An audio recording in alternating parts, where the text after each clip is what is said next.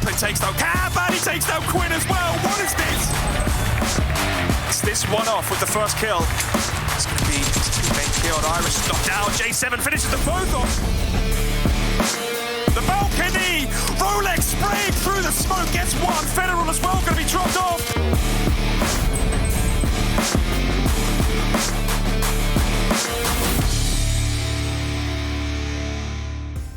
Welcome back, everyone, to day 2 of the PUBG Mobile Pro League Americas Season 2. I'm Jason Kaplan, and right now teams have already been able to make their stamp on the leaderboards when it came to our first day of play. And honestly, I think myself, I think our analysts, I think you guys out there as well were surprised to see who rose to the top and who unfortunately sank to the bottom. Now, this isn't a one-man job. I have to bring in 2 fantastic people to help me out and help break down all the games and all the action that's going to be coming up over these next 19 days. We got Seven Worlds Gaming and Glitter Explosion. Seven, what's up, man? How you doing? What's up, dude? How's it going? I'm doing great. How about you? Yeah, pretty good, pretty good. Yeah. I can't complain, Glitter. How are you doing as well today? I'm feeling pretty fabulous. I'm especially excited to see how today goes after what we saw yesterday. Exactly, right? I think, I was saying before, I think everyone was surprised at who kind of rose to the top, who really came out the gate swinging. But then again, to give some context to the whole thing, it's day 1 out of 20 in total, and 4 of those days are, of course, going to be in the finals. And we'll show you how the teams get there by taking a look at the format we have for you. You can see the 20 play days, 5 matches per day, though 2 of those days will be only 4 matches to make sure we have an equal amount of games. And then we have our 3 groups with 4 teams from North America and 4 teams from South America in each group. So trying to balance it out as best we possibly can so we have the best competition and, of course, the best teams getting through into the finals where there's a lot of money on the line. And then, of course, those spots into the PMGC, the PUBG Mobile Global Championship. But let's see how much money they're going to win before they can get into that. As we can see in just the regular league play we have, obviously everything up to the finals. Glitter, why don't you walk us through how much moolah they can add to their pockets? Right, so now here, this is, like you said, the league play portion of our prize pool where teams are able to pull down 10K if they are able to finish in first place. And then you see from there, it's going to go down 6K, 5K as the places continue on. Now, this is just the league play, so this is just the beginning of what our players can win. From there, when we move into finals, they can win an additional 40K if they're able to pull down first place yet again, totaling for a potential first place prize pool of 50K, 7. Yeah, that's going to be a lot. And remember, out of the top 3, they're going to be able to move into PMGC, which is going to be another chance to get even more money and become the best team in the world. I mean, more money. We're talking $2 million worth of money. That's a lot of money to pick up. But of course, we know it's about like the title, right? Of being the best team in the world. I think BTR out there are kind of looking at, well, who potentially can take us down? But let's take a look at how the teams get into the finals, right? We have our point system. And if you didn't join us yesterday and you haven't seen the news, we have changed things up. It's no longer going to be the 20 points for first place. We've kind of taken down the amount of placement points you can get, which thus 7 makes kills even more valuable. And I mean, we saw it from the get-go. We saw teams getting 0 placement points, and then on top of that, being able to make up for it with 6 kills and passing people that plays better than them. So I'm going to be looking forward to seeing how that's going to change today. Are we going to see the exact same stuff? Some teams just going crazy, not really worrying about the placement points so much and trying to get those kills. At one point, we saw Pittsburgh Knights get, I think it was 0 placement points and then 5 kills. And then we saw them in a different match get 12 placement points and 0 kill points. So it's going to be interesting how this team start addressing those concerns. And I love how you said that too, because something we've always talked about when it's come to PUBG Mobile, even back in Malaysia, is like having that nice balance of placement and kills. But one thing we saw Glitter in World League was that a lot of the points that most of the teams got, except maybe your footballists and maybe your loops, did get a chunk of their points from placement. So now with the whole change to that system and how it works and kills, I wonder, are there going to be any other teams that can kind of rise up and really pick up those big numbers? One team I think of, Cloud9, who gets them late game, has really been unsuccessful so far. Yeah, and I think, we're going to touch on them a little bit later, but Cloud9 is one of those teams that I thought of instantly as well because they were so good at being consistent with those placement points, and they would kind of save their aggression for later on in the game, right? I don't know that teams can afford to do that anymore with this new point system. Well, one team that has been getting placement points and getting kills is going to be Ace One. And if we're going to talk about them, we have to talk about their counterparts when it comes to Brazil. It's got to be Klaze Esports, the best team in Americas last season, the second place team in World League. But right now, Seven, they are not looking like they are maintaining that form.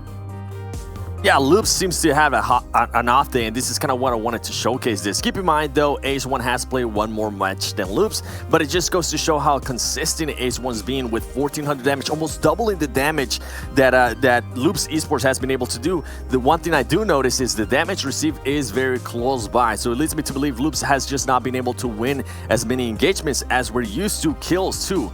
With Ace One almost tripling in kills. And just some little stats from yesterday, Ace One stats from yesterday was 2nd place, 9 kills, 5th place, 6 kills, 13th place, 1 kill, and 1st place, 16 kills. And then you have Loops with the 12th place, 1 kill, 9th place, 4 kills, and 11th place, 4 kills. And towards the end of the day is when I actually ended up seeing Carrillo, which that player has MVP a couple times. He actually started waking up. So today I'm looking to for Loops to be more of the team that we're kind of used to seeing, more aggressive, not as afraid of taking into fights. And one thing I loved yesterday that we were even able to highlight was just the aggressiveness that Ace One was able to show. And a little extra note here, Ace One in the first PMPL season during spring, they didn't win any single matches. They were actually that team for me that if they would have won a match whenever they got hot, I feel like they would have just done a lot better. Their confidence would have just boosted up. They would have been able to carry that momentum. So something I love is that they were able to get the first win on the first day, get that out of the way, and hopefully they can go ahead and continue the momentum here. It sounds very reminiscent of like a team like B4 in World League, where they were like getting good placements, they were getting good kills, but they could never get that chicken dinner to really rise through the ranks. But speaking of the ranks, another team we're gonna have to talk about, well, unfortunately, on the bad side is Cloud9, but on the upside, Meta, they have showed up. Again, they placed 21st in scrims and have right now shot up the leaderboards, completely smashing out their opponents, Glitter. Yeah, and I think this is just interesting to look at because, like you said, they've really struggled in scrims, and even when they qualified through, they actually qualified in 4th place in the PMCO Latin America, so they were right on that cusp, and now they're coming in here, and they're in 2nd place overall behind Ace One. You can see here just how much more damage they've done compared to Cloud9, and especially when the damage received is relatively similar. So you can see how many more kills they're averaging per game, their knockouts are higher, and this is just massive, especially when you take into consideration that Cloud9 has actually played one more match than Meta Gaming has. So in general, this is just a stellar start for Meta Gaming for the season. Now, they are currently the only team in top 6 right now with no wins under the belt. So the fact that they're actually managing to stay in that 2nd place position is fantastic, and that's going to be mostly attributed to their aggression because they've gotten 19 kills so far, while also managing to still be consistent in their placement points. And that's something you had mentioned earlier, Jason. It is about finding like that happy medium between figuring out when to take those engagements, be smart with your kills, but also managing to pull down some of those placement points. Now, the only reason we're really comparing Meta to Cloud9 is because Cloud9 questions when it comes to Cloud9 in the past about having a little bit of a slower start and then they kind of pick it up a little bit later. Can they afford to do that? A lot of the teams that we haven't even talked yet, do they really want to be playing behind when, you know, teams like Ace One and Metagame have such a strong start to the season? That's probably all things that need to be factored in, but there's still tons of time for all of these teams across the board. See, let me ask you a question on the basis of that, Seven. The teams we're seeing do really well so far are the teams who kind of come from the PMCOs. They've been actively playing throughout the last few weeks. The teams that we're seeing that we expected to do well, who unfortunately are not, are the teams who are kind of like playing within World League. I guess, you know, B4 we could maybe talk about as being not one of those teams. Maybe even Queso, they did pick up a victory yesterday. But it kind of feels like they just not like shaken the rust off yet. They've not really gotten warmed up into this. And I don't know, do you have any thoughts on that in particular? Yeah, to be fair, it was only day one, right? And this is something we kind of carried on yesterday. If you're gonna have an off day, why not have it on the first day and then just start picking it up from there? As we saw, especially with Cloud9 and Klaze Esports, you don't want to pick too soon. We saw them being amazing from the get-go in previous tournaments, and then they kind of just die down towards the end. So maybe it's just adjusting a little bit. Maybe they're trying different tactics here at the start. They're one of those strong teams. I wouldn't be surprised if they kind of pick it up here, especially on day number 2. And for the other teams that have been very aggressive, I want to see if they can continue to be aggressive, because Ace was super aggressive yesterday, caught me off by surprise. And not just Ace, a lot of the PMCO teams as well. So maybe they're just a little bit more hungry. They're trying to get their name out there more. We'll see if they can go ahead and continue and be consistent here on day number 2.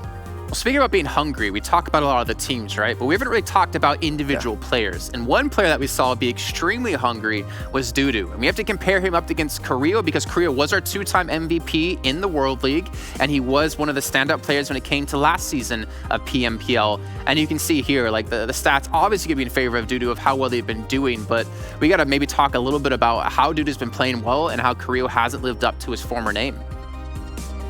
Yeah, honestly, as I was mentioning from earlier, Carrillo started stepping it up towards the end of the day. So I wouldn't be surprised if now he's starting to get hot. Keep in mind, Klaze Esports does have a new player. I don't want to put blame on the new player, but they could just still be adjusting to certain tactics. But huge shout out to Dudu for being such a great support for his team, for being such a great fragger, being able to average almost 500 damage per game. That is huge, and that's something that you love to see from a player like that. And in regards to damage received, you can tell that he's getting into more fights with kills, almost 3 kills per game. Amazing. And something that I do like from there is he's currently averaging 2.5 knocks per game. I love that he's averaging more kills than knocks. That means that he's aware and he's trying to steal kills from other people too. I think it's also crazy to realize, Glitter, that he has more average kills per game than some teams have. I'd say than a lot of teams have, actually, in an average per game. I mean, he's not doing it himself, obviously, but he's definitely been a major factor into this. Yeah, and I think that they've done a very, very good job on the very first day of utilizing that kill point system to their advantage. Hopefully they can maintain that momentum and don't, burn out too soon, like Seven had mentioned earlier. I think that, and like I had said earlier, those teams that do have, a lower average overall than an individual player, I really don't want too many teams to fall behind. I want to see some of those teams kind of pick it up and level the playing field. I think, we're only second day. We haven't started the second day of the first week. I'm hoping that by maybe the end of the first week, we start to see how things kind of shake out and where some of those placements will fall, and we'll have a better idea of everything. Yeah, well, I mean, speaking of it being the second day, we haven't started the second day. Let's take a look at how day 1 did finish off for all these teams and the overall standings. And we've been talking about Ace, we've been talking about Meta, currently sitting in 1st and 2nd place. But looking at this off the bat, Seven, I don't know what you want to talk about, because honestly, there's so many things we could mention here. Oh, the one that I want to go ahead and mention right away is that the South American teams and also the Latin American teams are currently dominating, pretty much taking all the spots on the top 5, and then you have Tempo Storm being on the 6th. So are we gonna start seeing some rivalries there in the chat? Which region do you think at the end of the whole thing is gonna do a lot better? Let us know in the comments, whether you're watching on Twitch, YouTube, or Facebook. And then you have one surprise for me, actually, was G25 Gaming. I love seeing them there towards the first page in the top 8.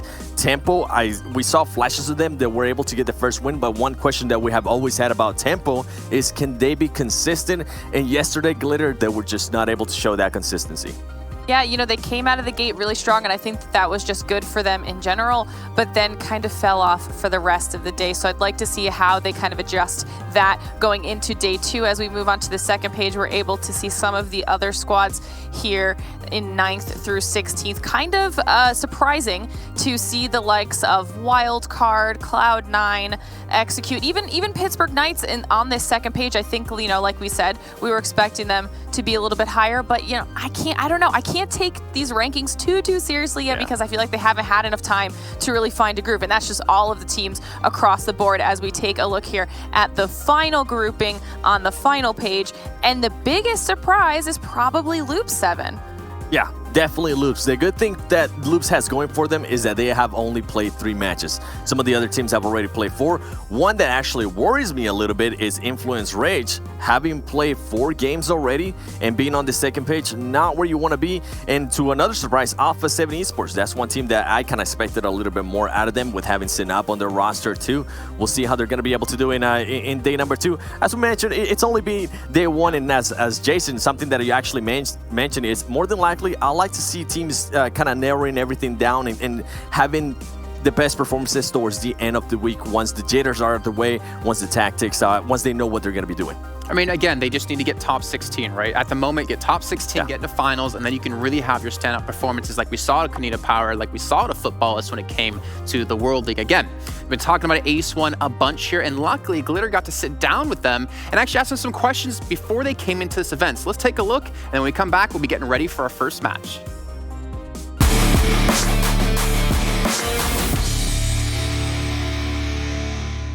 Welcome everybody to the PMPL Americas Season 2. My name is Glitter Explosion, and with me now I actually have Queso from Ace One. How are you? Como estou? Estou muito bem. Obrigado por perguntar.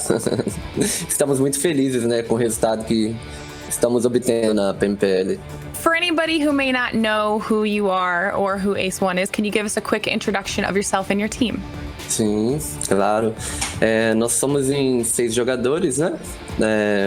É o Cardozinho, ele é o call leader da equipe no momento. Fica ele junto com o Cardozinho Mafioso no suporte, Foquezinho e Dudu no frente, Mitch, né? E eu, o Cachorra. Somos 6 jogadores.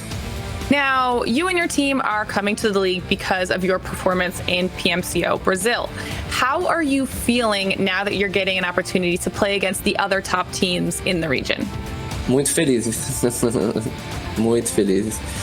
O interessante é que nós somos uma equipe nova, né? Como eu citei anteriormente, e nós colocamos uma meta de não nos cobrar demasiadamente, ficar mais tranquilo e jogar naturalmente.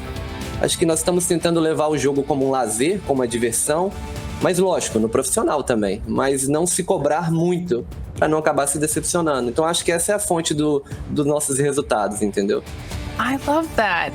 Now let's talk a little bit about how you guys have prepared so far for PMPL Americas. What has gone into that? Nós estamos estudando as outras equipes, né, como padrão, os treinos diários em skill, screens, né, eu acho que a skill do time, nós temos um ponto positivo, que é a nossa skill, os meninos jogam muito. E é uma questão mesmo de entrosar, né, porque como argumentei, é um time muito novo, 2 meses há pouco tempo, o Dudu e Mitch entrou há menos de 10 dias, que está entrosando, então é uma questão de estudo mesmo, precisamos estudar mais as equipes, porque são 24 times, né, e esses times jogam entre si, então cada partida é uma emoção diferente, então estudar mesmo bastante as equipes agora. What is it like having to come into a new season with any sort of a roster change? Nós ficamos muito felizes. Ontem mesmo, no término da primeira semana de screen, eu falei com os meninos, falei, cara, nós temos que estar aqui agora e muito agradecidos, porque um 4º lugar a 2 pontos do 3º lugar, isso é muito gratificante, gente.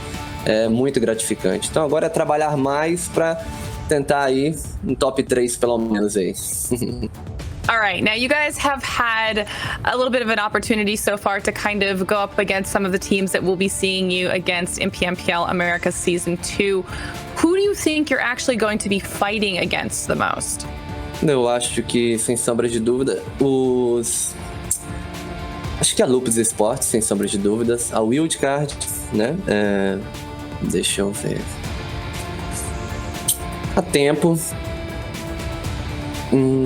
Eu acho que essas 3 equipes são as mais desafiadoras, sem sombra de dúvidas.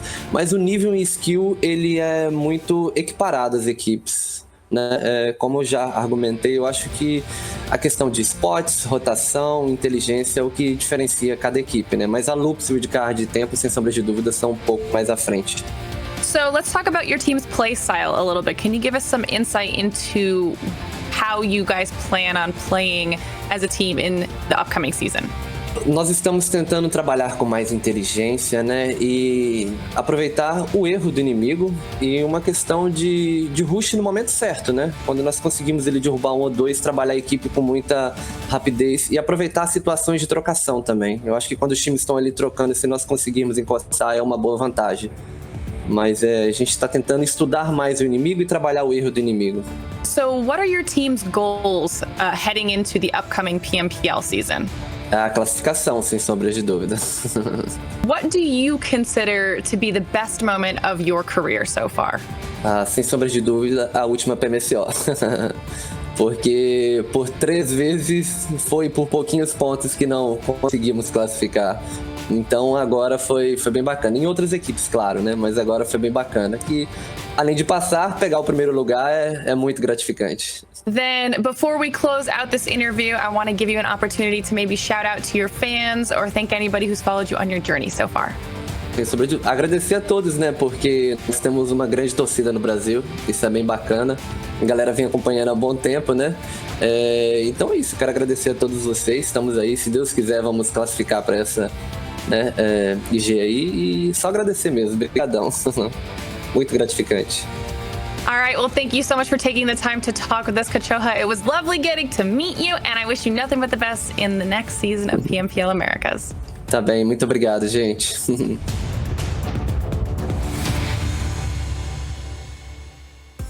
I love how he says his favorite moment so far was qualifying from PMCO, but I feel like that's going to change potentially after PMPL, or maybe they can qualify into the finals, maybe they can win the whole thing and get themselves into the PMGC.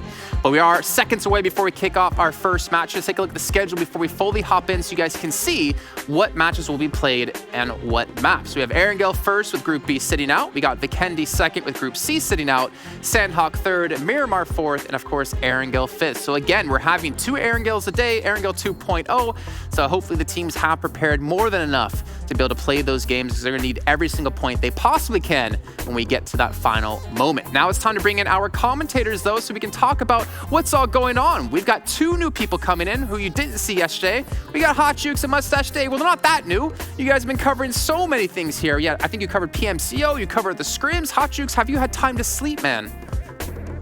I don't know how I do it, man. You know, I just wake up every single morning and think, what is Jason Kaplan do? Like, how is he doing today? And I know he's hustling, so it just gives me the energy to go and kill it every single day. Well, I mean, I did do my house tour video, so I'll give you some pointers on how to get that going.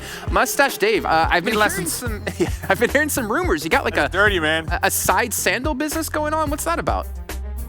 It is popping, man. It is doing great. I got all the different styles out there. I mean, I open up my closet, they fall on me. All my sandals collection. I mean, it's a new season, man. It's a new season. Sandal season, man. The collection, it's open for business.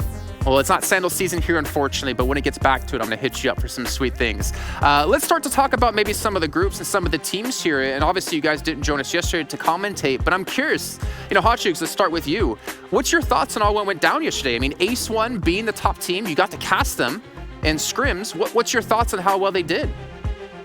I mean, I guess the first thing I could say is it's just scrims, right? I mean, that's what everybody else says when they have some bad games, but Ace One doesn't. That's the thing, is like when I've been watching this team play, they seem to be just constantly consistent, but always in that kind of like 5th, 6th place range. I believe overall they did about 6 in the scrims, but then now here, first day, first place, I think that's just a surprise. It surprises me just as much as everybody else, I think. Yeah, Dave, for me, looking at them, I think even for Seven and Glitter, we were like, they're really reminiscent of Loops when we saw in World League. Do you get that same kind of vibe from them as well? I mean, when it comes to Ace, and Jukes mentioned it, they're always consistent with getting placement points. My fear is yesterday was Dudu's best performance yet. Like, Dudu popped off, I believe, 11 kills to themselves throughout the day. Can Dudu make the repeat? If that's the case, then I feel like Ace One could definitely be up there at the top throughout the remainder of the season. Well, then maybe, Dave, maybe we should talk about how Loops and Cloud9 kind of underperformed. Do you have any thoughts on how they did? Again, you got to cast them in scrims. I was saying before, they've had a really quiet period since World League, so maybe Rust is just being shaken off? I mean, I think when it comes to Loops, they're just big chilling, man. Big chilling yesterday. Every team could have one poor day, but I feel like today is going to be a complete 360. They're going to pop off, mark my words. Okay, you know, I will mark your words. Hot Jukes, any other teams, any like dark horses that you could see potentially rising through the ranks over the course of these next weeks? I think off the bat, it's got to be Meta. I mean, look where they're sitting at after the first day so far in the scrims. They were in the bottom 20th. So for them to be so high up now, I mean, I'm looking forward to seeing this game. I'm ready to go, honestly. I just get pumped every single time. New Erangel, new era, let's do this. Well, you know what? It is time to get into the game here. So Hot Jukes and Mustache Dave, take us away.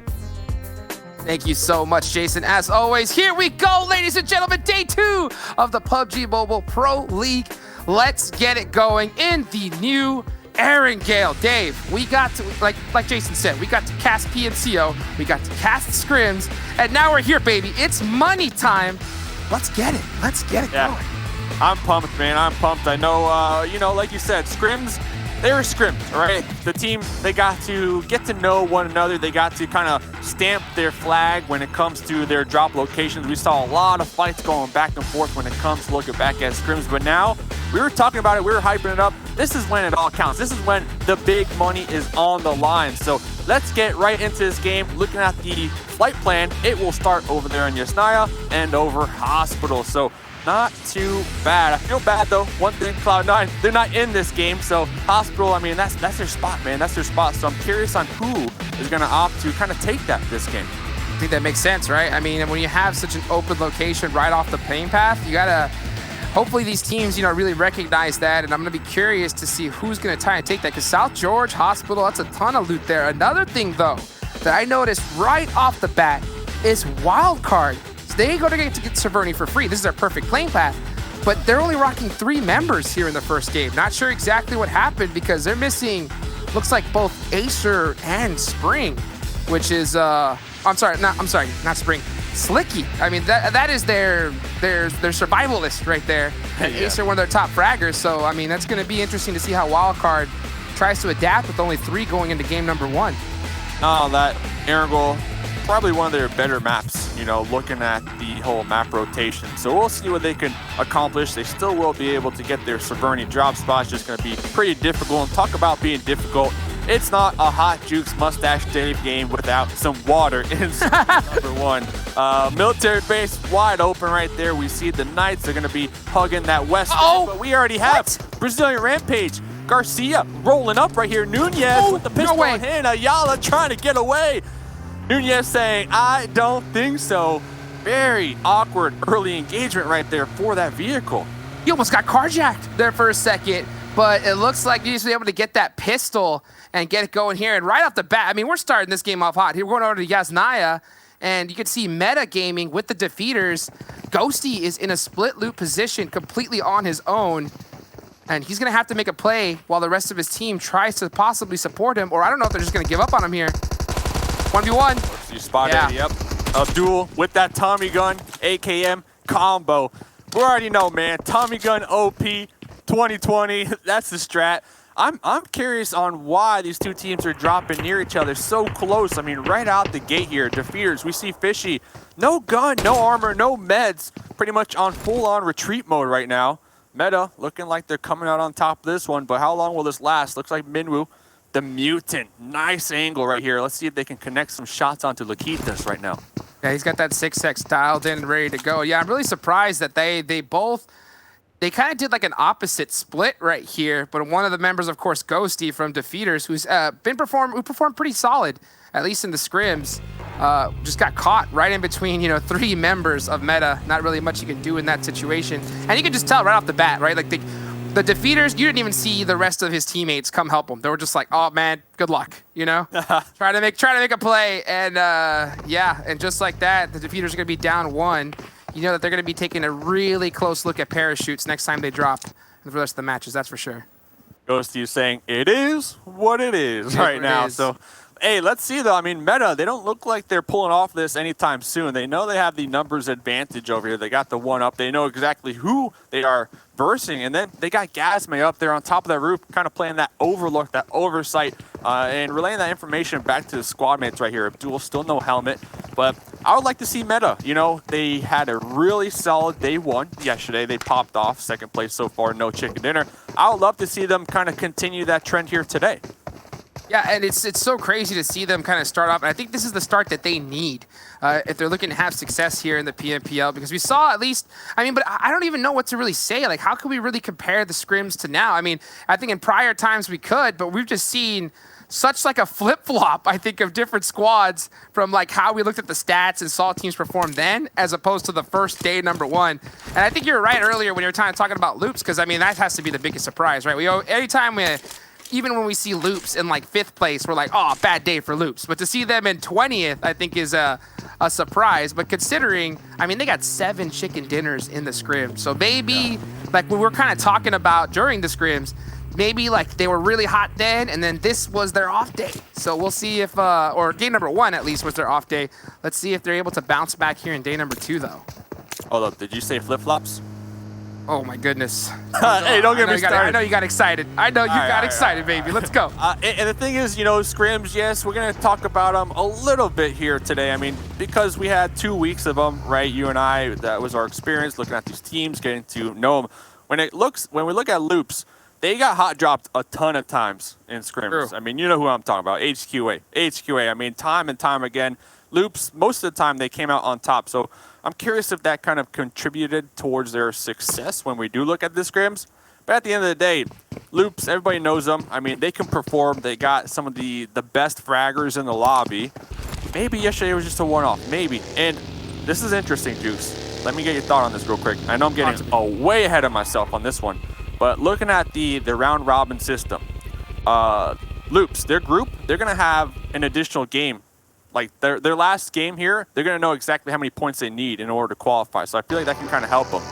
You know how we always get to the last day, it's like, oh man, what teams are going to qualify here and there? Group C, they have like that extra game that they will know exactly how many points they need. So I feel like that's going to kind of help Loops. But that's way ahead in the future. No, but that's true. That's true. I mean, especially considering it is Loops. I mean, we saw them in World League. We see them constantly. And not to mention, when I got the chance to talk to like some of these teams in the back and just, you know, just kind of poke their brains a little bit. Every single team that I talked to, every player, the team they feared the most was Loops. You know, so, I mean, that's why we're talking about them so much. And for them to be able to get like the last game to know exactly how many points that they need, I mean, I think I think it not only can help them, but I think they deserve it. You know, that's for sure, especially considering like how well that they've been performing so far. But I mean, day number 1, wow, shot. Oh, look at this. The Mountain Dew can. Let's go. That is so hype right there. The Mountain Dew vending machine. Now, it doesn't work here at Erangel. I know it works in the, of course, Miramar. You can get some free drinks out of that. But look at that bad boy. Isn't it looking pretty? Dude, I need one of these in my room. Right behind me. Maybe tomorrow you'll see me with that. Be doing the do all day long. Thanks for that one. Come Beautiful. on. Send me one. Machine. Send me one, baby. I'll take the Loops, too. I mean, your point.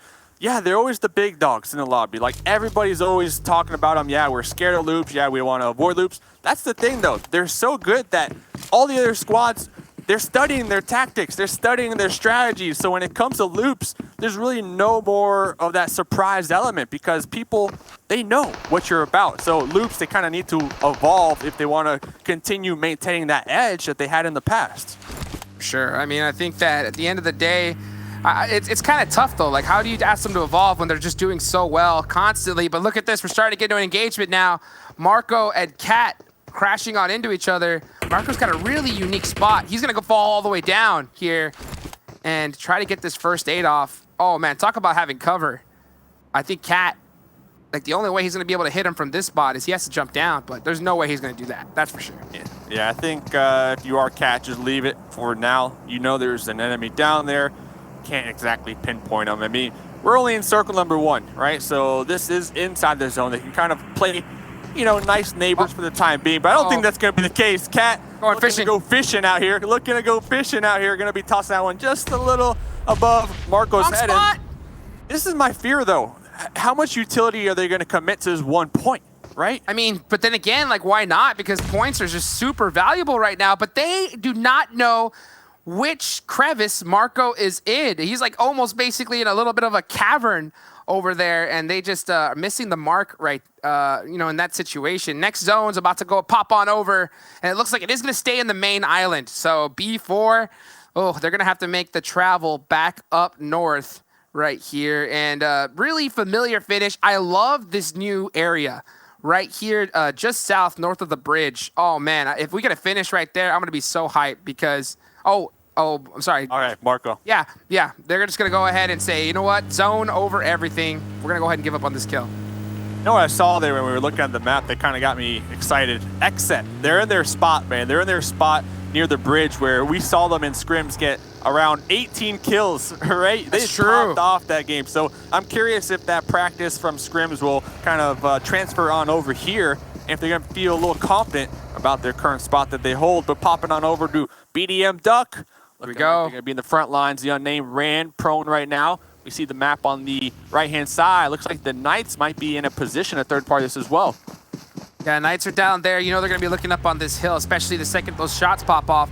But it looks like the Unnamed, especially ran, realizing his position. He's like, you know what? I'm going to go back to my team. We'll wait for this one over here, especially since they're dead center of zone. But Defeaters and Brazilian Rampage, Fishy getting the first knock. Minwoo may have a great nade here. Oh my gosh, that was perfect! Oh my That was perfect! What? Oh, the timing beautiful. right there. Huh. I mean, the prediction right there to know where to throw that grenade blew him out of the vehicle. Oh, that was gorgeous. Talk about, the saying, right? You just drove right into that one. He sure did. But it looks like this fight has evened up now. Actually, Minwoo, can he hit a second nade here? This would be huge. A little short. Nunez is still knocked. A lot of smokes are coming on out. Defeaters are going to try to support their teammate the best they can. You see Sentry back there as well.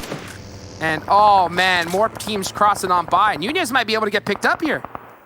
Yeah, the thing is with Defeaters, they only got 2 up, and they're pretty much playing that solo game. Richie out there fighting Garcia, and then Minwoo with the DP. Oh, great nade. On to Nunez. More grenades coming on out, so it looks like Richie able to win that engagement.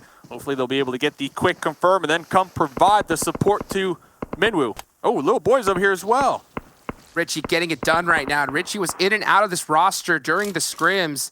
And starting off here, day number 2, getting a great nade. He's got a good angle on little boy. He's wishing he had another grenade in his pocket. But I think at this point, if he had it, he'd be throwing it.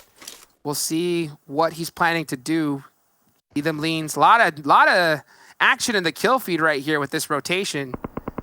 You can hear on the left side too. Oh, Metagaming out. First team.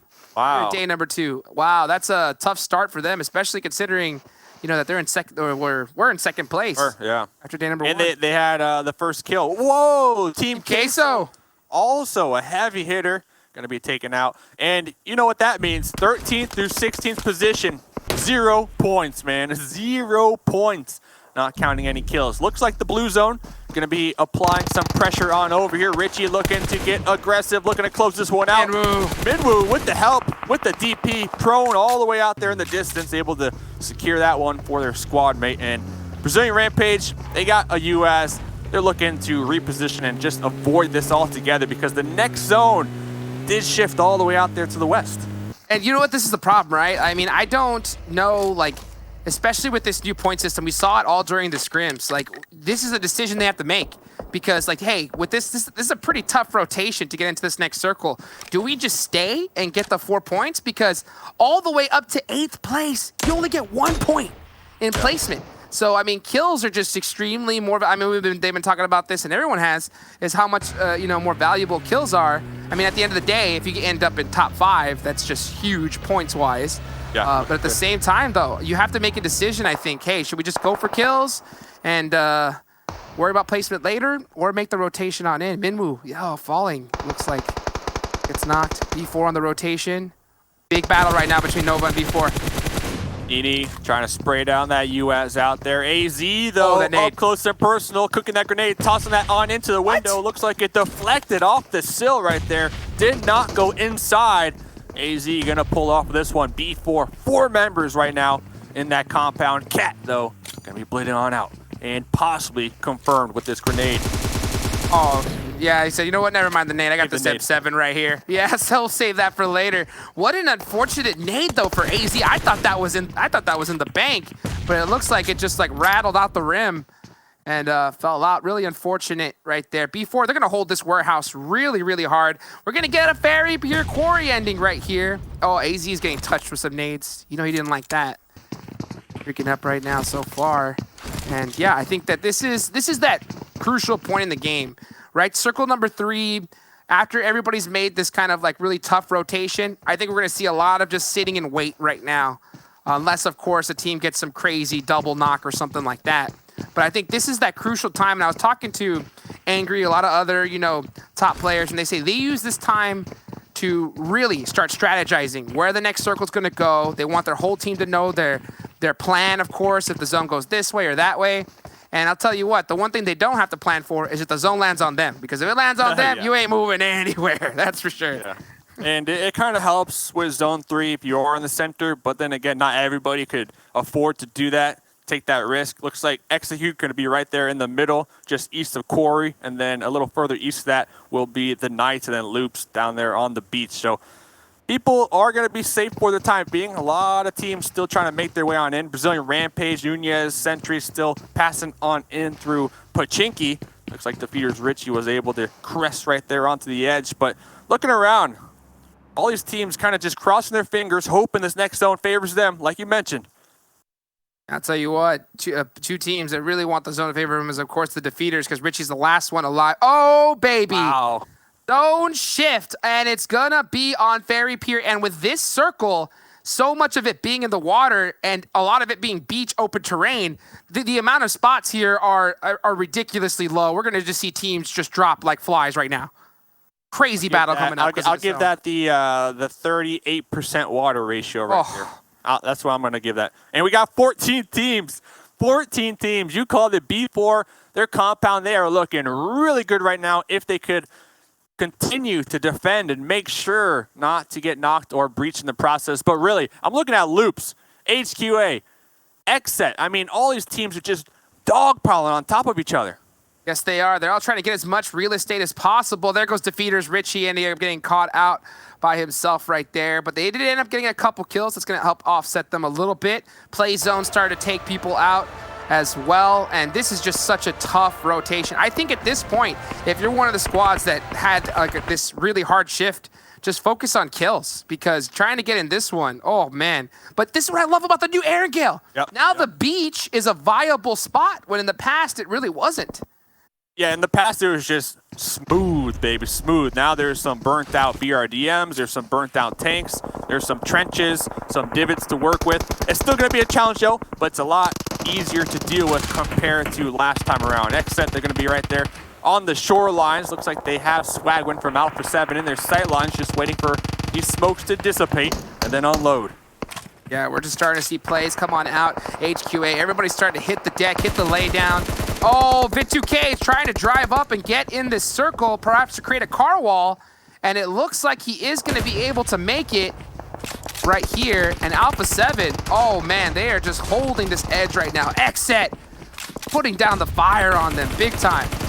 And the difference between the covers right now, XSET, their cover, you can't blow that one up. It's not going to do any damage. They got that heavy armored tank. When it comes to Alpha 7, their vehicles, they can cause some damage. Loop's trying to third party this one. Sanhok on the shorelines, taken out from Nico's grenade. Sanhok trying to crawl on into smokes and remain undetected. But I'm looking at Law right there with that off angle in the shack. Will that play a factor in the end here for Alpha 7? We'll see. It looks like XSET are trying to get aggressive, trying to confirm these ones. Swagwin pretty much by themselves right now. And they pushed up, Nico, and they pushed up on Alpha 7, but they were waiting for him, especially because Sanhok is still knocked right there. He's able to give that intel to the rest of his team, and because of that, it just allowed them to be able to get a little upper hand, get those pre-fires going, and now it's just angry left from XSET. I'm surprised that they pushed that, especially on this beach. But at the same time, you know, hey, sometimes you feel a play, you got to make it happen. Kill leaders, Kowski from Loops, currently on top with 3. And we're moving on over to the unnamed battles. Fights happening everywhere right now. Yeah, now we're taking it on the opposite end of the circle, in the forest, in the hills up there to the north. Looks like the unnamed Raven and Ran going to be bleeding on out, crawling back to their squad mates. Jat G behind the tree. Jat G prepping that grenade, tossing that, trying to get the confirm. Just a little bit out of that range. Let's see though. Q, Buggy, tires pop, Gold Blade going for that spray down. Got him. Oh man, the unnamed, they are so pinned right now, and the circle has hard shifted off of them. They're gonna have to make some serious plays if they want to make this one out alive. 37 on the clock, and that's how you do it right there. Great turn onto Raven. Trickster with a quick pickup. Oh, look at this angle though. Oh, beautiful. Down. Done. Here we go, unnamed. Taken out at the hands of the Knights. They should be able to get the revives. They're outside the play zone. They'll need to quickly heal on up and try to figure out a way to safely make it on over there without being spotted. But what a crazy fight. I mean, the unnamed, they had no options. They needed to push that. They did, but I mean, they did not expect or possibly forgot about that Pittsburgh Knight member just right there on the side, had the perfect view, and it was just, I mean, that was just dinner, baby. Easily done. Look at Loops. Look how much support they're doing right now. All on roofs, just firing at everything that moves. 3 kills so far. Oh, and that's gonna be 4. I mean, yeah, this is Gatekeep City right now for Loops, looking up there to north onto Execute. And not only that, Enigma from Wildcard still alive, trying to survive as well. 11 teams to go. My thing is, Loops, they're giving away so much information because they got HQA right behind them. If HQA could just push up just a little bit, toss some mollies, toss some grenades, they might be able to catch them off guard here. Totally possible, because Loops are they're having to face so many different teams right now as they're trying to press in to get these buildings.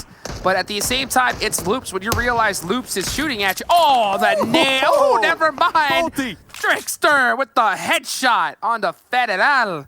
Beautiful. That was nice. That also caused a distraction on the side of Loops right there, getting that one tap, dirt nap. Let's see, though. Next zone is still closing on in. HQA, they seem as if they're going to be content with their spot for now. They're still trying to continue to hold out Alpha 7 down there on the shorelines. B4, they did push out from their compound that they were previously camping in. Maxon has this nice boulder to work with. Looks like B4, they're going to play the edge right now. Yeah, they've been creeping up slowly. Nova definitely sees them, so they're going to be on gatekeeping duty right now. And it's so crazy. Look at this. 22. We're about to hit 22 minutes into this game. 9 teams remaining. If you go out right now, 1 placement point. How insane is that? But look, Alpha 7 kills on the board. That's how you offset that right there. And they're just holding that edge, able to take out XSET. That was huge for them. They have a nice little bowl to work with as well, and a Dacia just in case they want to kind of use that in their playbook, maybe a YOLO push, you know, to get to cover. Next zone does go on up, so they might actually need to use that Dacia. B4 on the edge, Nova right there in the middle. Let's see, though, the Knights, they were able to make it on into north. They're in a prime position to keep Loops. Yeah, you know, that dossier is courtesy of XSET right there. You're definitely gonna need it, but HQA is looking right at them right now. Loops has just been doing what they have been, just sitting back, shooting at everything that moves right now. And man, this new Erangel, this is never being able to play it at this level. I love it so much, as there's so many different divots and little pieces of area to possibly, you know, just move up piece by piece. And B4 is gonna have to do just that right now. If I'm BDM, I think I'm just kind of straight chill right there. I know we're taking some shots back and forth. Grenades coming on out from Loops. They know exactly where the Knights are hiding, where they're camping for the time being. Carrillo tosses one. That looks like it might be money. Oh, right behind it. Carrillo, though, with the spray, with the exchange on the flash. Flash trying to crawl back to your squad mates. Get picked up. But when you pop your head right now, everybody's going to be looking in your direction. Federal with the off angle, with the cover, with the DP. They actually sent Kowalski up there, up close and personal. Federal caught in the push. Trickster with that cheeky angle right there. It's been all Trickster right now. He's been making some big plays for the Pittsburgh Knights. Finally starting to get some return fire. Dadden sneaking up with that AK, trying to thread the needle through the rocks. And you know Kowalski's getting that information to him. And PK, though, hold on. Can they hold on to this shack? They are in the next circle. If they can, it would be huge. Pretty much a 2v1 right now, and then Enigma still alive for Wildcard, watching all the mayhem unfold. Dadden, another one, bites the dust. BDM taken out. I think I saw Loops with 10 kills right there. Kowalski still right there on top of the Knights. I mean, talking about information, they're just relaying that back and forth. Dadden still crawling, sneaking their way on up. Grenades coming out from Nova Sheep and connecting onto Maxon, looking for that follow-up right now. B4, they have the most players up right now, but those nades are beautiful. And they're going to keep on coming. You know, they're going to throw every single one they have onto B4. I like how I like that offensive smoke right there. Smoking their face out to reduce their sight lines. Crucial. I mean, honestly, B4, they don't really want to have to fight this just yet because they're in this next circle. They want to see where that goes first, but Nova just going to keep on applying all the pressure they can to take them out right now. There goes Wildcard. 6th place with a 3-man. Not bad. 4 points at least when it comes to placement points. I like B4 Mix Zero. They still got them on the edge of the blue zone, kind of playing that anchor position. Next zone does favor B4 once again, so they're big chilling. Dadden still in this bush, looking to make some moves here. The last remaining member for the squad. Will the Knights get revenge here? Bush of truth right here, and will he be able to catch PK? Right now, they already have 10 kills, so they're crushing it right now.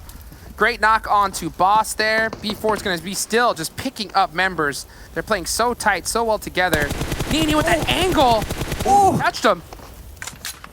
Definitely Shots. touching them with that 5.56 right there. I mean, taking the risk, though. Kind of risky. I know they're in the smokes, but they were able to catch a high ground angle on them. They know exactly where Nova is. Nova, they need to push up just a smidge. They're not in the next play zone, so really, B4 have this one on their side when it comes to the circle advantage. And I could see that's why he kind of like jumped on that, just to keep that pressure on. He does, after that knock, he doesn't want them to push up for free. Vit2K's on the drive over. And B4 having to gatekeep 2 squads at the same time. One mistake and it's all over. Can they hold on though? And you can see Boss. Oh, beautiful angles. Great shots. Oh, and Playzone took out 7 there. Law. 5 teams to go. This is actually crazy. 5 teams are still alive in this circle. B4 really dominant right now. They've been fighting back and forth with Nova. Alpha, they look like they're creeping up, at least when it comes to Vit2K. That is still crawling in the tail end of this one, and Boss will be taken out. 6 kills onto B4. They are looking to get the revive onto Pedro, get that reset, and we see some movement now. We see the Knights, the duo from the Knights, also crawling their way on into zone. They're right on top of Vit2K. And I love this. The Pittsburgh Knights are trying to do everything they can, but Dadin's too strong, baby. Takes them out. And he has just been by himself, putting in so much work. Loops, I mean, you know that they have to be pissed off after day number 1. They want to come in hot and show what they can do. And they are starting this one off just right. And now it's up to Dadin to just make it happen. Sombrero on, ready to go. Can he do it? And that's it. All right. Hey, still though, Dadin. He did it in style, baby. Did it in style. Oh man, yeah. Oh, here goes B4 though. 2 On to teams Vit2. to go. Vit2K right there in the trenches, trying to run away, trying to deny the point. There we go. Winner, winner, chicken dinner. B4 coming out on top right there, Hot Jukes. And B4, they had a great position here in this circle. Zone just kind of kept going and towards their direction. And this is the thing I want to say right off the bat. If this was the original Erangel prior to this update, this game would have been over 10 minutes earlier, in my opinion. Because all that is just open. Before, it was just all just open field land. That we called that Death Valley. But now with this new Erangel, all those dips, divots, little pieces of cover, it made it into just such a phenomenal ending right there. What a way to start off game number 1 here in day 2. That's what you call it. You know what I call it? I call that the Loops comeback special right there. They had about 12 kills in game number 1. Jason was like, Dave, what do you think about Loops? Are they going to continue to have a poor performance? I'm like, nah, yesterday, forget about it. Forget about it. Throw it out the window, especially with this performance this game. I'm a true believer of momentum, Hot Jukes, and I feel like after that 12-kill game, I know they got 3rd place, but we're going to expect some big things from that squad here today. I don't know what you're talking about, Dave. All I remember from our last little talk was you trying to get me to invest in your sandal business. And I'm like, I don't know. That's it's a costly investment. What about now? What about now? Maybe. We'll talk about it. But guys, thank you very much for breaking down that last one for us. We'll check with you guys for the second game. But now we need to bring in our experts yet again to talk about that last match. You heard Hot Jukes and Mustache Dave talking about Loops, the comeback for them. Able to get 12 kills, if I'm not mistaken. 7. How many did they get yesterday?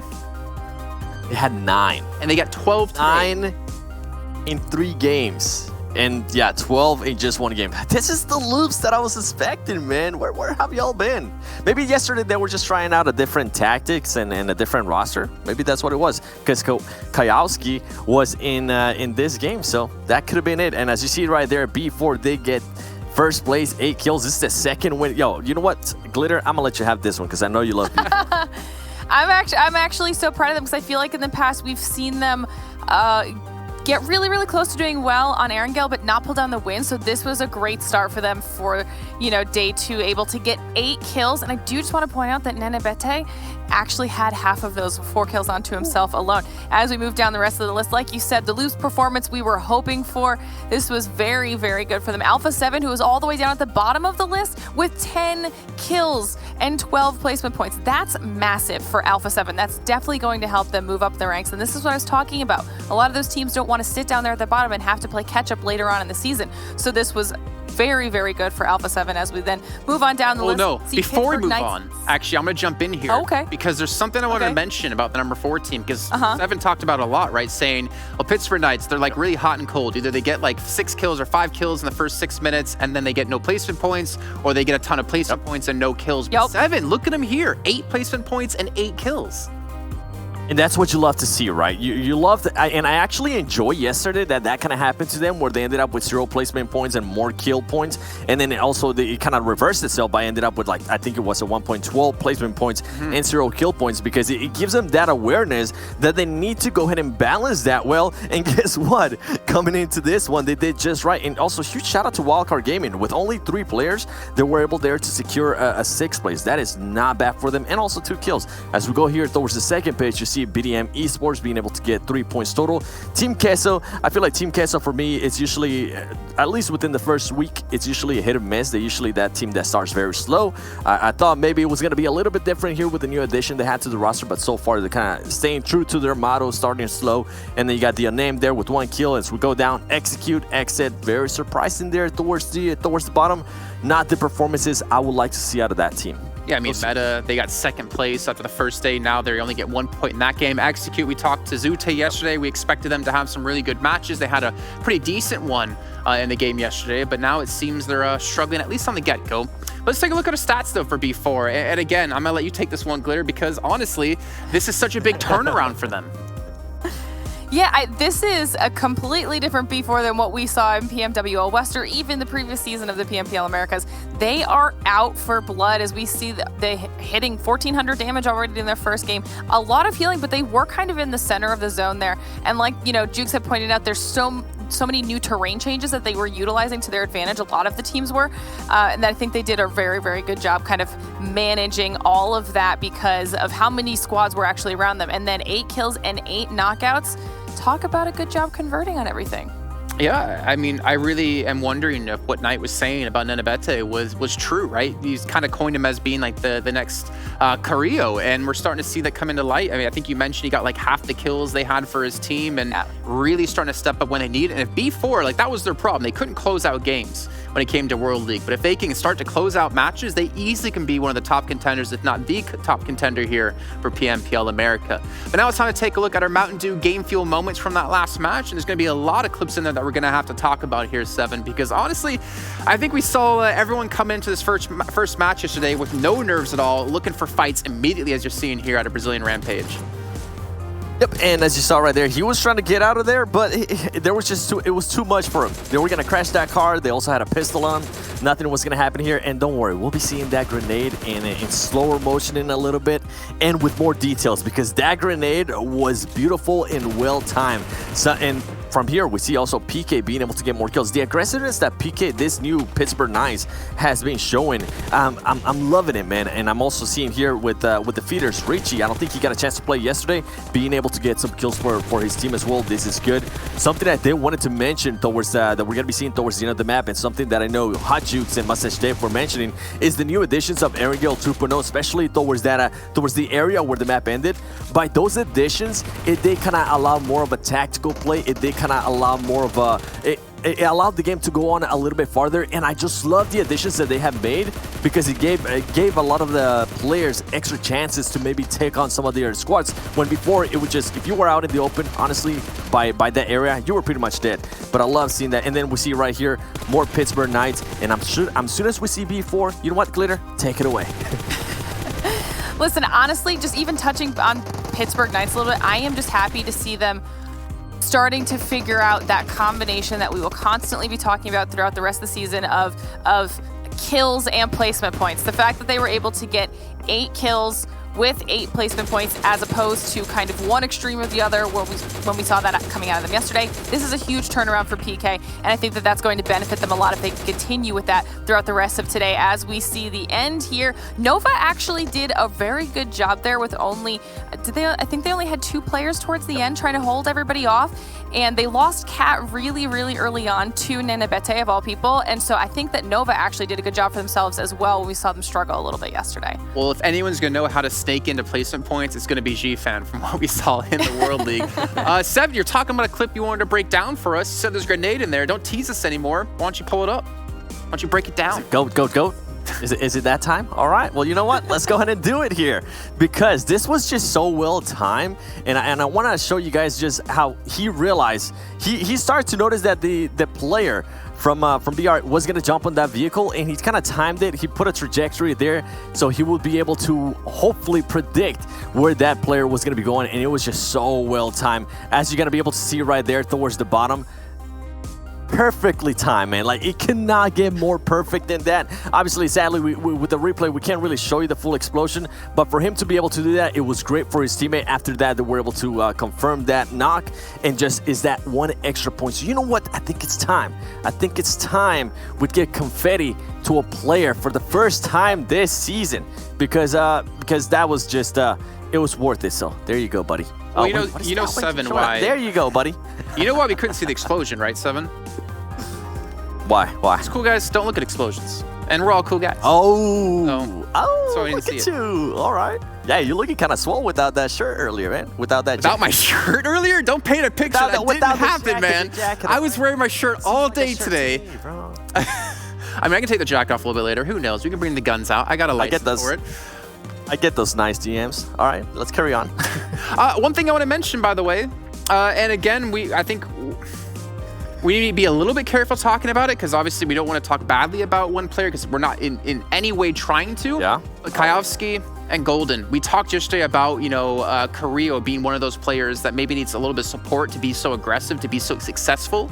And yesterday it didn't seem to work out. But with having Kayovsky now with him, it feels like, I mean, as we saw, 12 kills in that match, where previously they only had 9 in a full day, shows like how much better they've been able to play just off that alone. But again, it could have just been like some bad games yesterday. I'm not going to say Golden was the reason they didn't do well, but we're already seeing like that core 4 that we saw from World League really excel. Yeah, keep in mind, the first place team so far wasn't also in that match, with Ace being one of the most aggressive teams, at least from yesterday. So it could be that too. But as you said, we don't want to really put it on a player like Golden. But the change that we have seen, especially from Kayovsky, has been very, very big. 877 damage alone. 5 kills, 3 assists. Look at the survival time, and he's just being able to be a huge support player. And Jason, you know what? I'm gonna let you have this one, because this is something you mentioned. He has been a great support player, not only from Daden, but also for Carrillo. I mean, he's been a monster ink, if we're talking about, honestly. 877 damage done. The assists as well. The thing is, I feel like there's a comfort factor into it, right? Like, to have one of the best teams in the world, you don't have to have all 4 of the best players in the world on that team. You need to have that trust within each other, that synergy. And that's one thing that I really kind of dislike, that we don't really highlight enough, or not really able to highlight enough within the statistics that we currently have, is how important and how well people can support each other, because you don't see that reflected in the stats, unfortunately. But one stat we can see is our total damage. Let's take a look at how all the teams did perform there. I'm assuming Loops is going to be very high on the leaderboard this time, as well as B4 with their victory and that chicken dinner. And yeah, I mean, you don't even need to see the logos to know who's currently at number 1. 2,900 damage. They had 700 damage on average per game yesterday, Glitter, and now they've they played 3 games yesterday, so that's 2,100. So in 1 game alone, they did more damage than they did in 3 yesterday.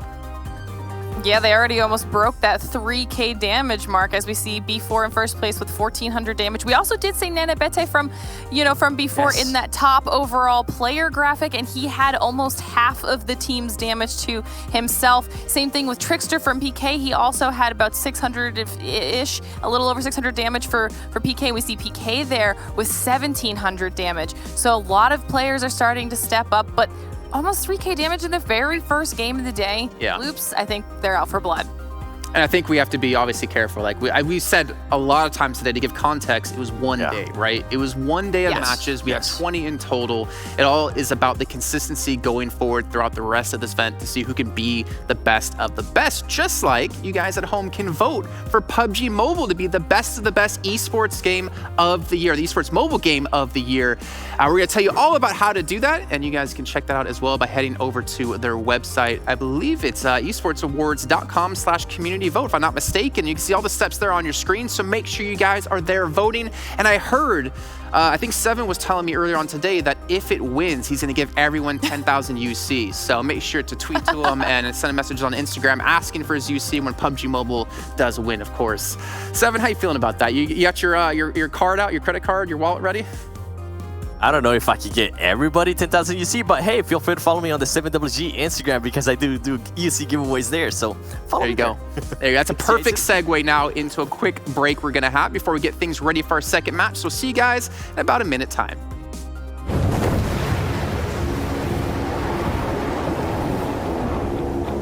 Mountain Dew? Squads. There's loot on the horizon for however you find victory. For the combat chauffeurs. For those who strike from above or from below. For the experts in pan-to-pan combat. Whether you're taking a leap of faith or just aren't afraid of a close call. Fuel your path to Winner Chicken Dinner with ice-cold Mountain Dew. And with exclusive loot from Mountain Dew fuel stations. Spawning on a map near you.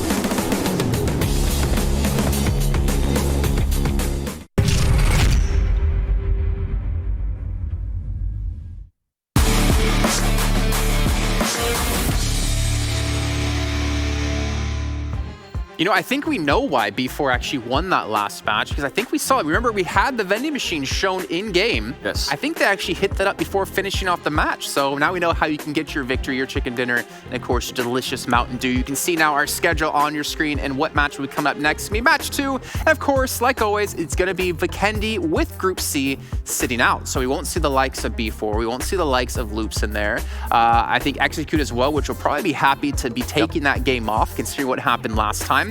But we are going to see a couple of new teams come in, and if I'm not mistaken, I'm hoping not mistaken, yeah, Cloud9 will be joining us. Ace1 will be joining us. G25 will be joining us. There's a lot of teams in there that we had some good and some bad performances yesterday.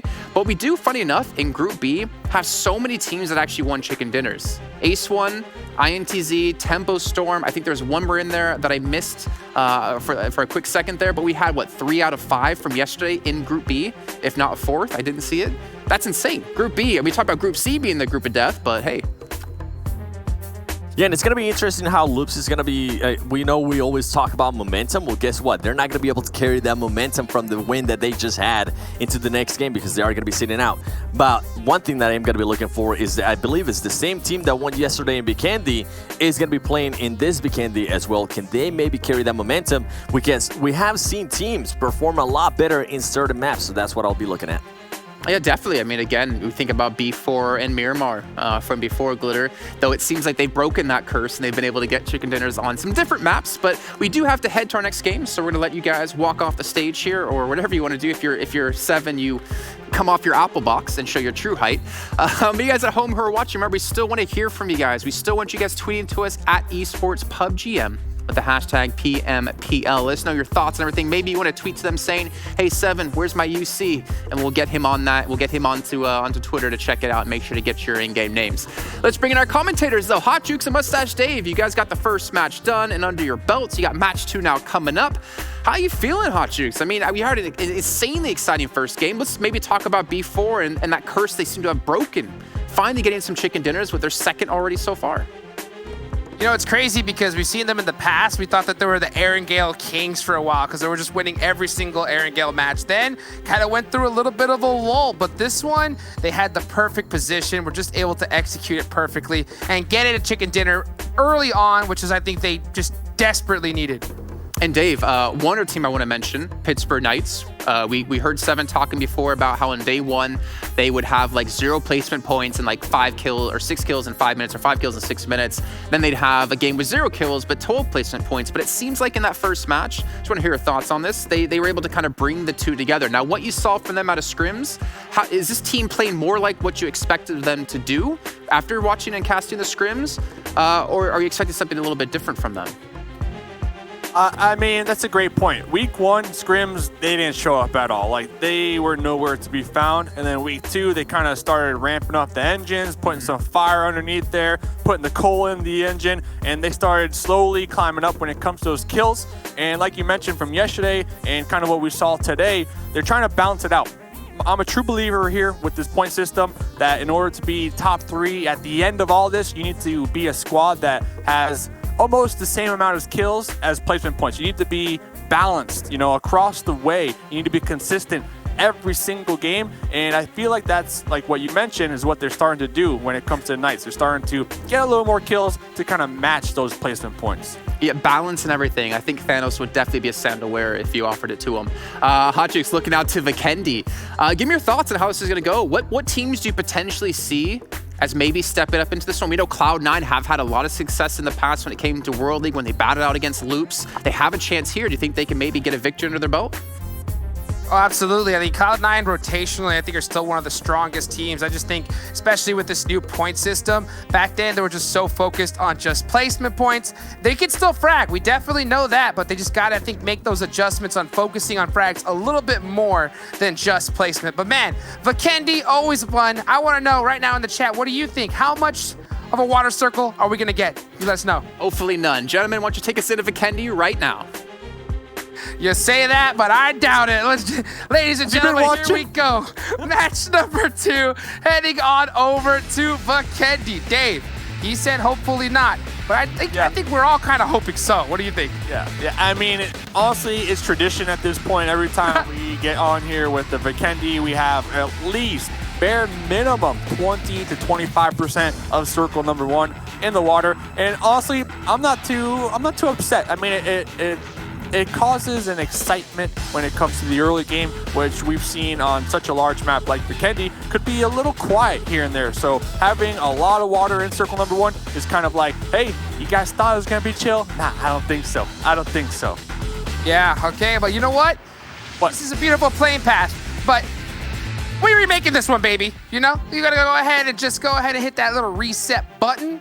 And reset. So, you know, in the chat. Let's get some resets in the chat. We want to make sure, right, that everybody is ready, locked and ready to go. Because Jason, I don't think he was ready, to be honest. What do you think? You know what? Jason called for the remake because I see the zone, or the old zone, 50%. It was 50-50. It was 50-50. 50% water. Yeah, it was up there in port. Oh, man. No wonder. Man. Jason, so salty right now. He's like, nah, we need no water. So yeah, we're gonna have a remake going on right now, and it should be fairly quick. Yeah, you know, fairly quick. We want to make sure, of course, every player is locked, loaded, ready to go. I mean, the big thing is this Pro League, there's more on the line than ever before. And I think that's something that we really don't stress enough because, you know, before it was, of course, World League, but now we're going to, you know, PMGC. We're going to find out who's the best on the planet here.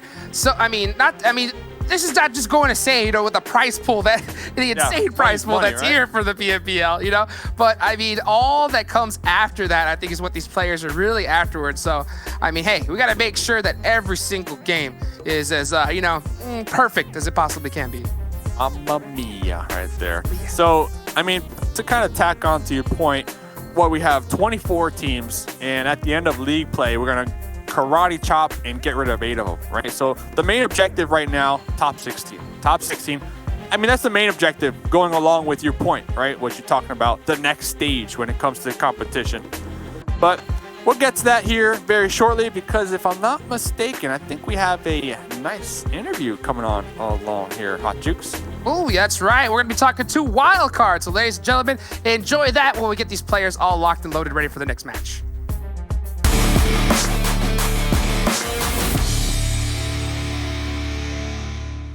So this time we got Spring coming in from Wildcard Gaming to talk to us about PMPL Americas Season 2. First of all, man, it's been a long time since we've seen each other, about like a month and a half. But how have you been? I've been good. Started back up with school, so less free time, but still been on the grind, and that's about it. Nothing much. Okay, really. Well, let's talk about World League real quick. Just the finals, just the last 4 days of the tournament. You guys placed, I believe, 5th overall. How do you feel like you guys did in the last 4 days, like the big part of the event? Yeah, we got 5th place, and we felt like we really underperformed the first couple days. We didn't really get any good placements. We got a few kills, but nothing crazy. And then the last 2 days, we actually felt like we really pulled it back. We jumped up from pretty low on the leaderboard up to 5th. And it came down to the last game. We were very close to potentially being able to break the top 3. And it just didn't work out. So we feel like we underperformed a little bit, but overall the tournament was good, and we know we have a lot to improve on. So in one of the interviews we had actually with Slicky from Wildcard during the finals, and we were talking about how you guys always seem to do better in like your last match of the day. And we said to him, like, why is it like that? And I remember him saying it's due to just maybe kind of like overthinking things. And once you get to the end of the day, you're like, screw it, let's just go for something. And I think we saw you guys like have that massive improvement, in the finals. But as you mentioned before, the first 2 days were a little bit rough. Can you maybe dive into why it was a little rough for you then? I think it's exactly as Slicky said. The first few days we were very tense, very nervous. We didn't want to have any bad games, and because of that, we didn't play how we usually do, and that messed us up a lot. And then as it went on, we kind of realized, you know what, let's just have fun, and we started to play our own game. And our team draws very heavily off of just having fun in the game, so we joke around with each other and laugh. And when we do that, we find that we just work together a lot better, and we can pull off some crazy plays. Okay, well then, since World League has ended, what have you guys all been up to? I know you said you're back at school now, but what about the rest of the team? What was your vacation period? It's been an interesting month. So we recently acquired Sam back from Tribe. So he was on loan with us for World League, and then he went back to Tribe afterwards. So the past month, we haven't actually gotten to practice with him, but we just got him back before this event. So the past month, we've been basically trying to find a new player while also just kind of working on our own gameplay, myself, Acer, and Slicky. And we picked up a new player, Leon, who's incredibly good, and he'll be playing with us while Slicky has to miss a couple of the days for school.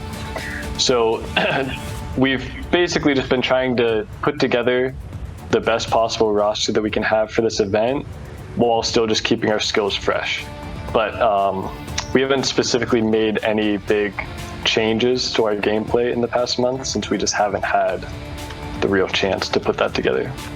Okay, with having now Leon on the team, having like a 5-man roster, is there ever a time that you'd look to rotate him in over over Slicky, assuming Slicky can play at the time? So as of right now, no, because we've played with Slicky. I've personally played with Slicky for about 9 months now. So myself, Slicky, and Acer have some incredible synergy together, and so does Sam from playing World League with us. So it's going to take a while to bring Leon up to speed on our synergy. I think in the future, he could be just as good as Slicky is with our team. But right now, he'll just be subbing in for Slicky when Slicky can't play due to school. And then looking into PMPL Americas, like what's your goal for it? So obviously our goal for PMPL is to win, but we're also looking forward to the global championships. We're really excited to compete against all of these top teams from all of the other regions, BTR, RRQ. And so we're kind of using this PMPL to refine our play style, and we really want to build together our synergy to a level where we can actually show up at this tournament and really make a name for North America against all these other world level teams. So in that chase, that run for the global championship coming up, who are the teams do you think will potentially get in your way? Like, who are the big dogs from the region that you're really looking to compete against and to obviously overtake? Loops. Just Loops. Straight to the point, just Loops. Loops is our biggest competitor. We think they're definitely the best team in South America. We really like the guys on Loops, but they're just an incredibly strong team. So they're definitely a very tall mountain that we have to climb. All right. Well, obviously, I want to give you a chance to maybe give a shout out and obviously say something to all your fans out there. So the floor is yours. So first off, thank you to Wildcard, our organization. They've been a great help to us, backing us throughout all of these tournaments. Thank you to all of our fans of Wildcard. And then thank you to all of the players we compete against daily. The scene wouldn't be the same without each and every individual, and we really enjoy just playing against them. So, yeah. All right. Well, Spring, thank you very much for taking the time here to come and chat with us, and wish you and Wildcard the best of luck going into PMPL Americas. Thank you, Jason.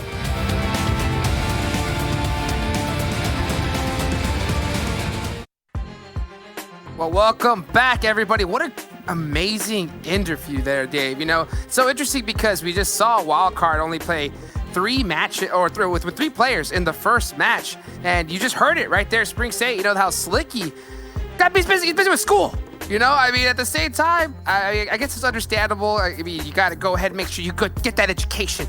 You know, it's crazy, though. I can only imagine what he's feeling, you know, having to miss out on such an insane tournament that's the Pro League. Yeah, I mean, I can only assume a lot of pressure. You know, the pressure to perform academically and the pressure to perform professionally within their, you know, desired career. So we'll see how that will work out. Thankfully for them, they have a lot of support around them when it comes to the squad of Wildcard. We saw last game they had Enigma on the game for that sub, and they were able to get 6th place. So 6th place, that's 4 points right out the gate for just creeping and crawling. So you love to see teams have so many resources at their disposal in times like this. I think that's just like a statement to show like how just insane Wildcard is. Like while talking to some of the other squads, of course, they were always saying that Loops was like the most feared team, but next line was Wildcard, without a doubt. And it's insane to see how well they're performing here, especially considering, like we just heard Spring say in the interview, you know, how they had, you know, issues with, you know, Sam getting back in and out of the roster, not having much time to really, you know, synergize like they would have liked.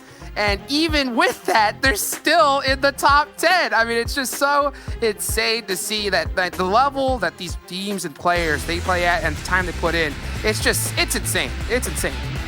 Well, talking about putting in the work. Game number 2, Vikendi. The plane is in the air. The players, they are ready. They're ready to jump out. They're ready to parachute and get their drop spots. Looks like the plane going to be starting out there on that west side in the south, Hot Jukes. Let's get into it, baby. We love it. Here we go. Here we get it going. And we could see it. We could definitely see right here that this beautiful plane path here on the south side. We're gonna see pretty much teams. You know, Vikendi's a map that if the plane's in the center, you'll be able to pretty much fly almost to any particular side that we want. We can already see Cloud9. They love this lower western side of the map. So they're gonna be able to get that quick drop, and they may just need it because we've been talking about it. Water circle. Are we going to get it here? How much? What percentage? Because during the predictions scrims, right now in the chat. Predictions right now in the chat. What? Oh, baby. Who predicted? Well, okay, what's baby. the number? What's the number though? That's a thick percentage. That's at least 50. It's got to be, if not more. I'm gonna say 57. 57. Baby, that's what I'm talking about. It's tradition. Without it, every single Vikendi match that Hot Chips Mustache Dave on, you're gonna see a water circle, okay? So you know what to do. You want water circle, Vikendi? Hit us up. We're here. We're here for you. Now the thing is, you know who's not gonna be hitting us up? All those teams on the east side. I mean, look at all the teams pretty much in their drop spots. Like circle number 1, there's not that much real estate considering the amount of squads we have playing. They got to get moving fast. Every time you get a zone like this, it just, reduces the amount of locations that you're able to hold down. You want to be able to get those and secure them as fast as possible.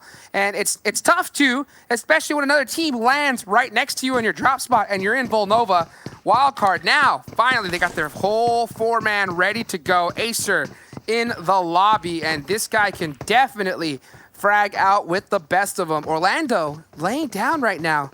Not trying to make any sounds. He's got his gun out, though. Ooh, I think Acer heard him pull out that MP5K. And I think he's waiting for his squad mate to push together. Yep, and that's what he's doing right now. They're in one room out at a time. Orlando going to be holding the stairs right now. Acer they know has it. a good idea, a solid idea on what's happening right here. Orlando does have a helmet. Here comes the call to make the push. Orlando going for that spray down, but Acer coming out on top, and finishing him off with that double barrel shotgun.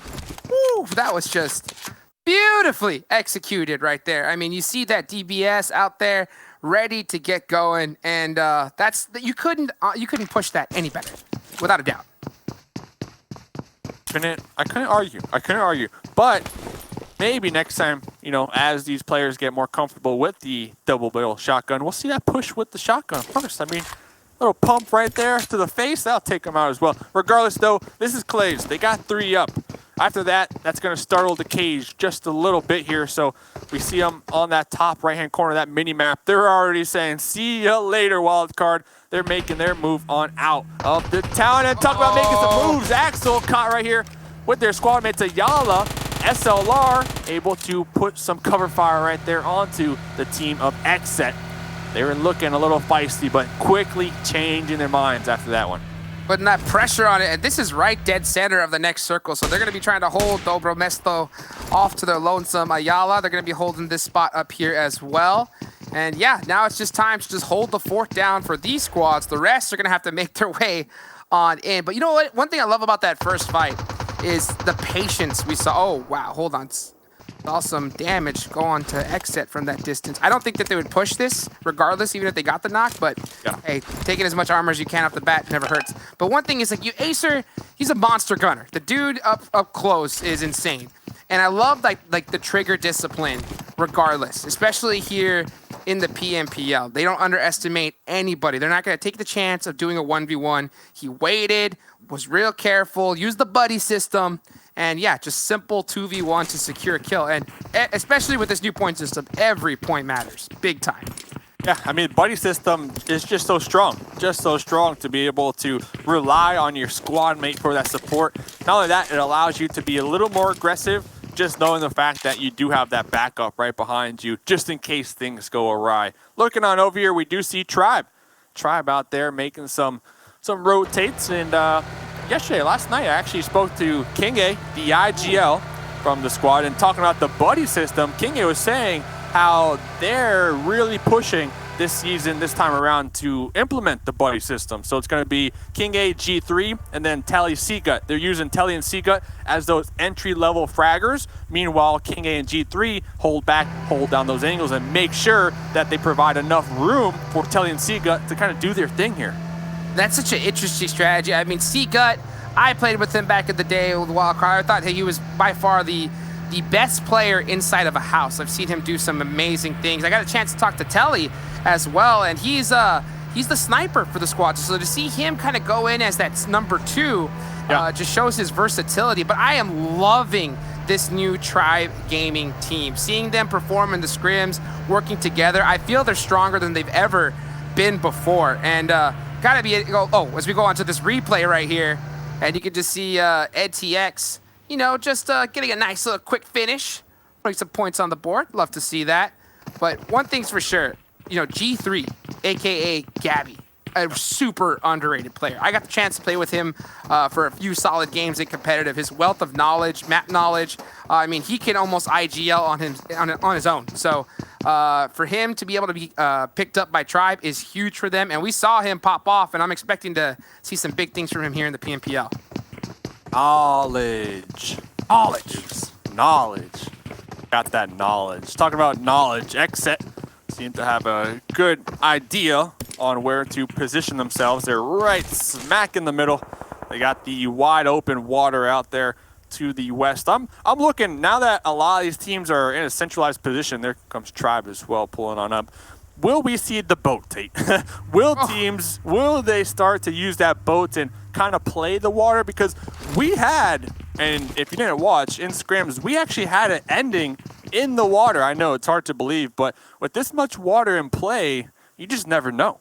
If we see it, I'm gonna go nuts, to be honest. Like, that would just be insane. We saw the most like hero, you know, win and like the biggest throw in like PUBG Mobile history of that match. You gotta go watch the VODs. It's so, I hate to say it, but it was true. Crazy. It's that insane. If we see that here, oh man, I would. That has to be in their minds, right? Because it was the same lobby, it was in scrim. So these same players, they had to fight for that. So I wonder if they're going to have some type of backup plan just in case the zones do look like they're favoring on over there. And BDM Neto, ooh, the pre-fire missing the mark, though. Yeah, and you know, Seagut, after that, he's going to be like, you know what, let's just go ahead and retreat, reset a little bit. We're in this next zone. And this is only circle number 1, so these teams don't really have any pressure to really take this fight right now. They can totally just share it and, you know, of course, work together to kind of take teams that are, you know, trying to take this from them. But yeah, I think after that, you know, they said, get a little too close for comfort. You guys hold this side of the town, we'll hold the other, and wait for the next circle. Press Tommy gun right there. We are starting to see a lot of Tommy gun action here. I mean, with the recent update, faster rate of fire, you can now equip a red dot or hollow on that.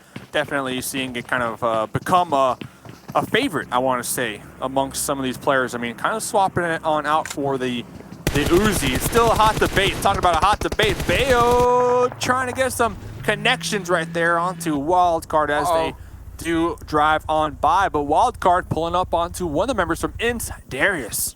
And INTZ is really spread out right now. They're trying to cover this entire area of Dobro Mesto, but I think they just decided to kind of hold it down a little too split. And now Wildcard, yeah, and you can just tell Darius, the second he heard that pull up, he's like, guys, help me, they're coming.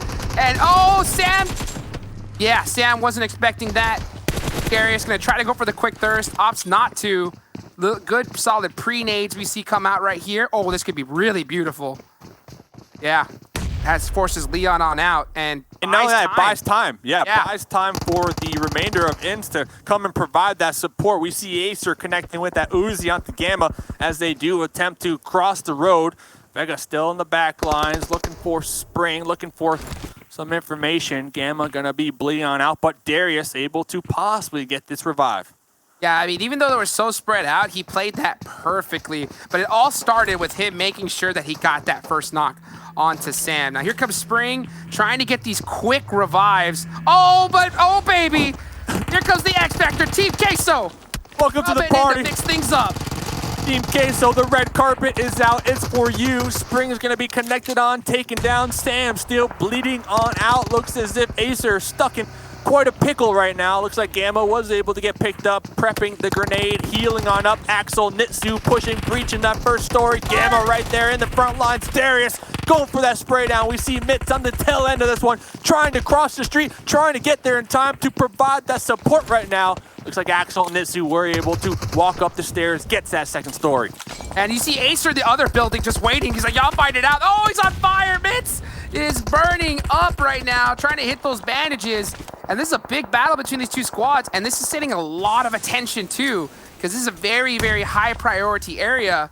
So you know teams nearby are going to be looking to third party this if possible. Man, what a crazy turn of events as they try to finish this out. Here comes the final push. Nitsu spraying the Uzi on into the smokes. They got 4 members right now of INTZ ready to go, lock and loaded. Mitz spraying the Tommy gun through that doorway. And here comes the push. They're going for it. Vega, Darius, both connected on Axel. 1v2, Axel! 1v1, Axel versus Mitz right now. Mitz going for the push. Axel coming out on top right there. Team Queso winning the fight. But remember, Wildcard, they still have 1-0. The red carpet's still out. The red carpet's still out. Cloud9 coming to the party as well.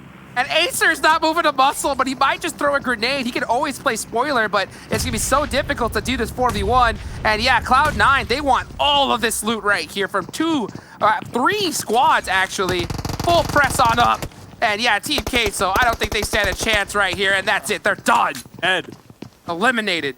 Ed. And meanwhile, Acer, big chilling right next door. Big chilling. I want to say, I know all these teams got a bunch of kills, but Acer definitely coming out on top of that one, for sure. I mean, still the opportunity to rack up some placement points. Not only that, I don't believe Cloud9 are aware of their current position, so we'll get back to that because it looks as if Storm getting into a skirmish with 19 Esports. You can see HH24 throwing some beautiful nades in there, using their utility. They're stuck. Thompson's all out, Uzi's out, trying to make some plays. Oh, so close! HH1 HP. Looks like, and that's it. Pre-firing on into the smokes. Yeah, they have no information at all. I mean, the smokes blocking the sight lines for everybody. Those random sprays, though, able to connect, and Tempo able to come out on top right there with 3 kills and a bunch of loot to go with it. And that loot's going to be really good. And that's just a product of this circle shift. You know, we're going to definitely see some teams crash on. And when you see battles early on, that's the perfect time to third party. Because even if it doesn't work, you have plenty of space to be able to reset. If you third party late game, there's just not enough real estate. You have to kind of commit to it. But, you know, Cloud9 coming in at the perfect time. They are, you know, they got to be looted out the teeth. But I still don't know if they realize that Acer is big chilling in that house right there. Yeah, I mean, they have to assume that building already previously looted just because of the fact that there were 2 teams there before. If they're paying attention to the kill feed, though, they might be aware, and we know Bayo loves to do that, so that might be why they're a little skeptical. Next zone does going up. Still a ton of water in play. Not only that, injury to insult. 2 crates out there as well, just in case you want to go and venture. Yeah, it's giving that out to the Dolphins that are out there in the water. They're the only ones going to be able to enjoy that loot. But I did just see right now, you know, Bayo. That was me trying to do a Dolphin. That's what he's saying right now to his team, you know, because he looks like he's knocked. Not sure if Acer was able to catch him. He did get the res back on. Oh, and it looks like they were able to take out Wildcard, you know, while we're looking at the map. So Acer got the knock on Bayo, but the rest, you know, Bayo did his little squeaks. Rest of his team came help him out. And, yeah, that's Wildcard done early. A confirmation that was not a dolphin sound. So missed the mark on that one. Yeah, wild card though, out right there. We still have 11 teams to go. So if you get taken out right now, that will secure you 1 point when it comes to placement points. XSET going for that rotate will be bunkering down over there in Church. BDM, looks like they're trying to avoid these grenades from Bucky right now from the Unnamed. Yeah, quick replay on up. Yeah, here's where we're going to see this push. Yeah, Acer able to get one. Try to reload that Uzi up, though. But, yeah, just well pushed from Cloud9. You know they're not going to push solo. And, yeah, able to take him out right there. I'll tell you what, like you said, that's not a dolphin sound. But I guarantee you, that's probably the sound Bayo made when he got surprised. You know, right there from Acer. But, man. You got my back, bro. Thanks. Hey, always. You know, you can just see the whole squads. They're all up. XSET is in a really good position here. A lot of high ground. They're going to hold it down. We're looking at the kill leaders here on the right side. Nitsu with 4. But that's it. Team Queso is done. But at the same time, they got a lot of kills. So I think even regardless, it's not a bad game for Team Queso. Not a bad game, not at all, and it's a good start to the day. I mean, the aggression, the team fight was just clean. It was just clean. I know they lost one in the process, but they still came out on top. Going back to the XSET position, like it is so strong. I mean, that's an understatement because we saw right there they're kind of working their way down the stairs, like to push all the way up there to the top of the tower. It just takes so much time, so many resources, and hey, U-turn. Real quick U-turn. Influence out here just holding it down. A lot of the teams actually going to be playing the coastlines right here because it's a safer bet because nobody's going to be out there in the water most of the time. So you know at least one angle is going to be free and clear. Seba from Klaze out here. They lost one. They lost Orlando. We saw very early on, I believe, was the first blood of this game, but they're still going strong here. Yeah, only time you're going to get shot in the water is if someone has a boat or anything like that. And you know that they're trying not to put attention to themselves that that's true because those boats, one clip and you're done from one gun. So like you see players, the second they're in a boat, if it gets touched, all the players just jump out instantly. Something you have to do. But this next circle is going to go on up, and this is an interesting one. Will it go back to land or will it center it out once again? And it does look like it gives, you know, priority back to the land on over. So surprisingly, all these teams are pretty much in the zone except Meta. Yeah, everybody doesn't necessarily have to move. Now, of course, we see the map. I might opt to go to that center compound right there to the east of Tribe. Maybe a team will scout it out and see if that one's open. But here comes Meta's attempt of breaching on into the circle. Looks like Italox going to be pushing up there by themselves.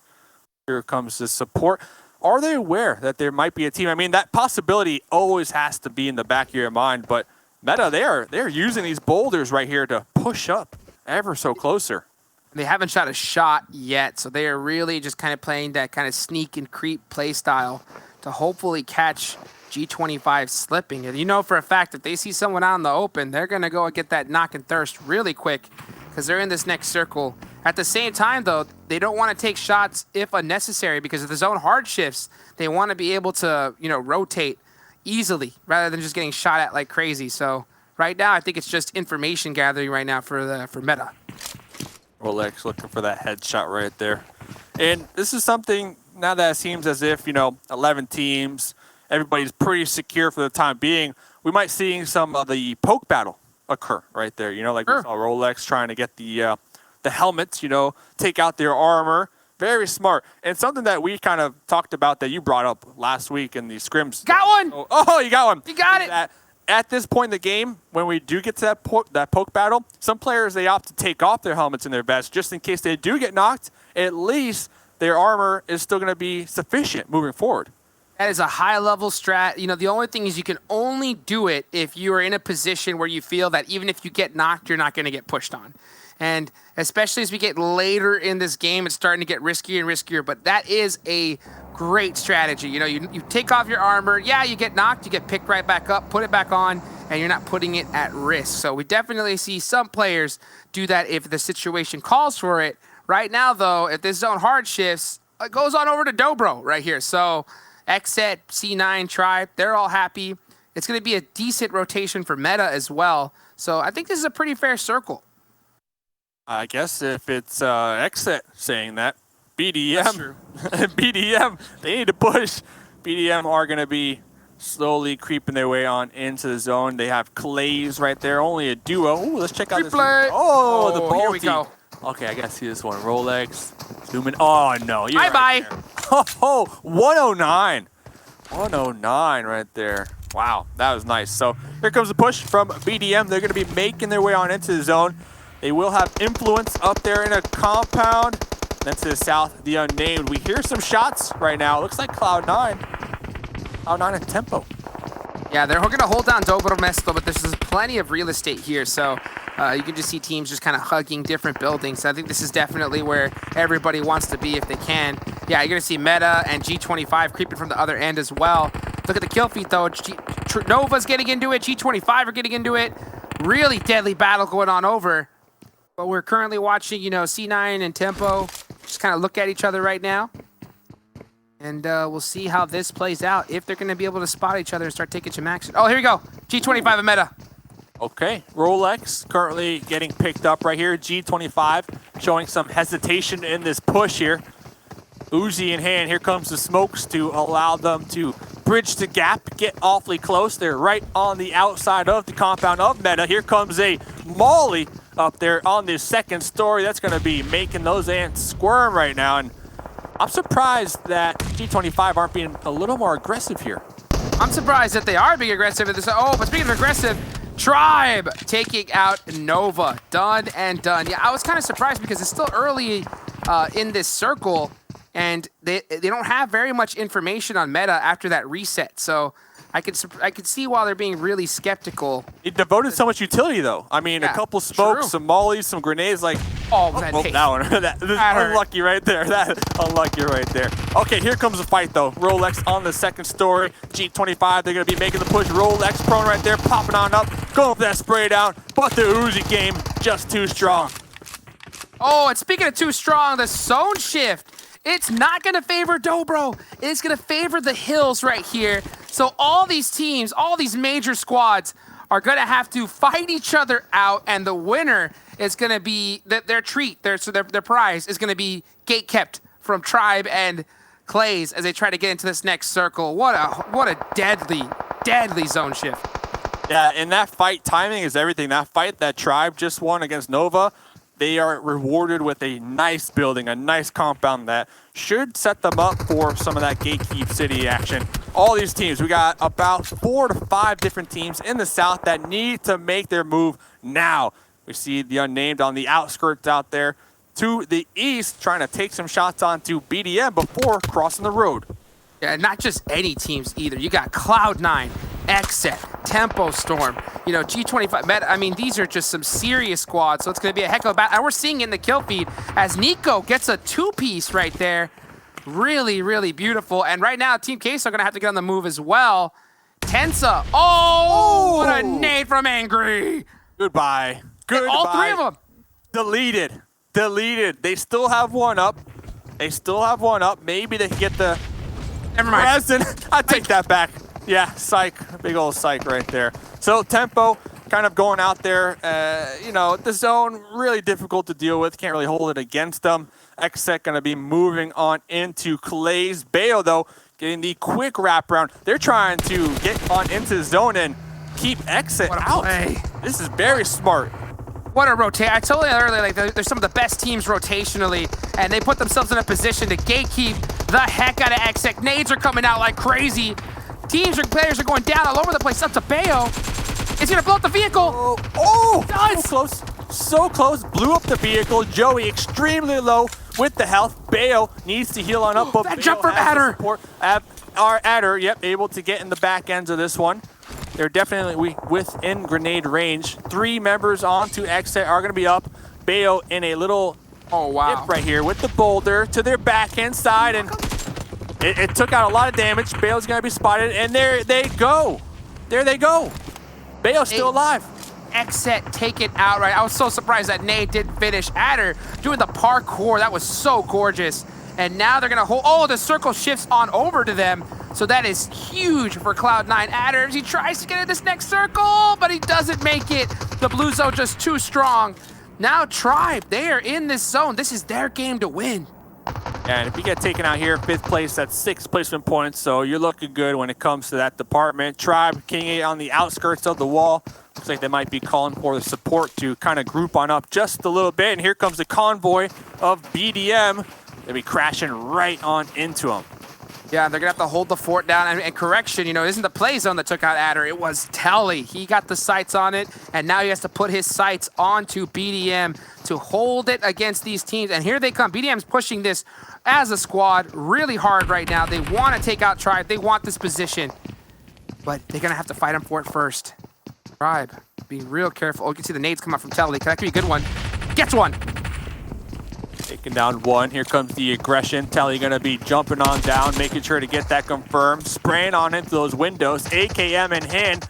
Trying to wrap around the collapse right now from Tribe. Telly spraying on into that window. It's up to these 2 last members. Duff party from BDM. The third party, though, Tribe taken out, and BDM still alive in the building after that.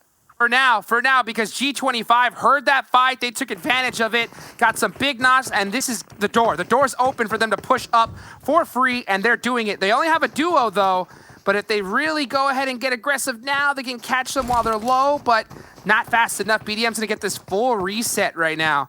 So they're gonna just kind of reset it up, make sure they're all prepared for this next battle. Rambote!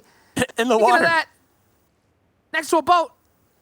And he's drowning right now. They're drowning, yeah, drowning a little bit. Seems as if Bucky does have a nice angle on him, but Bucky needs to worry about not getting taken out to the blue zone. Seba on the coastlines looking for some fish right now, making sure nothing comes and jumps and bites him in the butt. Q is going to be crawling right now in the zone. BDM, you mentioned it, they're able to get the full reset right now. And yes, the zone is starting to creep on him, and this zone ticks extremely hard. You do not want to be in this one for any amount of time, and Bucky just recognized that. Seba's trying to get this finish. He's gonna, this is a huge point, and that's what I was about to say. You have to make sure it's perfect, or that play zone will tick and take him out, and yeah, point gone. Play zone, getting that one away from Klaze. Yeah, that's unfortunate right there. Q's still gonna be alive over there. Looks like we saw about 3 mollies come on out from G25 right there. BDM looking to make the breach. Don't burn in your own fire. Papito, the doors. What open. A nade! It bounces off. The ricochet. The triple. 3 right there. Papito looking to get the finish here. Pushing on around with the Uzi. Bolting wants them all, baby. And he gets them all. Stuff taken out right there. Papito with the squad wipe. Ooh, like I said before, Pepito has officially ascended to Papito after that play right there. Getting the 3 with just 1 grenade and then saying, you know what, I'm feeling myself. Comes out with that Uzi, gets the full squad wipe. Now it's up to him to be able to finish off this game with a chicken dinner. You broke the ankles, it's time to hit the shot. And will they be able to? Because, oh, look, this Quinto could hit a huge nade. He's throwing it. Is it have enough range that gets the bounce? Oh, not enough. 2v2 right now. 10 kills onto G25. No kills onto Klaze. They know exactly where they are. Papito taking out the pan. taking out the pan, trying to get close, trying to sneak up, trying to wrap around the duo of Klaze. You can just see right now, G25 has 10 kills to their name. Oh, look at this beautiful angle. Good night. It is all Pepito with this one. Because it looks like Quito's going to get... Oh, the turn, though. That was 1 HP, and here comes the nade. Can he do it again? One more. Double or nothing. Ah, right pass. It's a 1v1. Pepito has the health advantage. Oh. Ollie tossing it on into the smoke. Seba has no time to even heal on up. Going for the spray down, swapping on over and to that's the Tommy it. gun. Pepito getting the clean finish right there. Woo! 6 kills. 6 kills. 6 kills for Pepito alone. And that was all him right there. He got every single one of those kills right there at the end, I believe. What a game for Pepito and the rest of his squad. I mean, that was just insane. That Vikendi had it all. Start to finish, we saw third, fourth parties, water zones. I mean, this is what I'm talking about. This is the Pro League, baby. Let's get it. And Pepito, man. Pepito is trying to take away the title of the golden arm within the lobby. Previously, that was on Pedro. All right, we've seen Pedro hit some nasty grenades, but that bounce right there from Pepito at the end to take out 3, that opened up all the opportunity at the end for G25. Jason, what do you think about that one, man? That was a heck of a game. I mean, BDM throw, they had their only team with 4 players left alive. And then, like you said, Pepito just with the 3K on the nade, and he gets the finish kill as well. We were just talking about like 1v4s earlier on with the experts. We were watching the match, and then little did we know that would happen as well. But you know what? The players need a break. I think you two need a break from that last game as well, and we'll get you guys back for game 3. Don't have a heart attack, Jukes. Come on, sit down, get some relax, get some Mountain Dew, and get ready for another game. Let's bring in our experts, though, to talk about that last match. Of course, we have Glitter, like always, and we have Kowalski. No, I meant Kayovsky joining us. Looks a lot like 7, but we'll stick with it. So yeah, what a crazy game, honestly. Like they were saying, we had like third parties, fourth parties, we had nade kills, we had unexpected victories. Let's take a look at the standings and start to talk about the breakdown of our results and of course some of these plays. I mean, we were talking about how, you know, I think you were saying this, Glitter, that the kills are pretty like evenly spread during that match. And then at the very end, G25's like, you know what? Hold my Mountain Dew. Yeah, and the best part about that is that they ended up with 12 kills overall, and prior to that, it was like Tribe had 7, Queso had 7, XSET had 5. I think at the time it might have been G25 that had the 5. BDM had 4, Meta had 4. You know, it was it wasn't too terrible, and then out of nowhere, G25 had 2 players up, and they were like, all right, we got this, and just completely wiped out the rest of the lobby. I don't even know, like that was so impressive. Also, you pointed it out earlier, 7, but look at Klaze Esports with 12 placement points and 0 kill points. That's huge for them, but also not very We call that the PK? And it's something that we... yeah.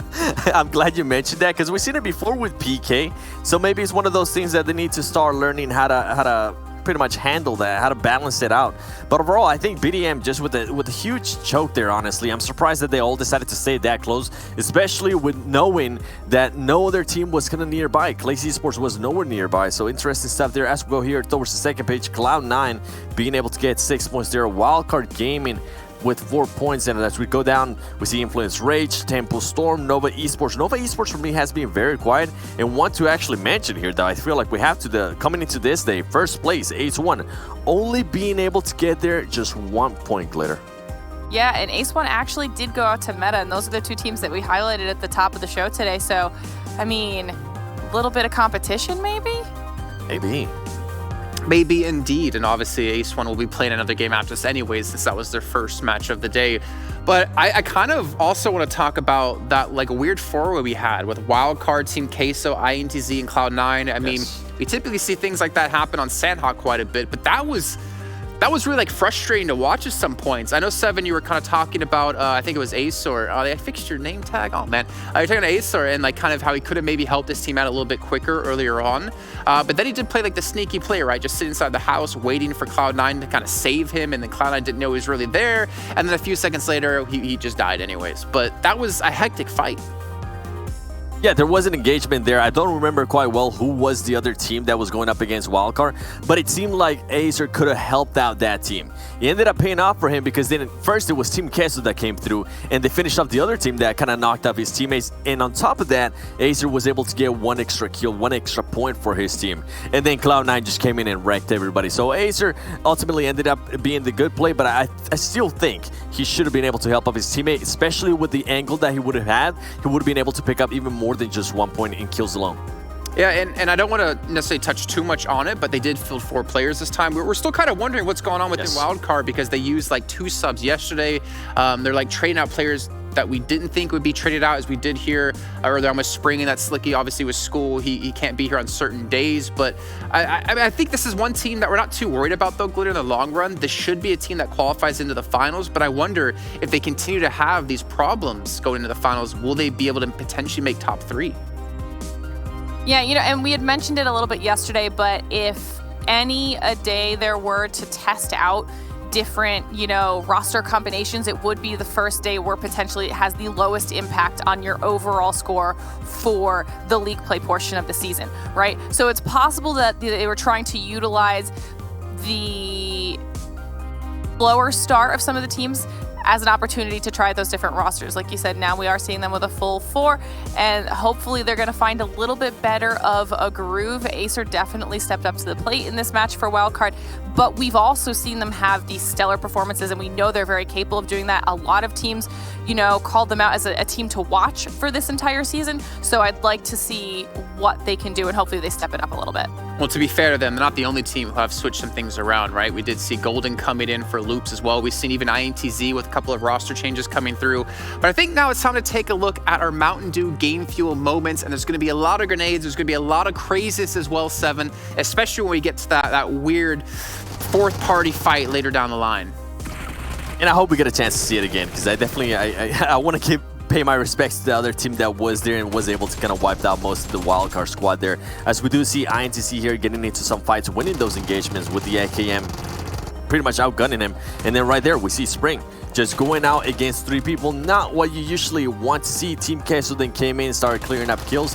And that's when, pretty much Acer was able to get the kill, as I was mentioning earlier, off that, and who was able to finish it, which I really liked.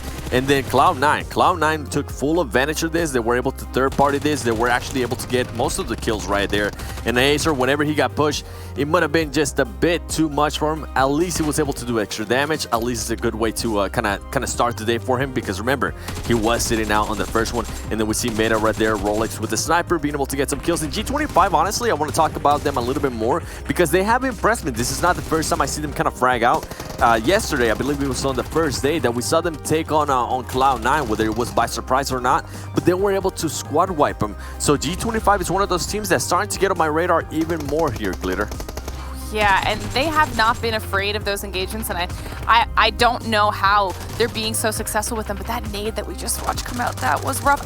You know, we were asking for it yesterday. Even Jason said, like, what happened? I feel like we saw so many more throwables in PMWL compared to PMPL Americas right now, but today we are seeing a ton of throwables coming out of a lot of these players, as we're actually watching play coming out of Tribe Telly right now, and he's someone that we talked about yesterday as a player for Tribe that's really been stepping up to the plate, and a Tribe also, you know, 7 kills to their name, so they are doing very well for themselves. I mean, I love the fact that we're finally starting to see this throwable aggression as we're going to be wrapping up the game here with Pepito and who I think it's Quinto, right? Quinto that was still up with Pepito? Yeah, as the 2 of them were able to clutch out that final moment against Klaze. Like 2 versus the world right there. I mean, you imagine like how many points they accumulated. Because they, I mean, ideally in the ideal world, let's say, they shouldn't have gotten the wipe on BDM. That should not have happened. And they finish off the match and get the chicken dinner, and they get the extra damage and extra kills as well. That's a lot of extra points for their side 7. But you know, we got to see the nade come through 1 time. 2 times actually, because we got to see in the game, or the Mountain Dew Game Fuel moments. But we want to see the 3rd time and maybe slow things down and just see really how impactful that was. Because in that situation, it's such high pressure against you, 7, that it's really easy to mess it up, but Pepito played that perfectly. Pepito was just super patient. He played that, as you mentioned, he played that so well. And something that I kind of wanted to showcase is how much BDM ended up just messing up. For some reason, they decided to group up, and something I want to showcase here is keep in mind at the map. The map currently, they know nobody at the moment is going to be from this angle because they have been in that area. They haven't heard any shots. They more than likely have been able to scout that area too. But for some reason, everybody decides to just group up here in this area when you have players that could have definitely flank around. Guess what? There's a window right here. You're going to be able to more than likely flank out around the other side. And BDM has been in this compound for so long that I'm pretty sure they were aware of all this information. But guess what? They decided to just group up, and that was just going to be an easy 3-piece right there for Pepito. And as soon as they noticed that, something I really enjoy here out of G25 Glitter is how aggressive they were right after that. They knew. Look at this player over here towards the left. You're gonna see him as soon as Pepito gets all the knocks. They're like, okay, you know what? It's go time. We were able to get that. They ended up squad wiping them. So for that, Pepito, you know what? You get that, and then on top of that, you get the hot potato, bro, because that was a nasty nade. Or if you're hot jukes, the hot peanut, I guess. I want to give I don't know how. I don't know either, man. We got to give a big shout out to Quinto though, because if he wasn't holding that angle, yes, I feel like Pepito would never been able to throw that nade comfortably, right?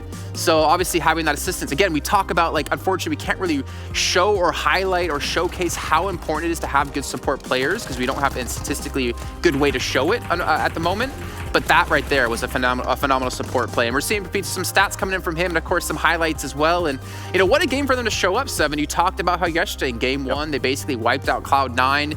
It's nice to see them have some sort of consistency. And again, it's nice to see so many teams that we didn't get to have in the World League show that there's such a big depth and a big pool of skill when it comes to PUBG Mobile. Yeah, and honestly, something I wanted to mention in regards to what you were saying with Quinto holding that angle, I feel like BDM should have been able to just outnumber them. They should have been able to just outflood them. They play that so bad, and hopefully it's a learning lesson.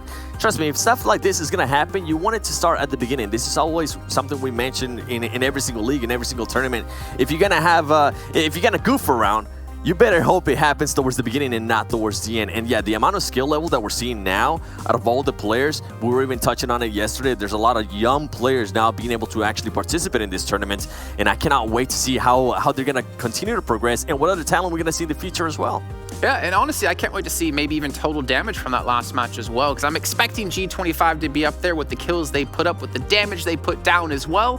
And let's see, I mean, again, yeah, it's pretty obvious right there on the left-hand side of your screen. But Tribe, I mean, maybe we should talk about them a little bit, Glitter, because they were also one of the few teams who did have 4 players left alive as well. But then they went up against, I can't remember, was it G25? And then they lost out on too many players? I don't even remember who they went up against, but they were doing very well for themselves for a good portion of the game, which I think is the most important part, because we're seeing a lot of consistency coming out of them, and we're seeing a lot of consistency damage-wise coming out of Telly. You see that Tribe has 7 kills there, and 1,400 damage, and Telly actually has 50% of that team's damage. So they've definitely been a team that, like we've mentioned before, struggled in the first season of PMPL Americas, and they've really stepped up to the plate. I mean, and then obviously G25, I don't know. Yeah, I mean, we're only 7 matches in, right? Yeah, only 7. And something I actually wanted to touch base with in regards to Tribe that I want to go ahead and continue to mention is that when Tribe stays together and they work together as a team, yeah, they're able to just do so much better. If you go back and notice whenever they do like a 2-2 split or a 3-1 split, everything just kind of falls off the rail. But if they're following whatever their IGL is saying, if they're actually working together as a team, it's a scary team. Work together as a team, stay together as a team. You know, I feel like even us 3 can do anything in the world if we stay together with each other. And you guys hopefully will stay with us, because we're about to get underway with our 3rd match of the day. But for now, we need to head to a quick commercial break.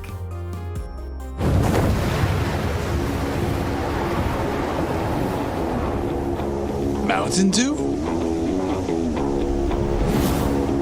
Squads, there's loot on the horizon for however you find victory. For the combat chauffeurs, for those who strike from above or from below, for the experts in pan-to-pan combat. Whether you're taking a leap of faith or just aren't afraid of a close call? Fuel your path to Winner Chicken Dinner with ice-cold Mountain Dew. And with exclusive loot from Mountain Dew fuel stations. Spawning on a map near you.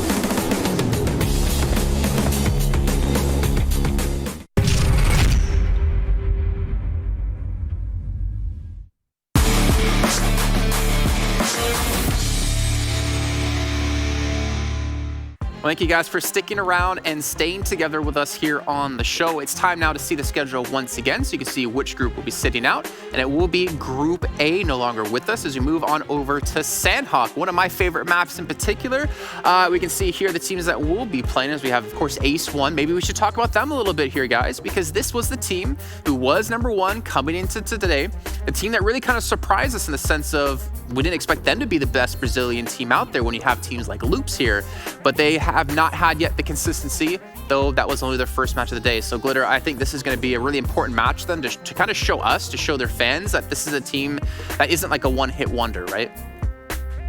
Yeah, absolutely. And you know, for all we know, this could have just been a warm-up game for them. They might be able to kind of pick things up from here and show us that aggression that we saw coming out of them yesterday. But we also do need to note that this is the map that B4 won on yesterday, and they've already got a win today. They're kind of hot. They're doing very well for themselves. So this could be another good showing for B4 as well.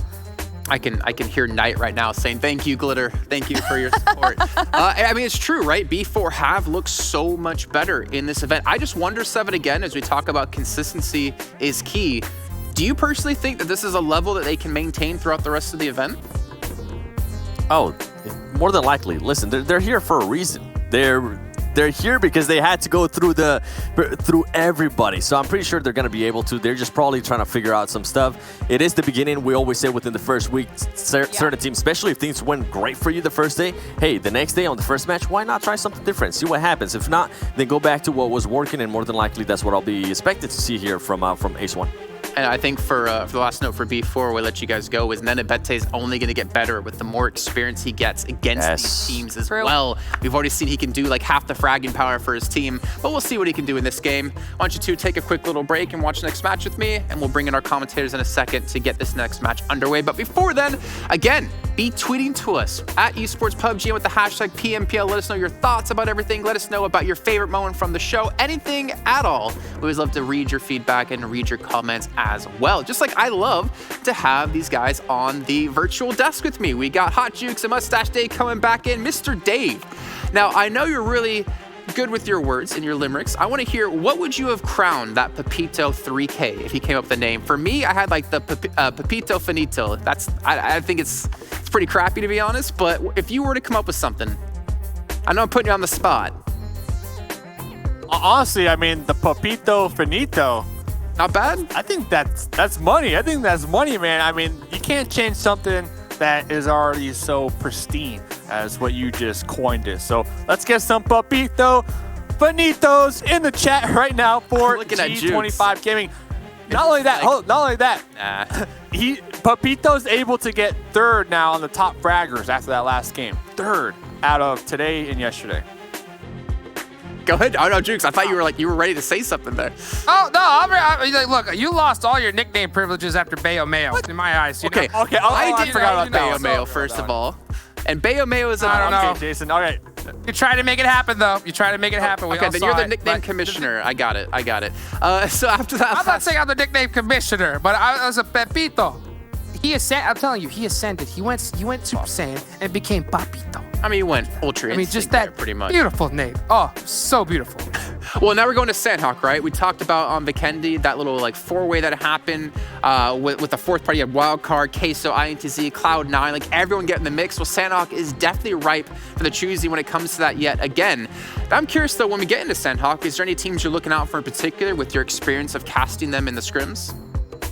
Man, you know what? Sanhok is just one of those maps that it's anyone's game. Anybody can win it. Right circle, you get it done. As I talked to some of the squads, they said actually that northwestern circle is their most like hated circle in all of PUBG Mobile when it comes to Sanhok. So, man, all I know is that the blue zone is going to be MVP in this one. That's for sure. Well, MVP going to be definitely going to them when we see its stats later on today. Why don't you guys kick us off into the match now, guys, as Sanhok's kicking in.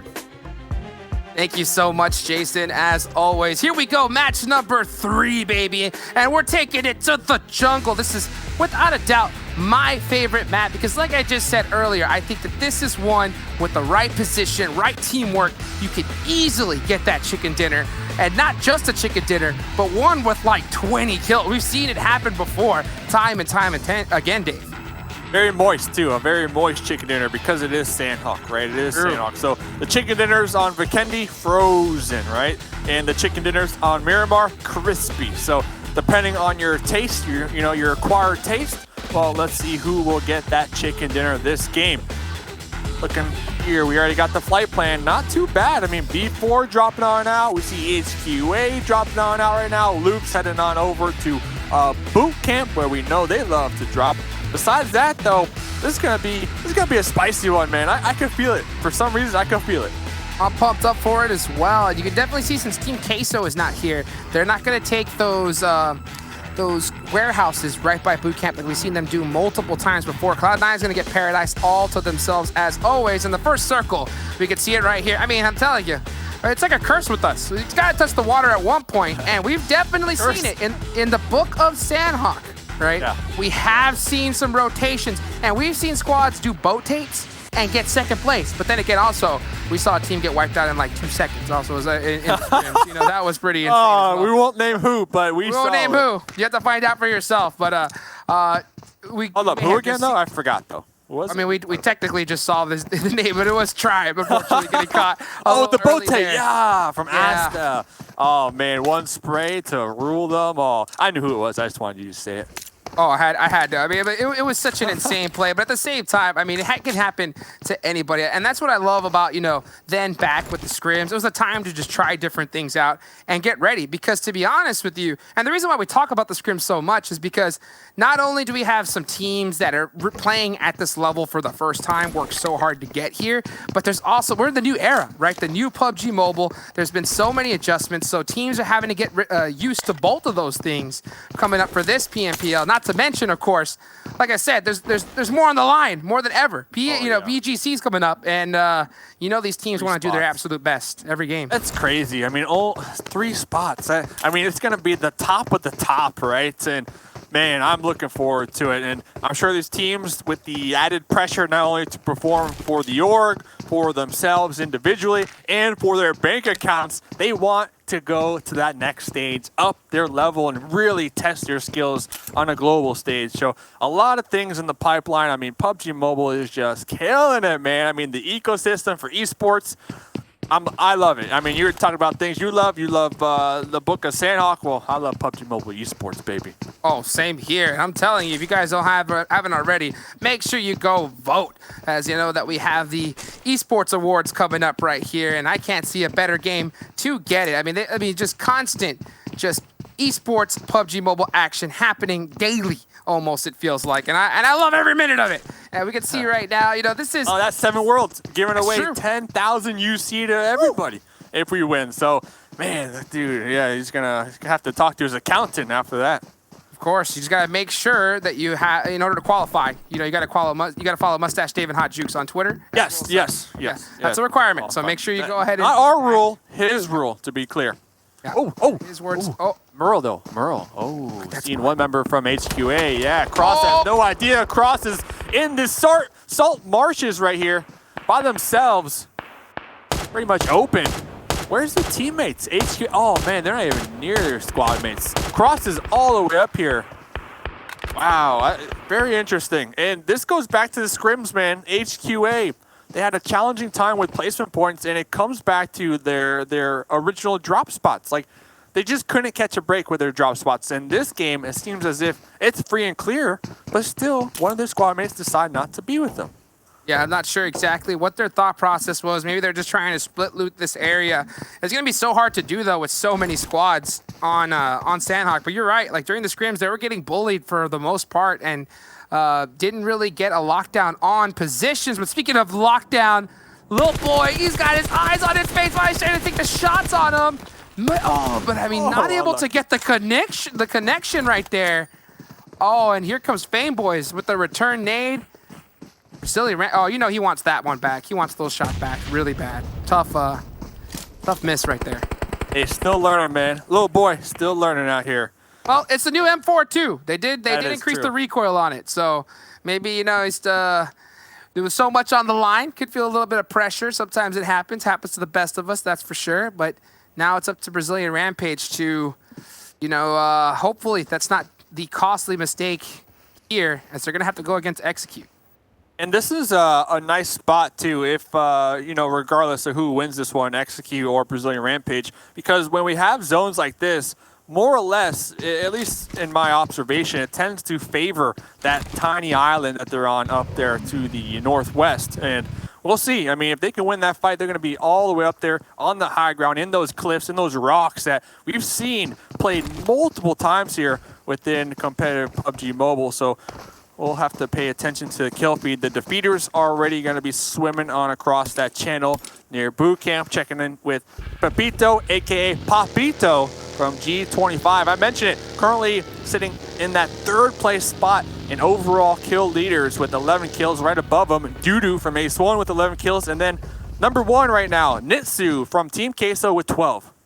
Yeah, and you could just see, you're totally right. I mean, both these teams up here on this hill, they want to confirm this so bad because they're going to control almost the whole game if the zone hard shifts on here. And I was saying it at the top when I was talking to some of these guys, they thought this was the hardest circle because whoever lands here, they get so much priority. And boom, it's fate. Made it. Was able to get the shimmies last time. Not this time, though. He is knocked, and the rest of Execute are going to have to try and get him up. Yeah, he tried to get an off angle. Just got caught. Garcia's about to get caught, too. That might even the playing field right here as we do see the collapse from the squad of Execute up there. Garcia bunkering it down. Doesn't even know Kill Switch will be right behind him with the surprise barrel shots. And here comes Little Boy to provide that support. The jump shot connecting right there. Nunez with the support, with the help. And very interesting fight happening right now. I mean, both teams really separated. Brazilian Rampage playing a little closer together, a lot more tighter, because we can see that mini-map. I mean, they're all spread apart. Execute, all spread apart. Yeah, and I think it all started with It's Fate. They Execute definitely likes to run that 3-1 strategy, and It's Fate on that off angle, getting caught, and the rest of Execute trying to find a way to pick him up. They just got caught out in the process, and Brazilian Rampage just took full advantage of it. Now Kill Switch, he's in pure survival mode right now, as he's going to be the last one up. Wait, could we see an insane rotation revive? That would be nuts. I don't think so. Oh, look at this though, Dadden. Cooking a grenade, swapping on over, going for that spray down. HH connected, Dadden about 50% HP. Spec with the Tommy gun, getting punished right there from Federal in the back lines, but Dadden was taken out right there. Rain looking for the confirm on the Dadden, underhanding the grenade. Touches up. Oh, very close, very close. And I love how Loops instantly, they're starting to put so much pressure fire to try and just buy some time for Dadden. But, instantly Rain recognized that, trying to throw some grenades to just take him out and get the flush. You can see the smokes coming out. Dadden on the ultimate crawl right now, but I don't think it's going to be enough time for him to get there safely. Dadden! Federal's running! Federal! Run it! No way. Boosted! That about 5 steps too short right there. And that's going to really piss off Loops right there. They're going to be extremely angry with Tempo. Looks like HH was able to get picked up, and we can see Tempo. They're like, okay, we're not taking this fight. Let's pull back a little bit. We got 1 point. We got 1 kill. I don't know. Why risk it? I mean, it is very early on. We still have it is early on, but it's Loops. And if you're able to take advantage of it right now, Federal was really out of position, and somehow it looks like he's able to get back for free. Yeah, but I could definitely see the hesitation from Tempo for sure. I mean, anytime you go against Loops, even though you take out one, man, even as a 3-man, they feel like they're a full squad. These guys can shoot like crazy. Not to mention, with that hill, Loops, with their eyes on it and their gun skill, in a second you peek your head, they're going to pop it. That's for sure. So, Tempo just opting, I think, swim across. You're right. Yeah, just hang on back. And drop it. Wait for the next zone. Old classic right there. So I feel we were looking at Kill Switch from Execute earlier on. We saw right before this fight happened, Kill Switch is going to be the solo member. Looks like Brazilian Rampage, they were able to get the better half of them. defeaters rolling up here in these compounds, and right there to the top of them will be those high cliffs where we see Brazilian Rampage. And yeah, I mean, I execute. They finished first place, PMCO.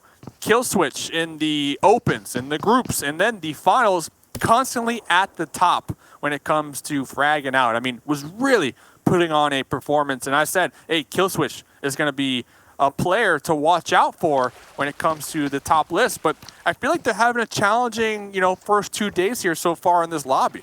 And I mean, there could be so many reasons why. I mean, this is their... Oh, did Gauski just spot PK right there? Oh, that was so clutch. That was a huge spot right there, because if he didn't have... I mean, that's those spidey senses, because he just felt like, you know what? Some time's gone by. I haven't checked the back hill. There could be somebody coming up to him here right now. And the second he saw him, he was like, yep, I'm going to go ahead and go for some cover right then, right there. But you're right. I mean, execute. This is a squad that's been working so hard. Kill switch, I think, is by far one of the... biggest up-and-comers when it comes to competitive esports in North America. I mean, that guy can just frag out of his mind. But at the same time, this is the Pro League. It's a different vibe, that's for sure. When now it's not the scrims where you don't have to worry about it. There's so much on the line, and pressure can, attack different people individually. But as time goes on, I think we'll definitely see execute start to warm up a little bit and start, really clicking on all cylinders. I think it's only a matter of time for them, I think. Yeah, I mean, pressure makes diamonds. We'll see if pressure could make an MVP right there on the side of execute when it comes to kill switch. And looking on over here, Tribe all working together, moving on into the hills. They're going to be right here on the edge, on the cusp of this circle number 2. They might have spotted out Influence right ahead of them here. They're going to be taking their time. They're using the terrain to their advantage right now to try to remain undetected. Yeah, they're pushing together really slowly, just trying to cover each other's angles. Here comes Influence on the other side of boot camp, holding this little angle here. This divot. It's going to leave their entire backs open, though, and Tribe is... Did he spot him? Not yet. Not yet. I think they have a feeling, though. Could be close. Could be close to see it. Yeah, you know what? Speaking of pressure, Pittsburgh Knights. I love this story so much. They're one team that I really want to see do well here, because they're kind of like the ultimate underdog story in my mind. And I know it kind of sounds crazy for people that are just tuning in thinking that. At the same time, though, if you haven't recognized it, this is an entire new roster for PK. And this was the old hometown team. They played in PMCO, and they didn't qualify by 1 point. Oof. I got the chance to talk to Jadji, and you guys will see the interview perhaps here eventually. But, quick spoiler alert, I talked to him, and he said that after that, they didn't want to play no more. They thought that they were going to quit. They wanted to quit, the whole team. The whole team was like, we're done with competitive by losing with 1 point. And then after that, though, Pittsburgh Knights gave them the call, said, hey, we saw how y'all did in PMCO. We want you to play for us. And considering that they're in top 10 against all these other lobbies so far, that is huge for this squad. So, man, we've definitely saw some action, in the good old scrims, then be able to pull it out. But now they have to make it happen here in the real time against Influence. Like Merle trying to throw some grenades out there. It's going to be impacting them just a little bit with the damage. Flash going for that trade. Merle is going to be right behind this boulder, though. About 2% HP, but the trade come on out. Yep, the third party. Trickster going to be bleeding on out right now. And I believe, was that Loops with the third party, or is it Tribe? Yep. Loops for cap. Oh, the toes. Durso catching just that little foot right there. Now PK's in big trouble. Back against the wall. But I don't... Oh, what a nade. Oh, right above the head. What? Right above the head. Goldblade trying to get the grenade onto Merle. These boulders are just making it so difficult to land them exactly where you want. You need to thread that needle, and that one looks as if it might have been money, but right above Merle's head. Merle probably had spotted about 3 grenades get tossed right above him, and it looks like the Knights gonna opt to pull off this one, and that's a great call considering the fact that Loops are starting to make their push on up this hill, but Ash doing a little bit of investigating, could get caught off guard. He heard it. He had to have heard that little shimmy, and the second he heard that snake, he's like, guys, we got another squad right over here, and he pulled back instantly. It's thin tree, though, big angle. Can he catch Carrillo? Ooh. Oh, so good. Yeah, very close. The shimmy just too strong right there. 2 members of the Knights are still going to be alive. But remember, you can kind of tell from the way they're moving, they want to avoid these fights. Oh, yeah. They kind of wanted to bait Loops into fighting Influence, but that just didn't work out how they intended. And now they're caught in a 3-way battle. And I'll tell you what, yeah, especially after realizing that Carrillo just knocked a thirst at one of your players, you're like, run, let's get out of here right now. We do not want to have to go against these 2 squads this early on. They were able to secure the house, though, and if Loop spots Influence, oh, yeah, Influence spots them first. That's going to definitely alleviate their situation, but now 2 different squads are having to get into it. Yeah, this is great right here if you are a Knights fan. The duo, Tribe over there, right there on the edge. Influence. Looking like they're cresting on over. Checking in with Doodoo. Doodoo onto Gamma. 4-3. Tapped him. Tapped them. Love tap. Interesting replay. We got, you know, sometimes you gotta see the touches right there. Love to see it. Love to see the Doodoo it. touch. Yeah. Oh, looking on around. I take that back. I just realized what I was saying. Federal out here on top of the boulder. Oh, the circle. Next zone. Wow. G25. G25 and Ace looking real good up there. Yeah, you know, they're feeling great right now, considering the zone, bridge, a lot of water, not a lot of space at all. And this is the problem with Sanhok. And the reason why I kind of enjoy it so much, at least watching, not playing it in competitive, is the second that zone shifts, you only have about 45 seconds. Yeah, look at this, 29 seconds left on the clock. You got to get going quick. And, Influence forgot about the Knights somehow. They forgot about them. The Knights are just They didn't move. They're like, hey, you guys go on by. We'll catch y'all in the back end. PK surviving just a little bit longer. I mean, 15 teams still remaining so far. But we're going to see that number drop like that here in Sanhok. And this goes to the respect that these players have slowly but quickly learned that the blue zone, it hurts. It hurts big time. So they're not even opted to take that fight. They're not even opted to investigate where the Knights are. They just want to reposition. Cloud9 going to be right here on the edge of the zone, taking some shots onto Loops. 1 kill so far onto Cloud9. HQA Q-Wang in the building already, hoping that these 2 teams don't look in their direction. Cloud9 pushing down from the hill to be able to get the edge of the circle. That building is going to be inside, but now Loops is getting third-partied from their other angle. Oh, man. Kalski and Carrillo are in big trouble right now. And Adder's putting more pressure on the Federal. Will he be able to hit this nade? It might hit the roof, though. He noticed it. Tough nade. What an angle, though. What an angle, though. They could pull that one off. And we see the push. The pressure, uneven in the compound, getting sprayed down. Federal able to come out on top with the AKM. But the support, the help right there. Federal connected on as well. The third party, G25, are pushing on out, or at least taking some shots, taking full advantage of this right now. Loops, they only got 1. They got 2 members bleeding on out. Influence rushing down from the top of the hill, collapsing right now on both of the teams. Pitch City population, Cloud9 and Loops via Influence, and G25 sneaking that shot on the Federal was just so clutch. Oh, those pre-nades. Well done. Taking down Carrillo. Here comes Bale with 1 more. Tossing 2 grenades right there. Getting ready for this next one. Molly, though. Kowalski with the Molly onto Bale. And full-on retreat. But the nade. Bale is on fire, literally. Loops done. I mean, that was a beautiful prediction, but now they have to gatekeep Influence. Influences knows they're hurt, and they're coming in to be able to possibly take out Cloud9. Here comes the fire. Bale, though, holding the fort. Look at uneven 1 HP. Yeah, 1 HP. They cannot catch a break. Catch a break. Bale done. Cloud9 out right there. 10th place position.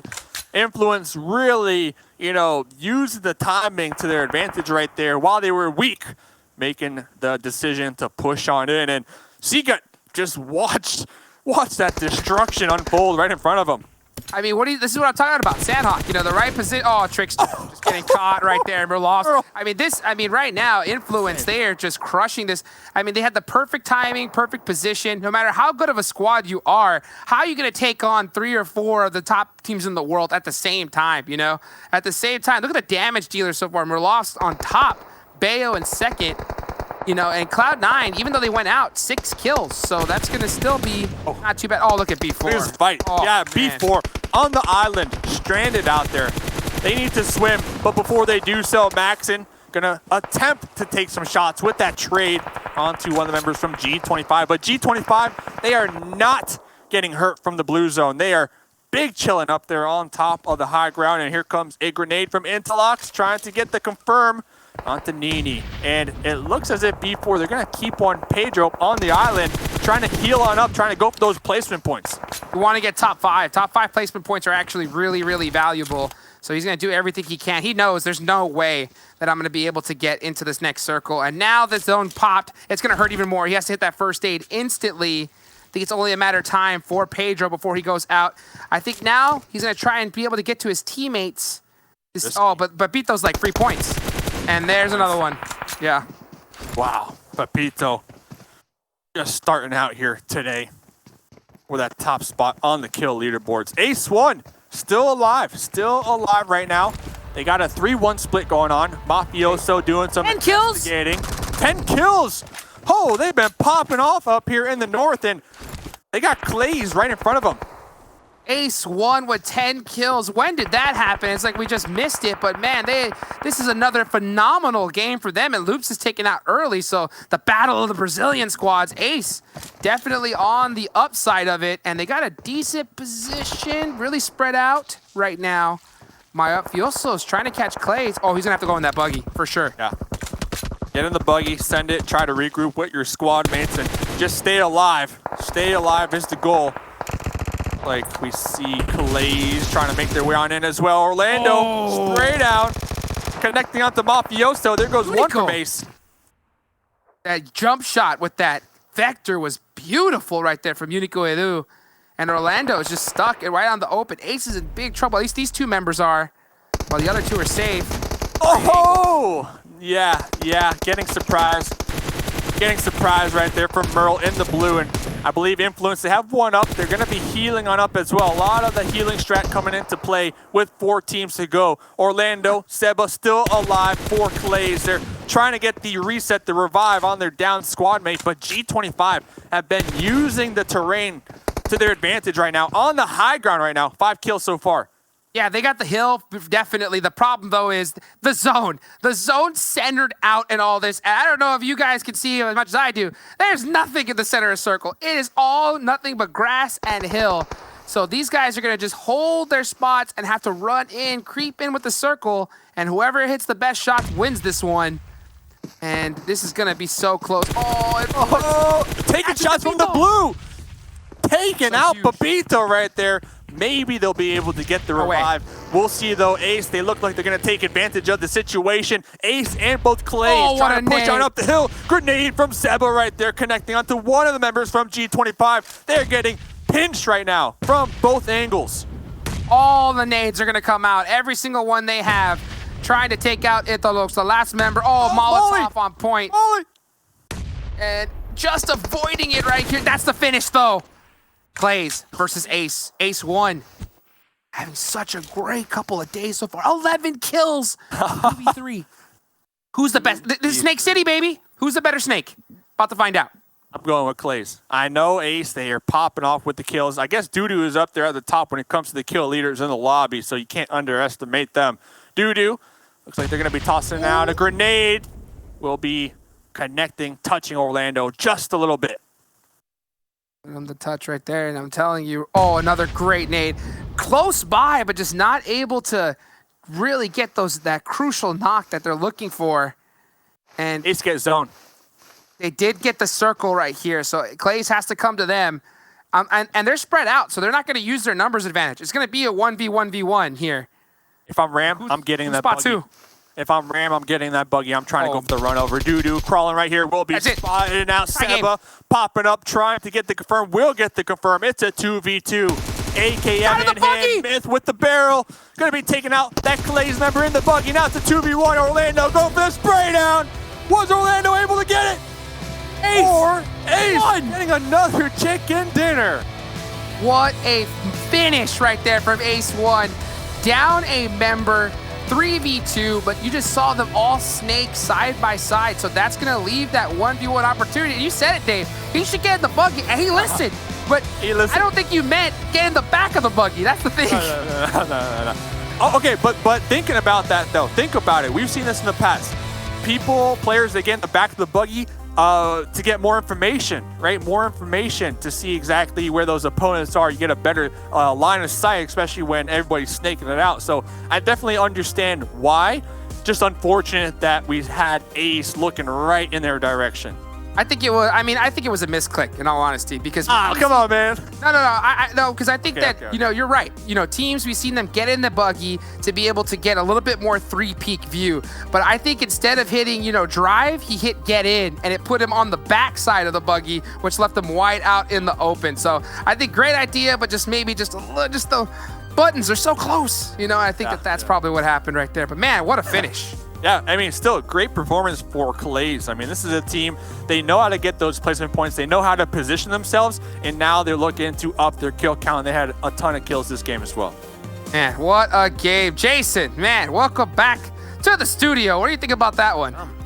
I think that I'm clairvoyant, because I was the only person when it comes to the experts who said Ace wins these. I had 7. I had Glitter, both saying Klaze, and I'm like, you know what? Ace wins these. And you know what? Ace won it. Get it? Well, I'm just hearing in my ear right now that I hear Cap. That's what I'm hearing right now. Well, I mean, hey, we'll see right now in the chat. Yeah, it is Jason Kaplan for a reason, I think. All Cap. I mean, I know for a fact that I was the only one that said Ace 1 wins these. But anyways, we'll let you guys take a quick break so you can stop lying and, you know, get on my side because I'm the host here. Let's bring our experts back in so Jason. the experts can defend themselves, considering Glitter definitely said Klaze and 7 definitely said Klaze. But apparently I'm the liar.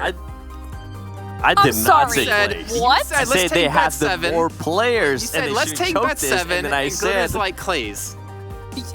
Nah. Absolutely not. I never once. First of all, I'm the person that said, who do you guys think is going to take this? Okay. I need that card. Actually. I just realized I threw the card away and I'm like, I need it. And it's so close, but it's technically under Glitter right now, so I can't grab it. That was karma. Yeah. Anyways, let's move past that and talk about how Ace won. We mentioned before how they didn't perform the last game. Maybe a warm-up game. Can they get back to that consistent level we saw yesterday? And I think we got our answer handed to us, 7. Yes, we did. 14 kills, a win on top of that, 29 points total. Ace, listen, maybe it was an off game. You know what? You're able to have your off days, and then on top of that, you're able to have your off game. Maybe that's what it was for Ace. I will be looking forward to see how they finish off the day with the other games that they do have to play today. But 29 points here for the second game, Glitter, that is not bad at all. And then you see down the list, Influence Rage, 18 points. Klaze Esports, hey, Klaze Esports, they've been pretty consistent too. And another one that we were talking about, Glitter, was G25 Gaming being able to be consistent there towards the top 5 as well. Yeah, talk about good back-to-back games for G25, able to really hold off for a long time here.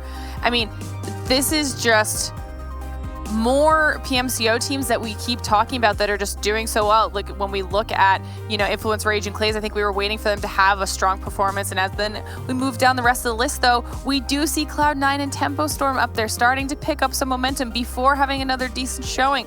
So I feel like some teams are starting to find their groove a little bit. As we look at the second page here, we see that Tribe Gaming was able to pull down a couple points. Loops struggled a little bit here on this map, but we know that this can always kind of be a little bit of a crapshoot when we are on Sanhok, so it's not too concerning for me. And then down towards the bottom, we do see Helping Quit Addiction and INTZ struggling a little bit here on this map. I do want to be able to see more out of Execute. I feel like they're currently underperforming from what I expected from them. Keep in mind, this was the first place team out of PMCO North America. So Execute, I don't know if it's the jitters. They also made a roster change by adding on Sute. Not sure what's going on there, but hopefully sooner rather than later, they start picking it up here because you don't want to end up at the second page every single game. And you were saying, I mean, Killswitch, he was the top fragger in PMCO NA. I believe you mentioned that yesterday. And we definitely want to see some more kills out of them. But let's take a look, though, at our stats from Ace 1. And you can see, I mean, 1,700 damage. You know, it's kind of funny because in my head, I'm like, that's it. But funny enough, for most teams, that would easily be a chicken dinner and then some. But Ace, we've seen them be able to pull off so much damage before, but hey, they get the 14 kills. They also get the 2v3 at the end, which gives them a lot of extra confidence. And we've also been seeing them rotate players around, right? We heard earlier on that they have a 6-man roster, and I think they've been the only maybe successful team that's been able to do well with multiple switches coming through.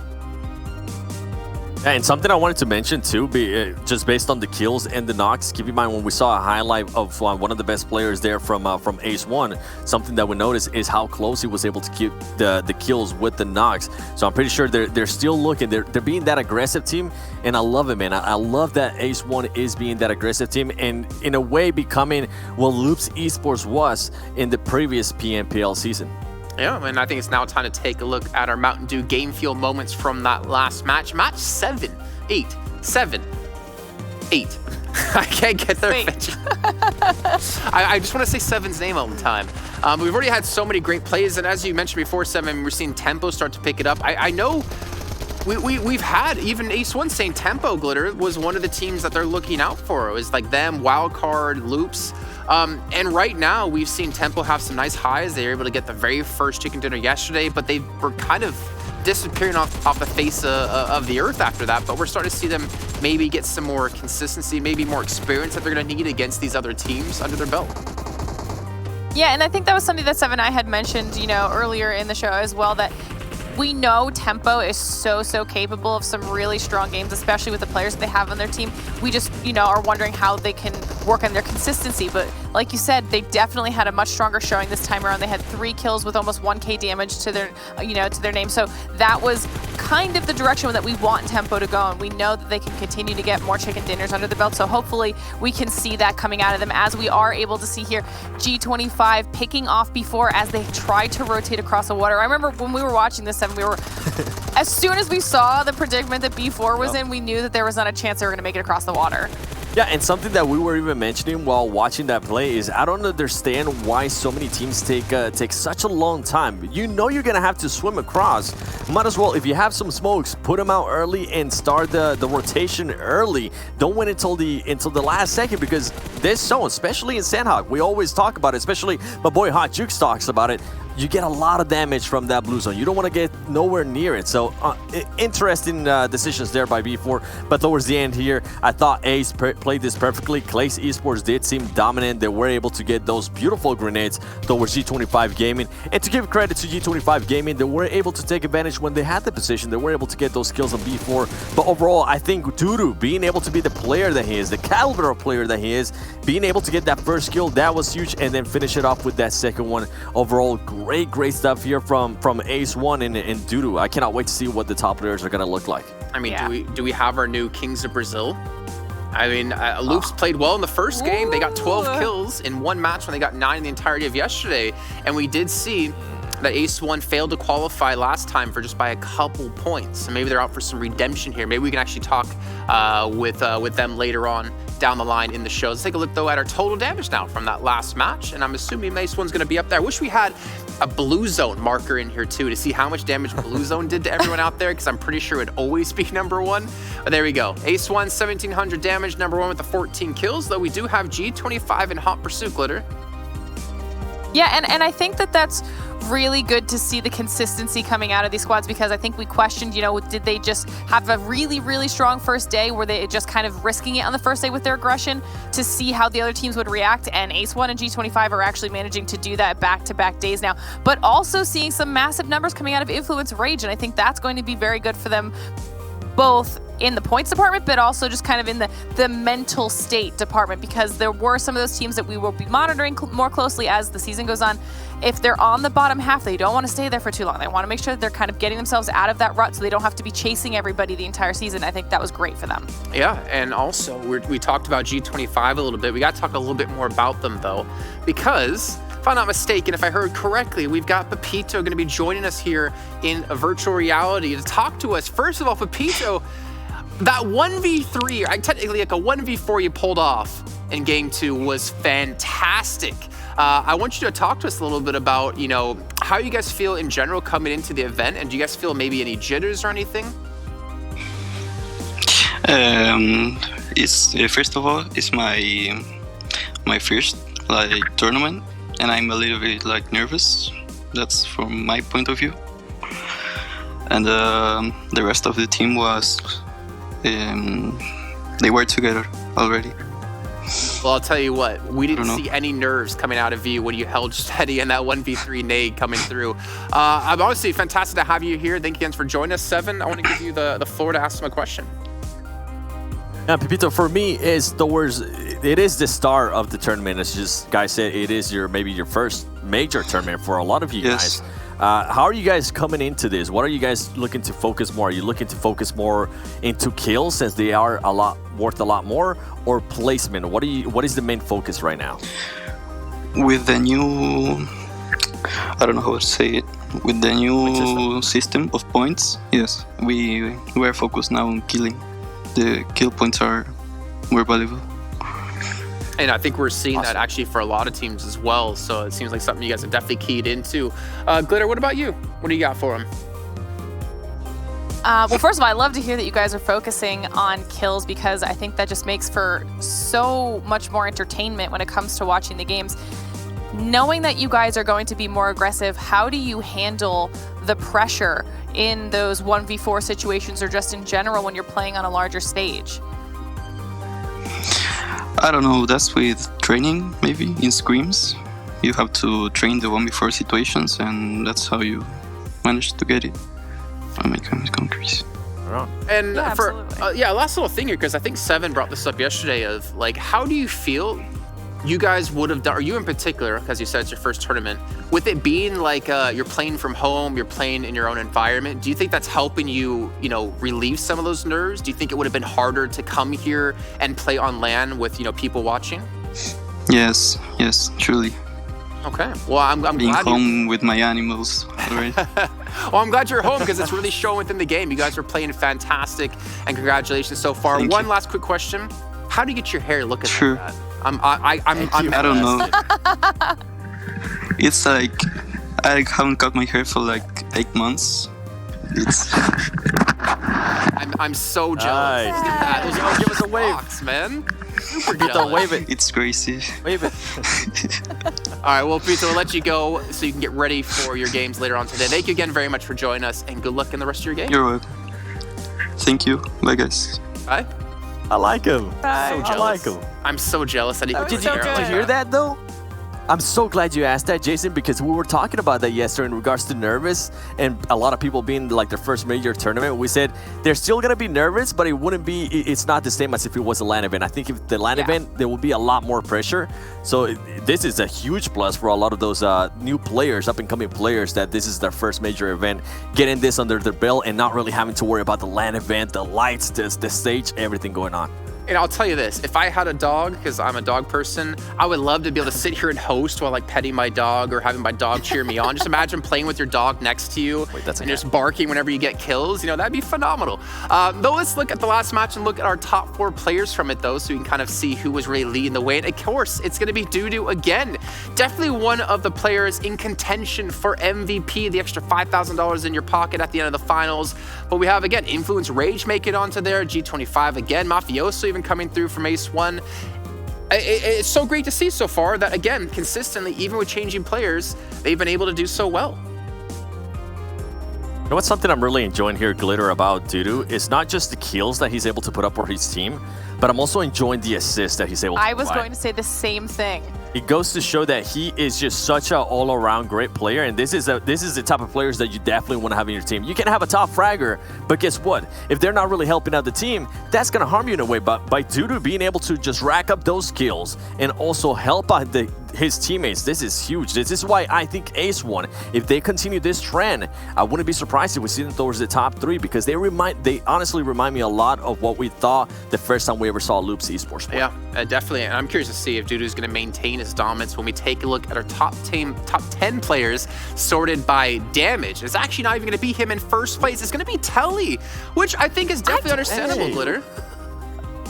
I told you, Telly has been stepping up to the plate. That's just impressive that he's managed to put out that much damage when you look at the kill difference between Telly and Dudu and then the damage difference. Like, that's actually kind of insane, but like you were just mentioning, Seven, look at the assists as well. The ability to contribute to kills outside of the ones that you're taking down yourself is incredibly important. Yeah, in regards to assists, Telly right there holding it down with 12 assists. That is a lot. Something that does surprise me as we go more down the list. Obviously, you see players there, Pepito, which we just got to interview. It's good to see G25 players there, but something that actually surprises me a lot is in 8th place, Nitsume being the new player in a way for Team Queso, currently being in the top 10 players by damage. Love seeing that. Hopefully everybody else from Team Queso, which usually, I will say this over and over again because they always tend to prove me right. They're slow starters and they start picking it up towards the second week in regards to Team Queso. So I wouldn't be surprised if in the future we see a couple more players from that team up there.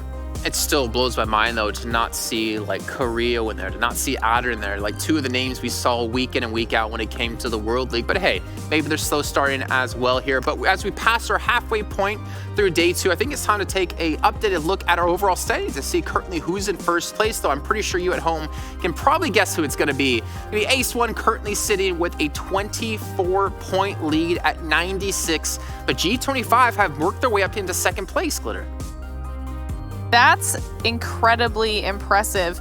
You can see just how many, the fact that Ace One's actually managed to stay completely dead even in placement points and kill points, that's just insane in and of itself. But good job on G4 being able to jump above B4 with only 1 chicken dinner under their belt. They've just been so consistent because their numbers are almost identical to B4's with 1 less chicken dinner. So that's a very strong showing for them, but it's great to see B4 in a top 3 position. Overall, they've been playing very well. Meta still staying in the top 5. Tribe still staying in the top 5. So Tempo moving up a few slots. You guys can remember, you see the numbers next to those arrows. That's how many spots they have managed to jump up or go down here on the overall rankings. And then Klaze Esports making a huge comeback for themselves, Seven. Yeah, and I think Klaze has been consistent, especially in the previous 2 matches that we have had. And then you see Team Queso, which honestly, for a slow start, it's great to see them here within the first page. I'm usually used to seeing them towards the second page, but Team Queso, great stuff there as we do go towards the second page. And we're going to start seeing names here that we're kind of familiar with seeing on the first page of the likes of Loops Esports. Look at them, Cloud9 as well. Wildcard Gaming currently sitting at 34 points. These are teams that we're just not used to being that far away, and it goes to the dominance in a way that Ace One is currently showing up. One surprise for me is the Unnamed currently sitting with 42 points. And Pittsburgh Knights too, remember, this was a team back in PMWL that had just a lot of stuff going on for them that were doing really good. This is a completely different roster, so it's good to see them take advantage of that and not really having to worry about any extra drama. XSET, I feel like it is one of those teams that can definitely step it up. They are currently in 12th place, losing 2 spots there. They have yet to play 6 matches as some of the other squads as we do go here towards the next page. And with this ones, I know it's very early, but I'm pretty sure they're not gonna like seeing some of their names here, especially in regards to 19 Esports currently sitting at the bottom. Defeaters, Brazilian Rampage, and for me, the surprise here, Glitter, is gonna be Execute and Nova Esports currently being in 18th place and 21st. Yeah, and that's what I keep, talking about too. It's just, it's not that there's still not a lot of time, right? The teams still have a ton of time to come back, but we're noticing Ace One is at, 98 points, and then you see 19 Esports at 14, 15 points. That's a huge disparity. You have to do a lot of coming back already, and you just don't want to have to worry about that. So anybody that's on that 3rd page, they definitely need to kind of reassess over the next couple days what they're doing as a team to make sure that they aren't that far back from the rest of the squads, because that's not what they want to have to deal with. Well, the thing is, for me, it's kind of like when you're out running a wild bear or out swimming a shark. Is you don't have to be the fastest one, you just have to be faster than at least one person. And right now, they don't have to be the #1 team. They just have to not be outside of the top 6 team, right? Just be at the top or at the very bottom of page 2. So they don't need to necessarily capture that first place position. Just keep getting some points, and keep chugging along and keep trying to grind it out, just like we're doing here on the show. Or keep chugging along as we have to head to a quick commercial break. But of course, when we come back, we have match 4 ready to go for you.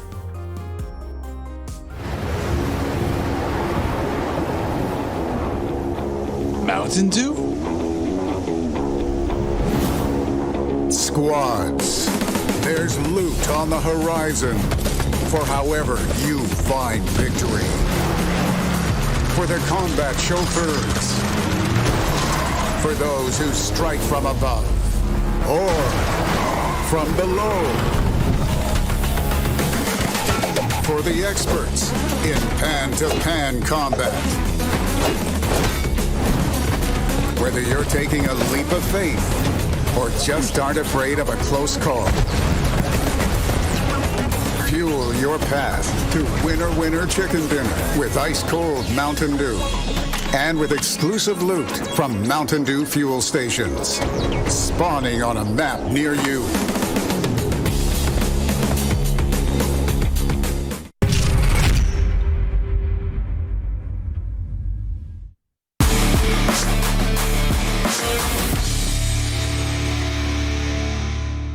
Hopefully all the teams are fueled up and ready to go, considering we have only 2 matches left to go in day 2 of our play out of 20. But before we get fully into the game, we need to update you guys on who's going to be playing and, of course, what map we're going to be on as we make our way into Miramar.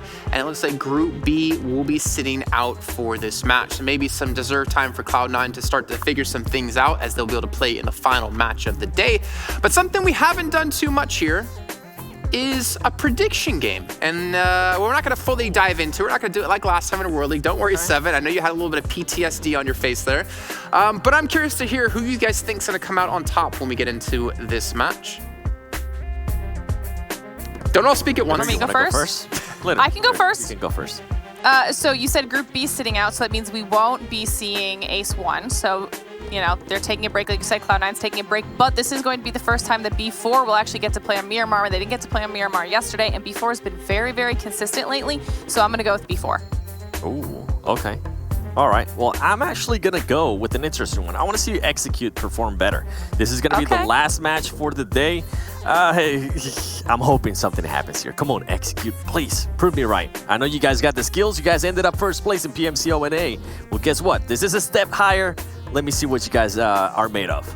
You know, I think I'll do the Hot Chooks play, and I'm going to go for Ace 1 anyways, even though I know they're not playing because, you know what? Vamos, Brazil. All right, well, we guys can go take a quick little break while we get ready for the next match. We're going to bring our commentators in another time here.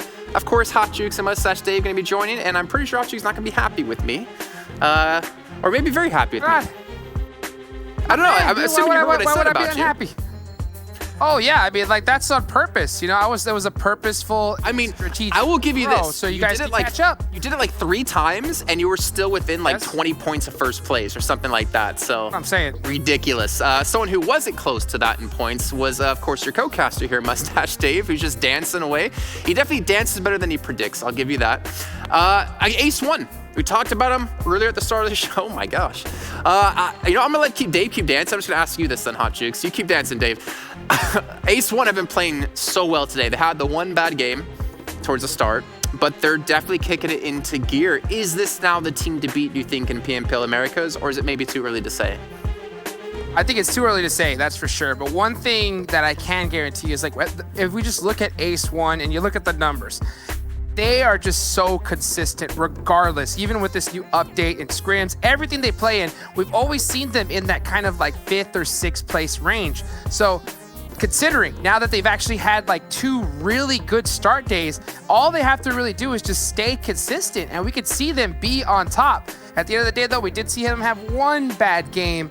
And you know, Loops, these other teams, they're not going to go out without a fight. So I'm really looking forward to. I think we're just getting started here. That's for sure. I mean, we definitely are just getting started. Can I say something? Yeah, sure, Dave. Yeah. Thank you. This is Mustache Dave speaking. So I actually spoke to one of the members from Ace 1, and they said that this new point system actually favors their playstyle. They all trust in each other, and they are a really aggressive squad. And just looking at their total damage over the last 2 days as a squad, they almost have 8,000 total damage. So they are definitely coming in, clocking in, and putting in that work. Yeah, and the thing is, I think teams like Loops, Cloud9, B4 haven't necessarily had the time to adapt to the new point system. Obviously, they know deep down that it has changed, but maybe they're kind of going back to old ways in terms of like how they're calling the rotations. I mean, Cloud9, Hodgix, we're still not seeing them be aggressive in the beginning. We're still seeing them play late game and then try to get the kills then. Well, it just seems to be like this is like their strategy, right? Like Cloud9 always kinds of struggles in the first weeks, but then they come out strong. But I don't know if that's going to work this time with this new point system. And like Dave just mentioned, Ace always being consistent. With this new point system, it might just be their game. Well, we'll find out. We still have a lot of games to go, but we have to hop in now to our next game here. Hot Jukes and Mustache Dave, take it away. Here we go, Jason. Thank you so much as we got these players locked, loaded in the plane, ready to go into Miramar 2.0. And now I'll tell you one thing, Dave. We've had a little couple upgrades here recently to the Miramar map, and that is going to be the vending machines. They're now Mountain Dew vending machines. Oh, man, you know what? I think that now, just because of the Mountain Dew game field vending machines, that every single time you get one, it should be like an adrenaline syringe, you know? Every time you pop one of those, you get full boosted all the way to the max, baby. Hey, we're doing the do. We are doing the do out here. And you know what? Jason brought up an interesting question on the desk. Predictions, man. Before we get on with this, you didn't even ask us. How rude. You didn't ask us. So I'm going to ask you, who do you see winning? I'm personally going to agree with Glitter. I think this could be a huge game for B4 Esports, and I think they will get the chicken dinner. But who do you have your eyes on here? Man, you know, there's so many great teams playing in this one. I think I'm gonna go honestly between Loops and XSET. Those are my two choices, really. You know, I think XSET has a really, really strong roster. I think it's only a matter of time before they pick it up. Loops, we saw it in the scrims, right? When they were on page 2, we kind of memed on them a little bit. We're like, wow, Loops in page 2, they must be throwing. And then the next few games, they ended up in first place. So I think it's only a matter of time before they could be like a boxer, you know, like once you get hit, you start punching harder. And I think that's what I'm going to see from Talking about getting punched, though, you know who I'm looking at? I'm looking at the Knights and Nova. Back in scrims, power grid all day long. They were going back and forth. Yeah. So I see the Knights right now drop, but I'm trying to pinpoint. Okay, so Nova. Wow, okay, so they gave it up. They called off. Yep, they gave it up. Okay, so we will not see that early engagement. I mean, it's about time, though. It's about time because early fights, man. I mean, if you get taken out 16th with no kills, that's 0 points. The goose egg. And you know, as the days progress, you know, the leaderboards. But a fight that we did see multiple times in scrims, HQA versus Loops. We saw this about 4 times over the PMPL scrims. And it's so interesting because I got to talk to some of my colleagues here, and they said when they talked to HQA, I believe it was Glitter said that HQA said that they're going to drop on Loops, and they are not giving up San Martin. They are going to fight them. They will not. They said that no matter what, they are going to constantly drop here. So, and heck, this is money time, and they're putting their money where their mouth is. They're doing it. And the crazy part is we saw it during the scrims. HQA did not get the better of this multiple times. So now that we're seeing it here, I guess we'll see if they're going to be able to get it done. But also, just a quick reminder, ladies and gentlemen, just in case you were a little confused at the start, during the scrims, we saw Pittsburgh Knights and Nova battle it out for power grid every single game. So that's why we were definitely a little surprised that we didn't get to see that. Nova said, hey, you know what? We've had enough of this. We don't want to hot drop early, play it safe. But HQA against one of the top teams in the lobby, you know, says, we're going to still hot drop Loops and make them work for the loot here in San Martin. Make them work. So with that being said, though, I mean, HQA, they are saying, we are not changing. We are not going to change our spot. We will fight Loops every single time. At the end of the day, I feel like Loops have a lot more to lose off of that then because taking some shots out there. Yes, we've seen in the scrims Loops come out on top multiple times in this engagement, but they always lose 1 or 2 members along the way, and then they're forced with that duo or maybe, worst case scenario, that solo to try to play the rest of the game out. So with Loops, knowing the fact that HQA, they are not going to give this one up, will they decide to pull off this one and, you know, not risk that much here early game on Miramar? Who knows? Oh, Cross smoking out the vehicle and trying to secure it. Will he be able to get away with it? Oh, nope. Wow, really risky trying to go for that. And he's going to pay for it really, really quick.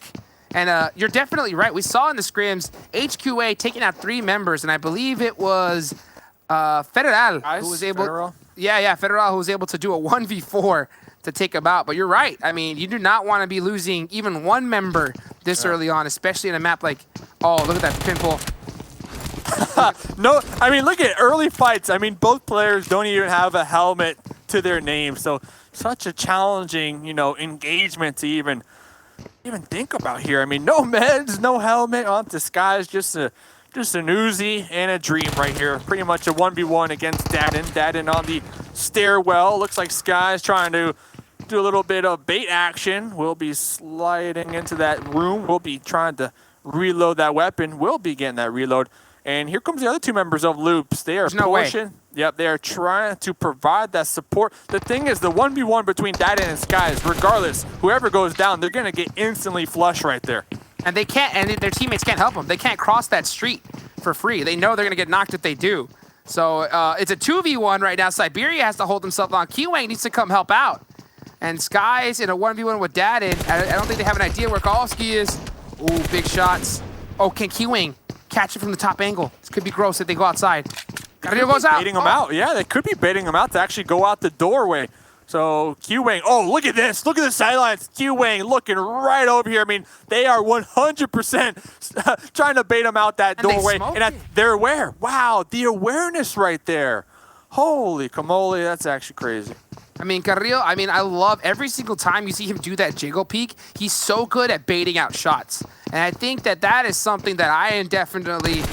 Oh, look at this. Siberia 2v1. Too strong.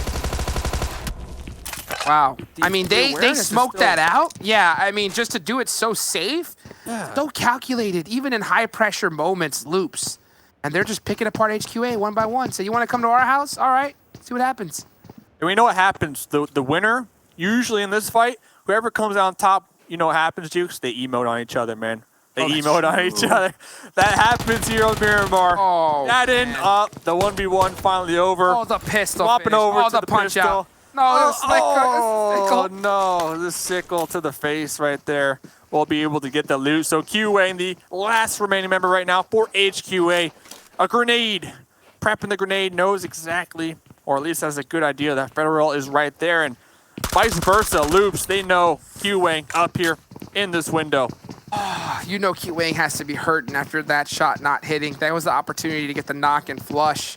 And yeah, now with those shots, they know exactly, of course, where he is. And Loops is going to just push this 4v1. Q-Wang, can you do it? Oh. Oh, you can't. Not even a chance. Not even a chance. That one, yeah, okay. HQA, keep dropping. Keep dropping. I mean, heck, they made him pay for it. And yeah, Loops, they'll take those points all day long. But this is the crazy part. I mean, I know I talk about him a lot, but just looking at Loops, the way they push, so aggressive, so calculated. And you saw with that angle, still taking the time to be patient, throw a smoke out. I mean, it's just so calculated, even when they're being aggressive. And I think that's what just separates them so far ahead of so many squads. But still, I mean, they're not number one on the leaderboards right now, so they gotta make that happen first. Hey, they're number one in my heart, though. They are. Ooh. I mean, that smoke right there just goes to show you how they're just on another level, right? They're on another level. I want to say most of the time teams would just send it on out there. I mean, they're so tunnel vision. They want to get that quick thirst, that quick kill, because they know it's a 2v1. So they might just rush out and not even think twice about any type of alternate angles that might be held right there. I got to also give it to HQA. I mean, they tried to bait out Loops right there. Like, we don't normally see those bait plays come into action there. So huge shout out to HQA trying to go for those 200 IQ moves right there on top of that. Yeah, I mean, the only difference is, like, with Loops, they're so seasoned and experienced, especially playing at this high level. Like, you cannot miss a shot. So, for example, I mean, you can flick onto a player. And if your flick is a little off, sometimes you just do that little micro correction to get back on the player. And that little micro correction may cost, you know, a half a second, if anything. And the thing is, at this level, Loops, they do not have to make a correction. They will flick directly onto your head. You cannot make a mistake. We saw it in Sanhok. You know, like Carrillo was wide out in the open and just missed with the Uzi, and Carrillo made him pay for it. So, man, these guys are just, they're on point. And Team Queso, looking down at Nico. Yeah, that truck's on smoking on up. That truck is no longer able to be utilized here in this game. I hope for the sake of competition and for HQA, I hope I know, you know what they told Glitter, I hope they peel off that one though. I mean, we saw it with the Knights, we saw it with Nova. They made the right decision to not risk it that early. I mean, at one point there's a sense of, okay, you gotta just put your pride to the side and just think about the big picture here. I mean, you just have to. And there's so many other opportunities for them to get loot here on Miramar without putting themselves in that type of danger, especially against Loops out of all teams. Like, oh man. So hopefully we do see them peel off. I know it's always exciting, but I want to see the team excel here. You know, I want to see HQA really pop off, and they're good at getting kills, but not the best with placement points. And you know, when they hot drop Loops, it doesn't help. Yeah, it sure does. And Angry got a great angle here, and he's going to buy some time for Joey the best he can. Joey, a serpentine, that's what you got to do right there. And Angry does not have an angle to put any more pressure, but Joey's going to get safe. Great, you know, support play to be able to kind of hold that off for a second, allow Joey to live a little bit longer. You know, but back to the HQA, you know, and Loop's talk. You know, HQA can share that with Loops, but they have to create they can, because you can split loot a major city. You just have to put your team in a position to say, hey, you know what? We're gonna loot half of it. We're gonna land off of you guys, loot these buildings, and then take off. But you have to have that loot route perfectly in place, knowing where the vehicle is. And if the vehicle is a not a guaranteed spawn, then and if that vehicle's not there, then you could be in a lot of trouble. So it all depends on how you want to play it. But you know, trying to fight Loops early on, it's just so risky. Regardless, even if you're able to win that fight, you're gonna lose a couple members, and that loss early on, it's tough.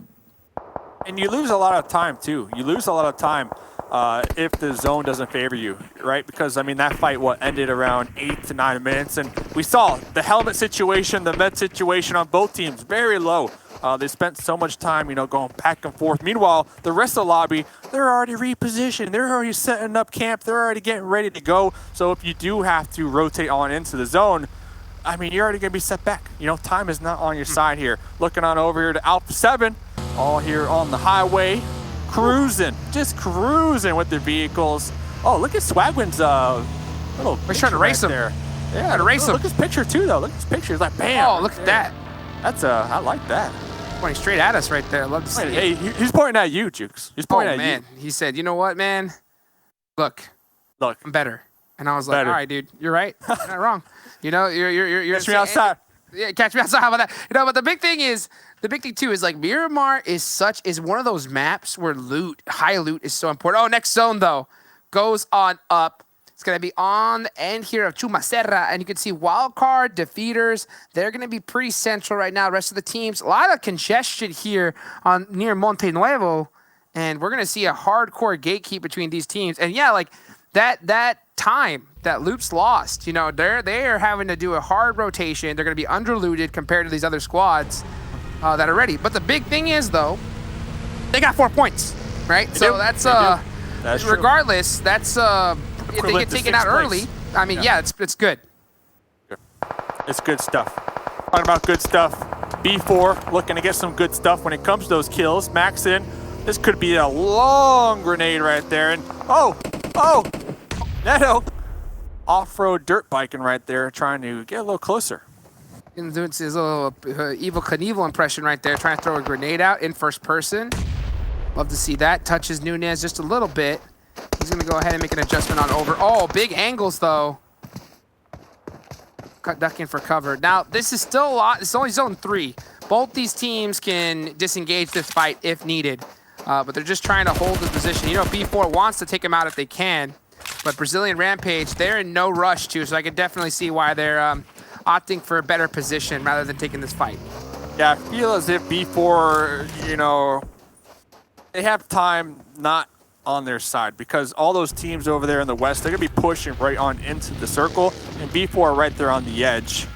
Like you said, Brazilian Rampage, they're a little bit more center. They have some better cover to work with. We have XSET, we have the Unnamed, we have Execute, the Knights all over there. And talking about the Knights, yep, Angry making the pull up right here. Trickster with that bus trying to flip that one, and Angry gonna be pinned down for the time being. Joey bleeding on out. Looks like the Knights trying to flush them out. They have an idea that they might be in this building. Yeah, they're trying to get this spot. Loops is on the other side, though, and they can third party this. They're hearing those grenades, and they can totally use this opportunity, especially with kills being a priority rather than zone. Which side are they going to be able to third party this, though? Angry needs to make a major play if he wants to make out of this one alive. Here comes the blue as well, the blue zone. And like you said, Loops, they hear this. They hear this. They're going to be cruising right by the Knights. The Knights, they're looking. They have an idea. Angry, trying to remain undetected right now. Has all the information, knows exactly where these players are. Will they spot them out right here? Oh, popping in the buggy. Okay, going for positioning. And seek. Angry might have lucked out. Will he pop a shot at these guys on the way out? I don't think so. Yeah, he's got to wait. He could take these two, though, since the other two went ahead. Ooh. And he just might. Yep. There's one. Gets two. Oh, there's two. Angry. 2 points. Guaranteed. Just like that. And he can heal out. He can heal out, too. With the loot he's about to grab. Yeah, you can see him picking up some drinks. Oh, he needs to hit the first aid quick. It's chunking, though. Yeah, it is chunking. It is chunking. The Knights, we see them kind of make a pit stop. They're still going to be in the blue. They're going to be waiting right there. They want revenge, but is it going to pay off? The next zone does go on up, and it shifts even further to the east right here. Checking. Oh, Angry's dead. Checking in with the squad, the Unnamed. Like Rand might have spotted out one of these enemies. Fanboys and kill switch in the distance. Yeah, this is circle number 4, and this one stings bad. And you can see the Pittsburgh Knights losing a member to the blue zone as well, 19. I mean, this is a tough rotation, and they got a long way to travel to get into this next zone. We'll see if they're going to be able to. We're currently looking at BDM right now. Defeaters are holding the edge of the zone. They need to get in this circle as well. Man, tough battle for all these squads right now outside this circle. Yeah, really nice circle for Team Queso and Wildcard, though. On the flip end of that one, they have some nice compounds to work with. She-Fan, can we toss that one? That's going to be up. Cooked just a little too much, a little overdone. Q looking to return the favor. I think that one's going to go way past the mark right here. She-Fan currently just trying to put as much damage right now. He's going to be aware of BDM back there in the distance as well. I think those are keep away nades right there. Those are nades just saying, hey, don't stand there. You know, move back just a little, just back up just a little bit, because he wants to kind of get some pressure. He's going to a replay right now, and yeah, Angry. Nice. Oh, so beautiful. You know, it's so devastating for PK though. There's no worse feeling, you know, than just getting caught out like that. At the end, Nitrix though catching Q. The Unnamed gonna have to hold it down as this zone has shifted off of them. And they need to get going quick, but Trix is not letting him off easy. The last remaining member for the squad, 19 Esports as well. Mini in hand, forced to heal on up.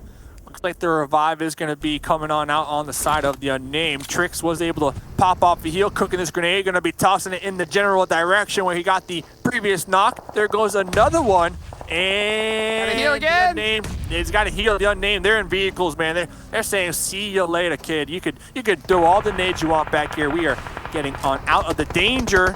Right in front of them, they see some smokes. It's going to be Nova in the smokes. Ran, getting turned on right there from Cat. Out of danger into a whole mess of other dangers. Nova, but now Nova getting taken out by B4. I mean, there's just skate keeps going all over the place. And Bucky, vehicle on fire. It explodes, and there he goes, the Unnamed. Not able to make it into this next zone alive. And Trix, the solo member for 19 Esports, still in the blue, still alive. 12 teams to go. If you get taken out right here, right now, that's going to be 1 point for placements. Boss tossing out these smokes, wants to get the resets. Boss is actually the only one still up for the squad. And we get the reset. If they can, that will be huge for the squad. And Trix taken out to the blue zone. Yeah, the blue zone's just too strong right here. Oh, he's going to have to hit the shimmy. He's doing it so hard. Lay down smoke.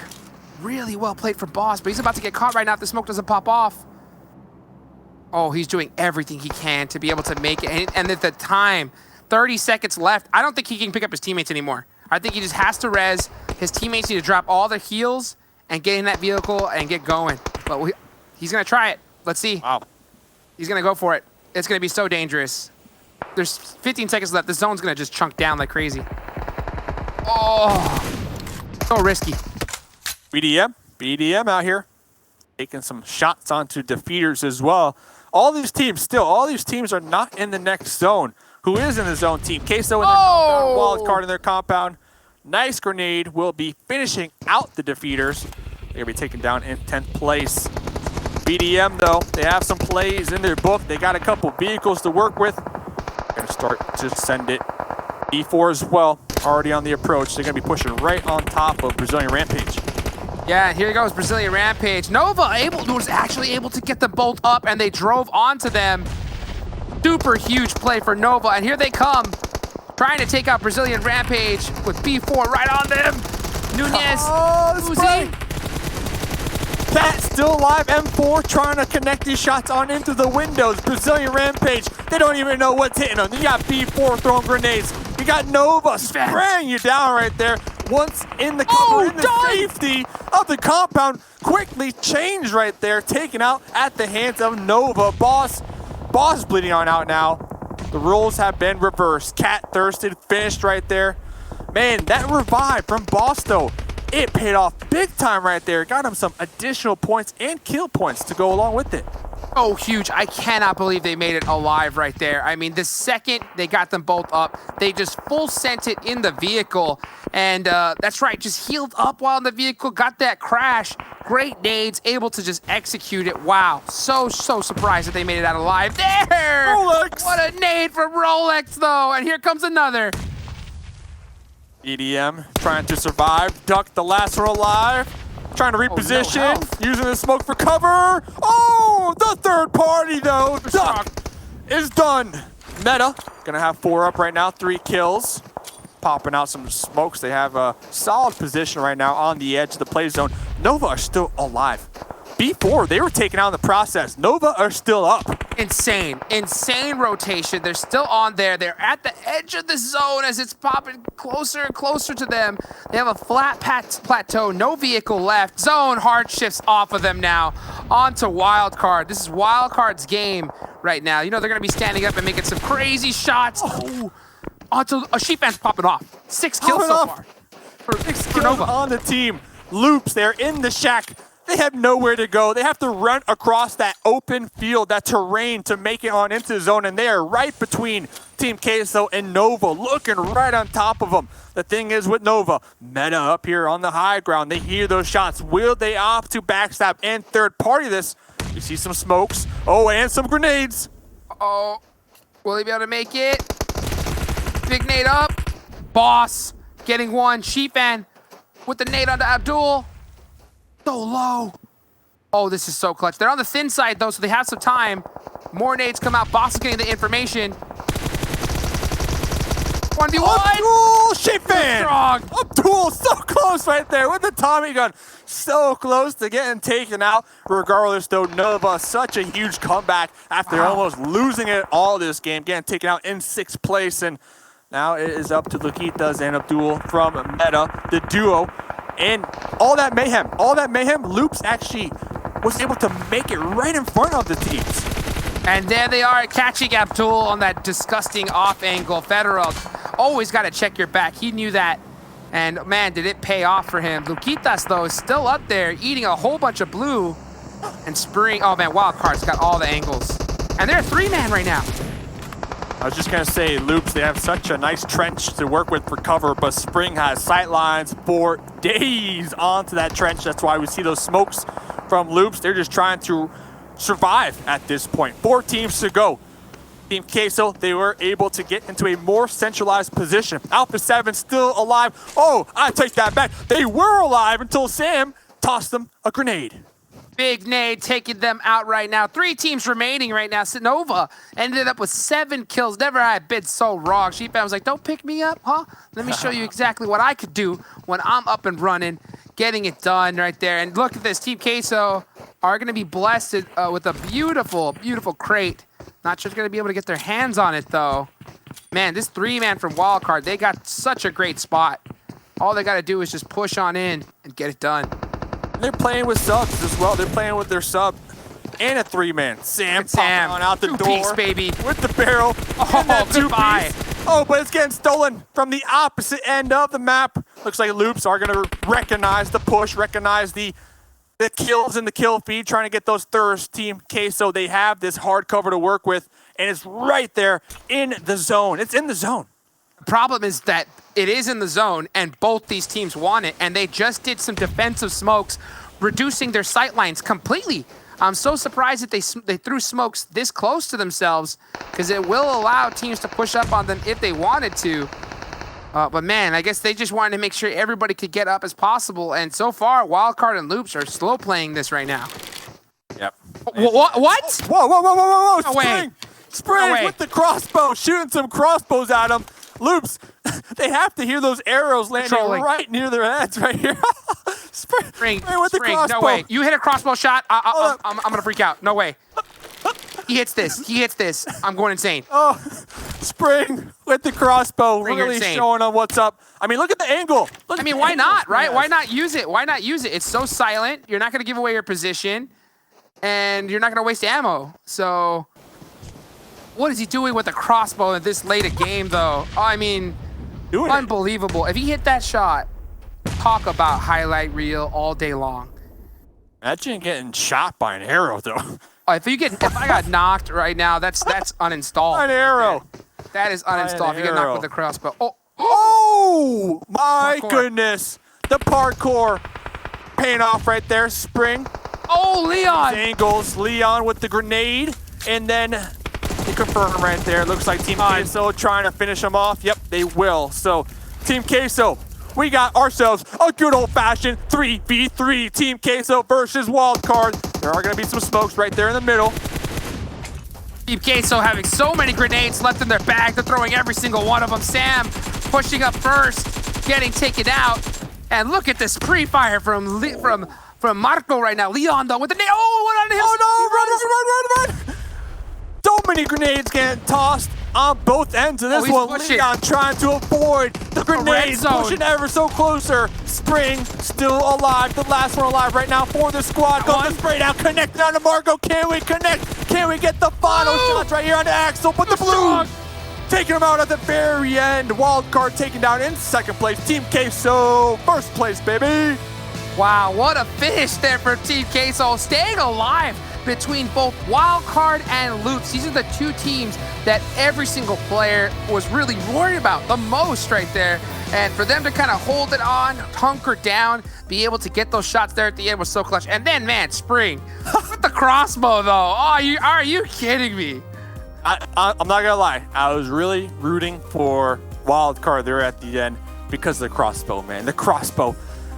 Loops, they got pinched, though. They got pinched hard between both Wildcard with the crossbow onto Spring and then Team Queso. I mean, Team Queso, their hard cover, though, it really helped them towards the end. Sure. I mean, it was in the zone, and it allowed them to avoid all those grenades pretty much getting tossed in their direction from the side of Wildcard. And I love how Team Queso, and I was talking about how much utility matters in Miramar, and they had so many grenades there at the end, saving them, and threw every single one they had to get that big chicken dinner. Jason, as Jason reappears back into there, what do you think about that crossbow play, Jason? I was kind of really hoping they wouldn't bring me back in, and you just look stupid. Like, as you bring Jason back in, where is he? The crossbow, I mean, like you said, highlight reel. It would have been the moment if he could have connected. It would have been the hopes of Loops having a tough time. It could have been honestly amazing. I would have loved to have talked to him as well after, be like, how did it feel hitting that shot long range in PMPL? The thing is, for Wildcard, right, not only were they using the crossbow, they had 3 players from the start. That's the second time today they've had that. And the first time they did it, I think, was their initial game, and they actually had really good placing as well. So I don't know what it is. Maybe they should play with 3 every time. Well, I know, right? Stay in school, kids. Exactly. Right? Well, you guys go take a quick break. We'll come back with our 5th match when we need you guys, and we'll check with you later. Let's bring our experts back in, though, so they can talk about that game. Maybe they get their opinions on the crossbow. Or no opinions on the crossbow.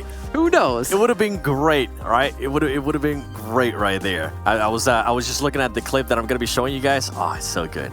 We have a clip? Good. Oh yeah, we do have a clip. I can't remember. I forgot. I just enjoyed talking to you guys so much. I don't want any other things coming up, like our map rankings, which are going to come up right now so you can see how many points the teams did accumulate. And of course, it's going to be Queso taking themselves the first place finish, getting themselves 7 kills as well. It's actually, funny enough, one of our like lower kill games I feel like we've had, though it's more spread out across the leaderboard, Glitter. Yeah, and I think that says a lot just kind of how the map went for everyone, but the fact that we see Wildcard up here is huge. They've really been struggling with 3 for people? the past couple days. Yeah, that's just impressive. Not only that, but they were able to get a second place finish with 3 people. That's fantastic. And they needed those points as well, as did Loops. Loops able to pull down seven kills to themselves as well with the 3rd place finish. But Nova, we need to talk about Boss and GFAM for a little while there because they were in such a bad spot, especially when they got pushed with that fight by Brazilian Rampage. And the fact that they were able to get themselves that many more kill points in the process is huge for Nova because, you know, you've said yourself, Seven, that they've been a little bit slow so far here with their games, and that's not what we were really expecting from Nova. We were hoping that they'd do a little bit better. And then as we move farther down the list, you see Meta Gaming coming through with 5 kills. Nice to see some consistency coming out of Meta. Alpha 7 needs these points. So 8 placement points is going to be huge for them. 3 kills as well. And then finally getting some kill points onto Execute. So that's pretty good for them as we move here into the 2nd page. Definitely enjoy seeing the extra kills there by Execute, though. That was one of the teams that I was looking forward to. Remember, it is going to be their last match for today as well with Loops Esports. So good for them to have better performances here. As we do go towards the 2nd page, we see B4 Esports there with only 1 kill. And on that one, I kind of expand a little bit more. And XSET did end up getting 2 kills there, which those 2 kills I will be showing you because I think it was just such a great veteran play from Angry being able to secure those extra 2 kills. Pittsburgh Knights ends up with 1 point, helping Quit Addiction 0 points right there. You hate to see it, but it does happen. 19 Esports 2 points, Defeaters 2 points. And with B4, it was interesting, right? They had a player from Nova Esports down, and they also kind of had the numbers. They were trying to heal up as well. But I know when we were watching it there, Clear, we were kind of hoping that they would just go for it. They would push. They would have ended up with a better pretty much position, and they more than likely would have ended up with 2 extra kills on their tally. Well, Boss. Yeah, and I think was the only one up, right? Oh, go ahead. And it was GFAN and it was AZ who were down. And then somehow he like snakes his way forward to get the reses on his teammates. Like, and then they get themselves like a lot of points off the back of that, Glitter. Like that's for a new player for Boss. And again, GFAN's saying that, you know, the 2 new players they picked up aren't really experienced. Right. That's a high pressure situation to be in, and I think he performed well.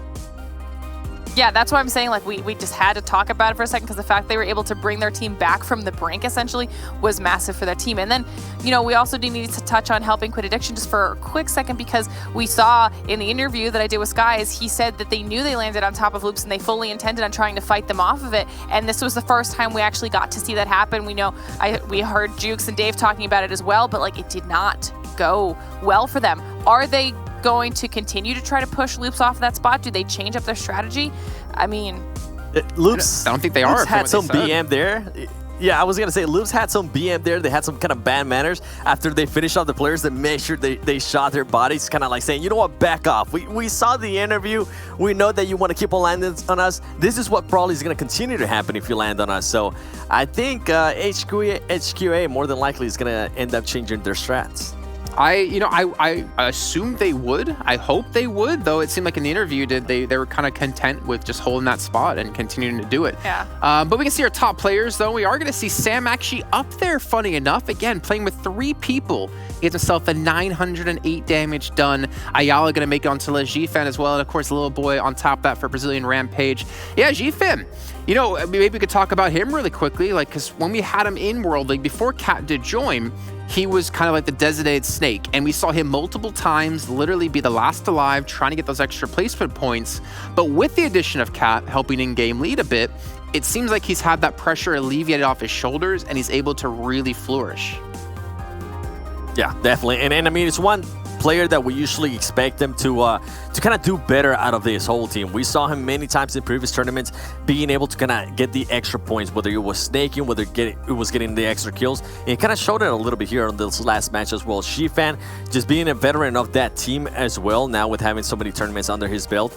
I wouldn't be surprised if we start seeing him more out of him. I want to see more support out of all the players there. We saw Buzz starting to kind of shine a little bit more. One other surprise that I actually enjoyed from the top players there was, I believe it was Ayala from Team Queso. This is the 2nd time I believe Team Queso now wins in Miramar. Could we start seeing a trend here with Team Queso in Miramar?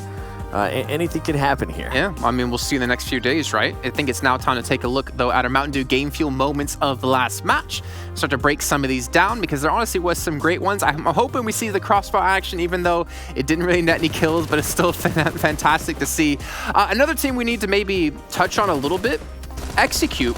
Because yesterday, they didn't do too bad. They had Zute playing for them. Now they took Zute out for all their match, if I'm not mistaken, today. I'm kind of curious why in particular, because I feel like the experience Zute can give you, I mean, obviously they did well without him in PMCO, but like Zute has experience against a lot of these, you know, top teams. So I'm curious what the decision was of trading him out today. And it could be just maybe comfortableness, right? You got to remember, this team made it here for a reason. They didn't really have Zute when they got the #1 spot in PMCO North America. So it could be that maybe they're just trying to go back to that feel and that vibe. And what Zute is able to provide to that team is just the experience, the veteran player that he is. But he can be kind of not only just a player, he can be a great coach as well in breaking down plays. I've seen him break down plays, and that man is amazing. Something that I do want to notate about that previous match for Execute, their main fragger, at least during the PMCO&A, which was Killswitch, did end up getting 2 kills. So it's a good way for those players that you kind of need to show up, starting to wake up, as you're seeing now here with Killswitch. I remember yesterday we saw, I believe it was during Sanhok, we saw Echo clutch up and being able to, I think it was kill 3 people. So it might be just a slow starting thing. If we continue to see this kind of performances, I think to the middle of next week, that's when I'm gonna maybe get a little bit more worried. But I think right now they're just trying to get their foot set. They're trying to figure out how they're gonna play, and they're trying to figure out also, Glitter here, how they're gonna involve Zute. Yeah, and then as we take a look here at the final moments of our last match, I mean, I really thought when we were just looking at the perspective there of Loops, that they were going to be able to get some kills onto Queso and almost free up some of that firepower coming from the side of Wildcard and give Wildcard the opportunity to take down that win. But between Queso and Wildcard both focusing on Loops, once Loops went out, you know, the Queso just had the cover. But I watching that whole thing through, I'm just so proud of what Wildcard was able to pull out with what they were kind of dealt cards-wise. Yeah, I mean, I think they kind of did something similar to like the Cloud9 style, just like play for late game, play for placements, except they were able to get 6 kills as well somehow in that one. Probably because Sam did a buttload of damage in this. But really, yeah, I mean, it's nice to see. I think I'm going to actually talk to them after this to kind of figure out what is going on within the lineup of like why they're not able to field 4 players as often. But at the rate they're playing, screw it, field 3 every time, because you're doing so much better today with 3 than he did yesterday.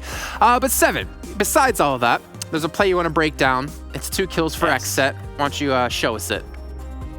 I feel like it needed to be highlighted. It just shows the veteran play, maybe shows a little bit more awareness to it. And that's going to be with Angry now. Keep in mind, before I even started, there was another car from PK that had left. Angry just kind of watched him go by. There was another player over here by PK before they got into the car that was just kind of waiting. I think they realized there was another extra player there, but they weren't expecting that little snake, that little spider that Angry is, because that little snake and then there's a spider. Hey, I say spider, okay? You can be, both can be sneaky, all right?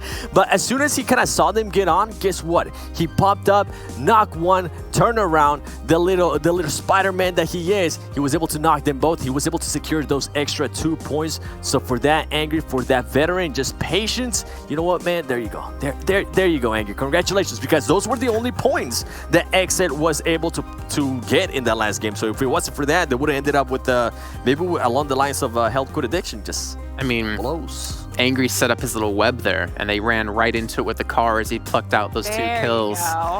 You know, the thing is, you sat home, you're like, it was 2 kills. Like, out of all the matches, that really going to matter? I mean, yes, 2 kills, 2 points is a lot. We've seen teams not qualify for things for by 1 point.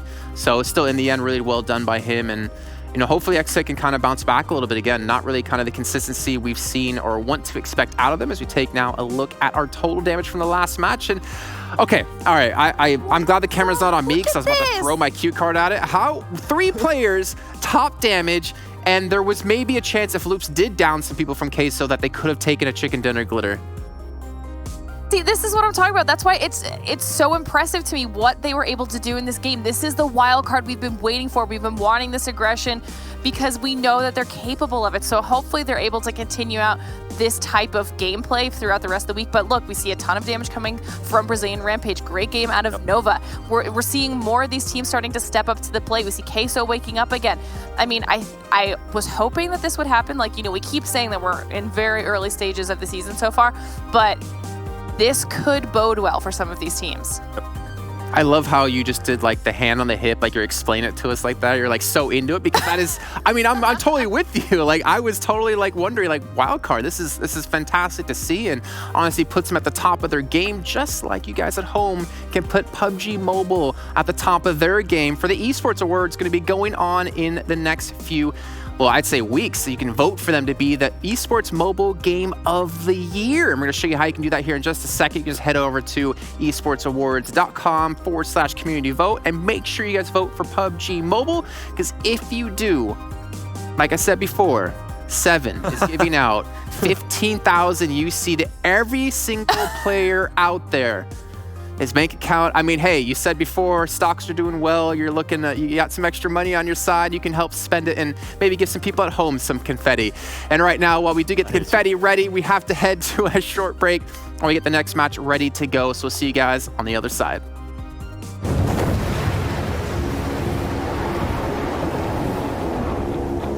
Mountain Dew? Squads. There's loot on the horizon for however you find victory. For the combat chauffeurs.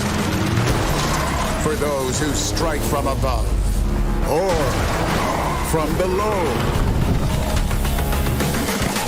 For the experts in pan-to-pan combat. Whether you're taking a leap of faith or just aren't afraid of a close call. Fuel your path to Winner Chicken Dinner with ice-cold Mountain Dew. And with exclusive loot from Mountain Dew fuel stations. Spawning on a map near you.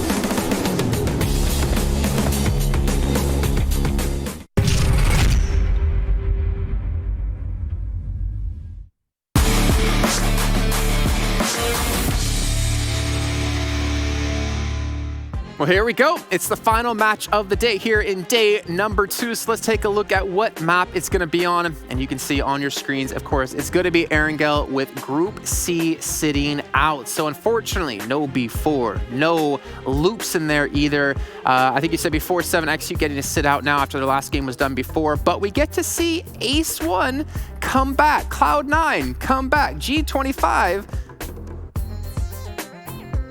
I was hoping one of you'd say come back. We get to see all those teams rejoin us here yet again. I mean, we saw Pepito with the 1v4 up against BDM. We got to see Ace 1 have a rocky showing in their first match of the day, but definitely bounce back later on. I almost wanted to go into predictions here, but do you think, and it's not going to be a prediction, it's more of your thoughts of, do you think Ace 1 can win yet again today? Yes. All right, well, we know where 7 is. They're just being, I love the way they're playing. Remember, this was a team in the previous PMPL that they got 0 wins, but they kind of had that you could see that they were almost there. And now that they kind of finally got over that win, now that they kind of finally have some momentum going their way, some good placements. Obviously, the first game that they played today, it wasn't the greatest, and it tends to happen. It's going to happen at some point. Nobody can be perfect here. But I really hope they come out. As you can see right there, the stats, almost, as Mustache Dave was mentioning earlier, almost 8,000 damage between all of them. You got 48 kills, and something that I love is they only have 35 knocks. So you can see how much awareness they're having, how many kills they are trying to steal here. So Ace 1 is definitely my pick for this next one. I mean, if it's literally World League right now and you cover up their logo, I'd be like, okay, that's Loops. Loops. Exactly, right? I mean, literally, like, is this the team that's going to knock Loops off the pedestal in Brazil? I mean, if they can keep up this level of aggression and just be consistent the whole time, then they're a massive contender for that top 3 spot. So that's definitely a team that I'm going to be paying attention to a lot throughout this first week, because I think the first week is going to be essentially laying the foundation for the rest of the season for a lot of these squads. I'm actually, though, moving into this final match of the day, I'm going to be looking at Cloud9. Erangel is a map that they can do well on, and we've yet to see a very stereotypical Cloud9 performance out of them, and we know they're capable of it, so I'm hoping to see if they are able to bounce back at all. Okay, well, why don't you two go get yourself an ice-cold Mountain Dew, go chill, watch the game, and we'll check with you guys when the match is over. In the meantime, you guys can still be tweeting to us. Like always, we'd love to hear what you have to say. Tweet to us at Esports PUBGM with the hashtag PMPL. Let us know your thoughts. Talk to us about anything, because we want to talk to you. We don't get to see you right now. We don't get to talk to you right now, so at least do it in that way, so we have the chance to communicate. And now we're gonna bring our commentators, as I luckily at least have them to communicate with, because it gets very lonely here in this studio all by myself. Hot Jukes, Mustache Dave, the Dave Meister himself, the Sandal Pioneer of 2020. Moving into our last match of the day, first day of casting for you guys. I want to hear, maybe some general thoughts of the day so far. How have you felt? Have you seen any big changes since scrims till now? How does it feel to be back here with me? Okay, well, maybe don't answer the last one. It feels great. I'm pumped up just to be back and to be able to witness this, first real competition in the new era of PUBGM, and to see so many different squads just really kind of come out, make it happen. I love it. I mean, Ace1 have been just so consistent lately. They're crushing it right now. Got to look at some other squads though, like Loops, the squad we've always been talking about, bouncing back up the leaderboards. Now they're in 6th place overall. So, I mean, I'm really pumped up to wrap it up today and see exactly what the leaderboard is going to look like after today's matches. What about G25, Dave? This team has definitely come out the gate swinging. They have looked good. They've looked very good. Yeah, the 3K nade, like that. The Pepito Finito, I don't know. I guess we can still work on that name. We got time. We got many days to go. I know Hot Chicks, don't be mad at me. I'm sorry. But G25, is this a contender for you, Dave? That could be potentially top 3, could get into the PMGC? I mean, if Papito can continue fragging out like they have been the last 2 days, then for sure. I mean, G25, not only are they getting into really good fights that they're winning, they're positioning. They're always first or second to be on the jump in their vehicles. Right when that zone pops, they're in their vehicles, sending it right away. And they're just always on the edge with the ability to gatekeep. So I feel like that's kind of going along with their strategy, not getting caught in the blue like we see a lot of teams doing. So I like that they're really fast paced. They got the gun skills for sure. Jason, to answer your question, top 3 for sure. This is definitely the toughest challenge for a lot of teams out there that they've ever had in their careers. They got to maintain this form, continue to grow as a team as time goes on, and this extended event. And it's time now for us to head into our last match of the day. Hot Jukes and Mustache Dave, take us in. Let's get it going, baby. Last match here of the evening, and it's going to be in the brand new Erangel. I'm so pumped up for this one here. The first one was so hyped. Then we got the players in the plane, ready to go. Let's get this one started. Let's go, baby. I'm looking for XSET. I think XSET, besides Ace1, besides G25, I think XSET, this is their game. This is their turnaround game. This is their game to really let Joey just go free. Unleash the beast when it comes to Joey. We've seen Joey by themselves get, 12 kills in one game? So, hey, this is the time, man. I can feel it. Yeah, I think a lot of these squads really need to have that kind of performance here at the end, because Ace is just Ace1, there's just such a consistent team. And for them having such a huge first couple of days, it's going to definitely, put them at ease. All they got to do is do what they normally do, just play consistent, and they could run away with this one. So for all the squads, especially I'm looking at Cloud9, I mean, Clitter really kind of took the words out of my mouth, because they're in 18th place right now. And we've seen them traditionally kind of start off with a little bit of a struggle, and then, like Secretariat, they just come at the end and just show off for everybody. The problem, though, is this is not the PUBG Mobile that it was before. This is the new era, new scoring system, and you cannot get points like the way you used to. So they need to start getting some major games in, and ASAP. Yeah, I mean, at some point, that point gap is just, it's going to be a hard hurdle to even overcome, with 13th through 16th receiving 0 points, 8th through 12th 1 point, and most of the time, we still have 8 teams alive around 20 minutes, right? And then 7th place with 2 points. So the points really ramp up in that top 5 situation. And most of the times, if you are finding yourselves in that top 5, you got a couple kills, 5, 10 kills to go with it. So if you continue to have poor performances like we're seeing from Cloud9 so far, it's going to be a real big challenge for them to kind of play that classic Cloud9 strategy where they catch up towards the end, Yeah, and sometimes it works, and we've seen it. Sometimes it works out for them, and sometimes it doesn't, with them not making it into that super weekend during the World League. So we'll see if they're going to be able to bounce it back as soon as possible. And, it's crazy because, I hear a lot of,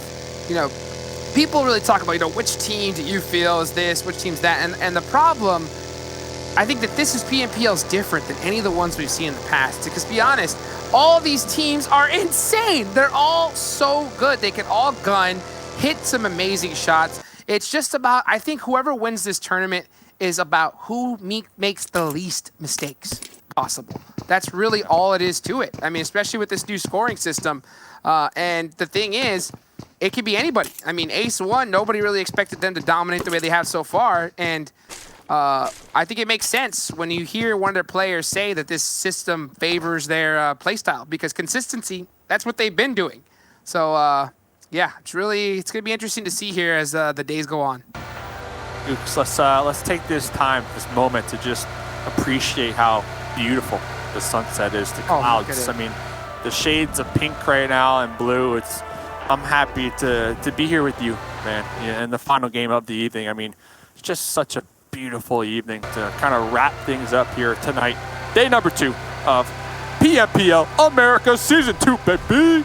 Let's go. Let's go. Oh, let's go. Beautiful, bro. And speaking of beautiful, look at this driving coming out from Gatsby as he's swarming all over the place, trying to get into this next area. And Ace1, yeah, really? they're literally, and they got to get going. They know it. So they're going to get a ton of loot here. The zone is on the north side, though, favoring Wildcard. They like Severny. But they need to get going quickly. And yes, we're talking about Wildcard. Yeah. Been playing with 3 members majority of today's matches, something that we haven't really seen any other team have to deal with. Now they're gonna have a full 4-man. Yeah, so they got them all ready to go here. We'll just see how that kind of comes into play. Oh, real quick, I'm eating some cheese right now. The sunset, it's just sunsets and cheese and strawberries. They just go hand to hand. As Team Queso fan. Big fan. As we watch Ace, I mean, they are quickly. I mean, look how fast they're looting right now. They're making sure to collect it all because they are going to have to rotate here very shortly up there to the north, where we see in the farm Nova, we see over there in Milta, XSET, we see in Pachinki, where they always go, Tempo, Storm. So honestly, when it comes to rotating on into circle number 1, Ace1, they're going to have a challenge. Yeah, especially considering if this zone decides to go ahead and hard shift even further north, like up into that Severny area. They're going to have to pass so many bridges, so many teams to get into the next zone. And this is the great thing, though, about Ace1 with their such great performances they've had so far. They have a good little lead. The thing is, it's still way too early in this tournament to be comfortable. Like, you need to make this lead massive if you really want to feel good going into the rest of the weeks that are coming up. So Ace1, got to make sure it happens the best way they possibly can. One thing that I am starting to notice, though, is I am starting to notice certain teams, like the ones that are currently in the top ranking, at a certain point, when the zone hard shifts away from them, before we would always see the hard rotate in the zone because it was all about just placement points. Now, not so much. Now I think we're starting to see some teams say, hey, you know what? This zone, it's too far away. Let's just go for kills and get those kill points up. And I think that has definitely made it difficult for some teams that are still on that same kind of rotation strategy. Yeah, I mean, at that point, kind of count your loss, I guess, in the sense of the zone is so far away from you. 4 kills. I mean, that's a team fight. That's a straight up 4v4 team fight. If they can come out on top, that's 4 points. That's equivalent to acquiring a 6th place, right, in the lobby when it comes to placement points. And usually we have 6 teams, still alive around 25 minutes. Like, I mean, it's late game. We're talking late game, baby. So if you can get 4 points early on and still have all your squad mates up, you're gonna feel a lot more comfortable that game.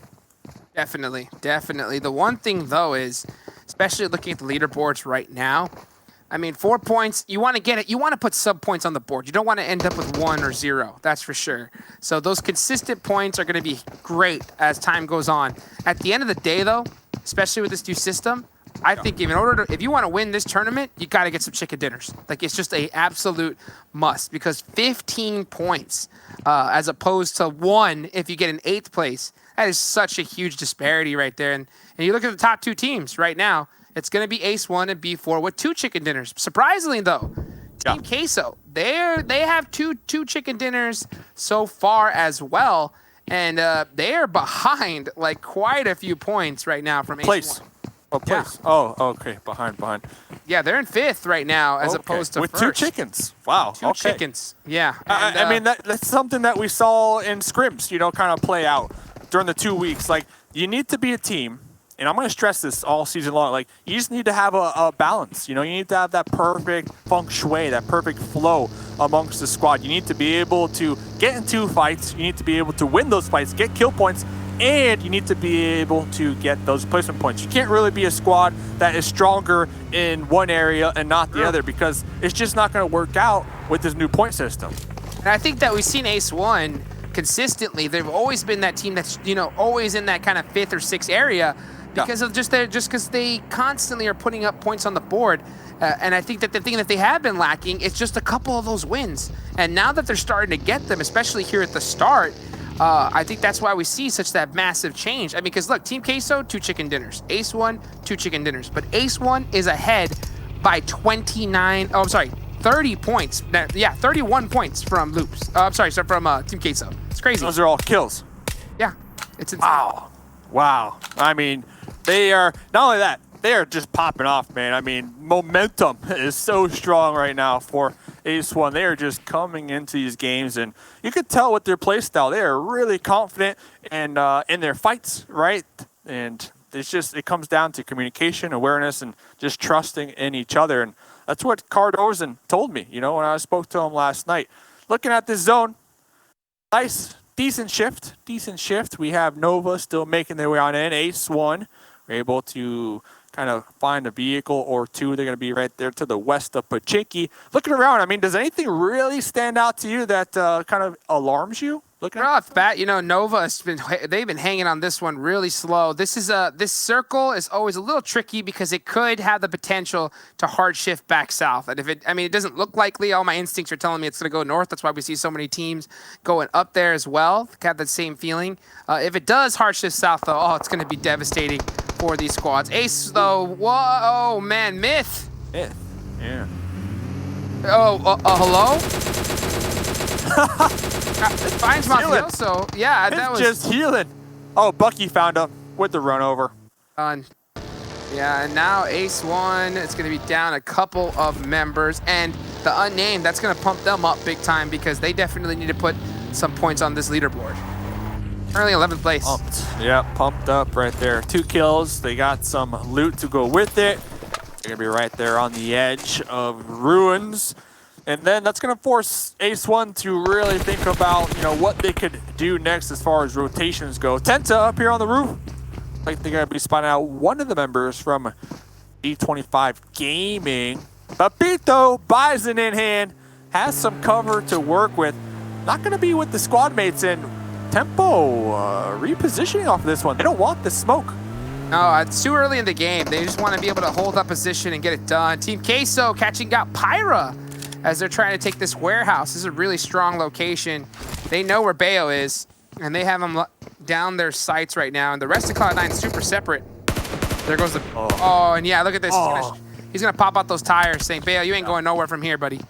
You're ours. You are now ours. Ayala, though, actually gonna be breaching, making their way on into the shack, connecting onto Bayo to finish them off, and looks like they should be able to get their revive. Meanwhile, Klaze right there overwatching the mayhem unfold. So I do believe we have 2 up still for Cloud9. Yep, Adar and Uneven. Oh, what happened over here? Wildcard in the bunker. Looks like 19 Esports were trying to reposition in there, and they lost Asta in the process. Yep, Asta got taken out, and they said, you know what? This is not where I parked my car. We're going to go ahead and move on over to another location. And Team Queso, man, did they rush the heck out of Bale. Bale almost got that flush, too. It was so close. He tried to go for it, just wasn't able to. And now, you know, Team Queso's, man, they're taking up a whole bunch of real estate in this area, trying to just lock this entire space down. This is only circle number 2, and we're seeing a ton of action. But, you know, the crazy part is, back to like we're talking about the point disparity, you know, Team Queso in 5th place, Ace1 in 1st, 31 points separating prior to this game, and 14 of those points were to kills. 20 of those points are to a good solid placement right there. So it's interesting to see like the big difference. Oh, actually, it's pretty even. It's pretty even. I'm sorry, 16. My math's all over the place right now. 16 points in placement. So, man, I'm telling you, you have a couple of bad games, and those 1-point placements, they're just brutal. And if you're constantly ending up in top 5, you're going to run away with this one, I think. Golden.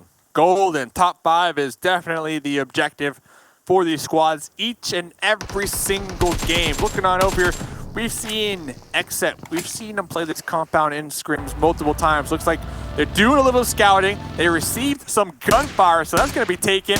Whoa. Angry. Cat, watch out. Cat SLR taking some shots right there through 3 windows. 2 windows right here, then 1 over there. And a fence. Wow, okay. That was not easy with that one.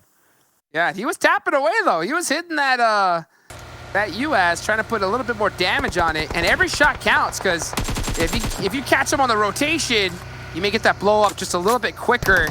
What's going on? Oh, man, Klaze. What's going on? Running right into the drive-by. This Dacia is about to blow up, crashing on into the tree. King A right in front of him. King A spotting, recognizing the push, counting the members. Can see at least 3.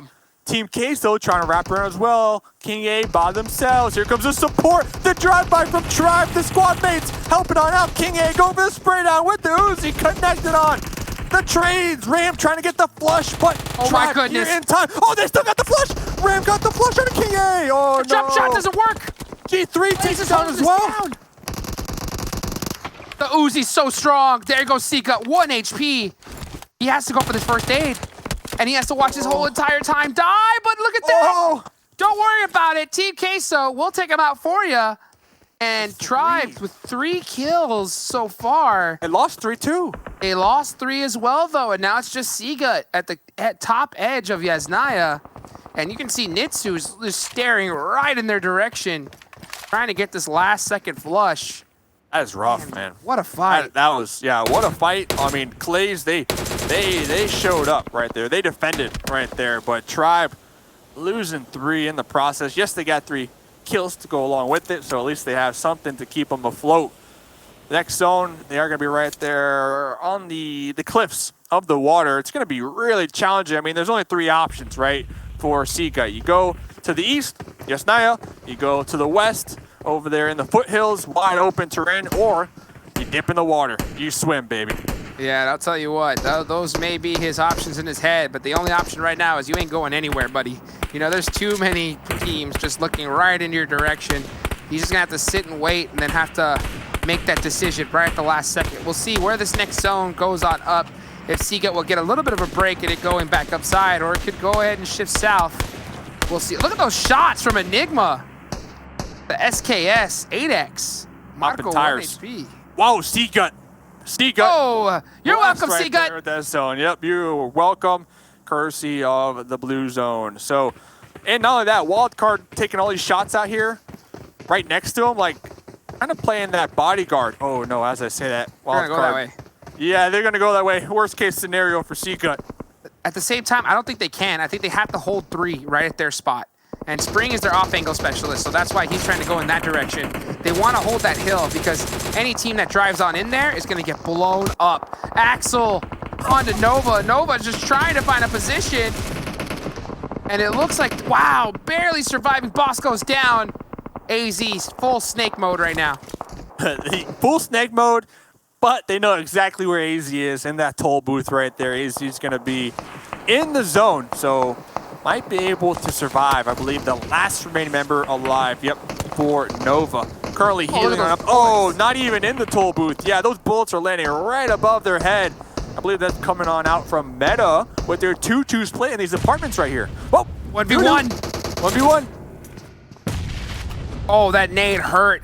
Giving him at a quarter HP. He's going to go ahead and Cloud9 eliminated early on again. Cloud9 just having a rough start here in these first 2 days, but definitely a team that we can expect to bounce back here eventually. Moving back into this last game of the evening. Here comes Neto.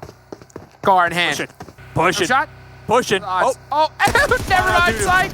The debate. Swapping back on over with the barrel. Oh, his team came though. Trying to spray on into the windows, but here comes the support. BDM trying to wrap around like sharks in the water. They can smell the blood from Doodoo, and Doodoo. Ace1 taken out in 14th position, the final game of the evening. That's going to be 0 points for them as far as when it comes to placement. And that's going to kind of give a little bit of the teams that are currently in that top 5 position a little bit of room to breathe and possibly catch up to them. We'll see if it's possible, though. 19 Esports, they're at the bottom of the leaderboards now. They need to have a big pop-off game right now. Getting shot, too. They're getting shot like nowhere. Everywhere we go, we check in with the players. We see what's happening.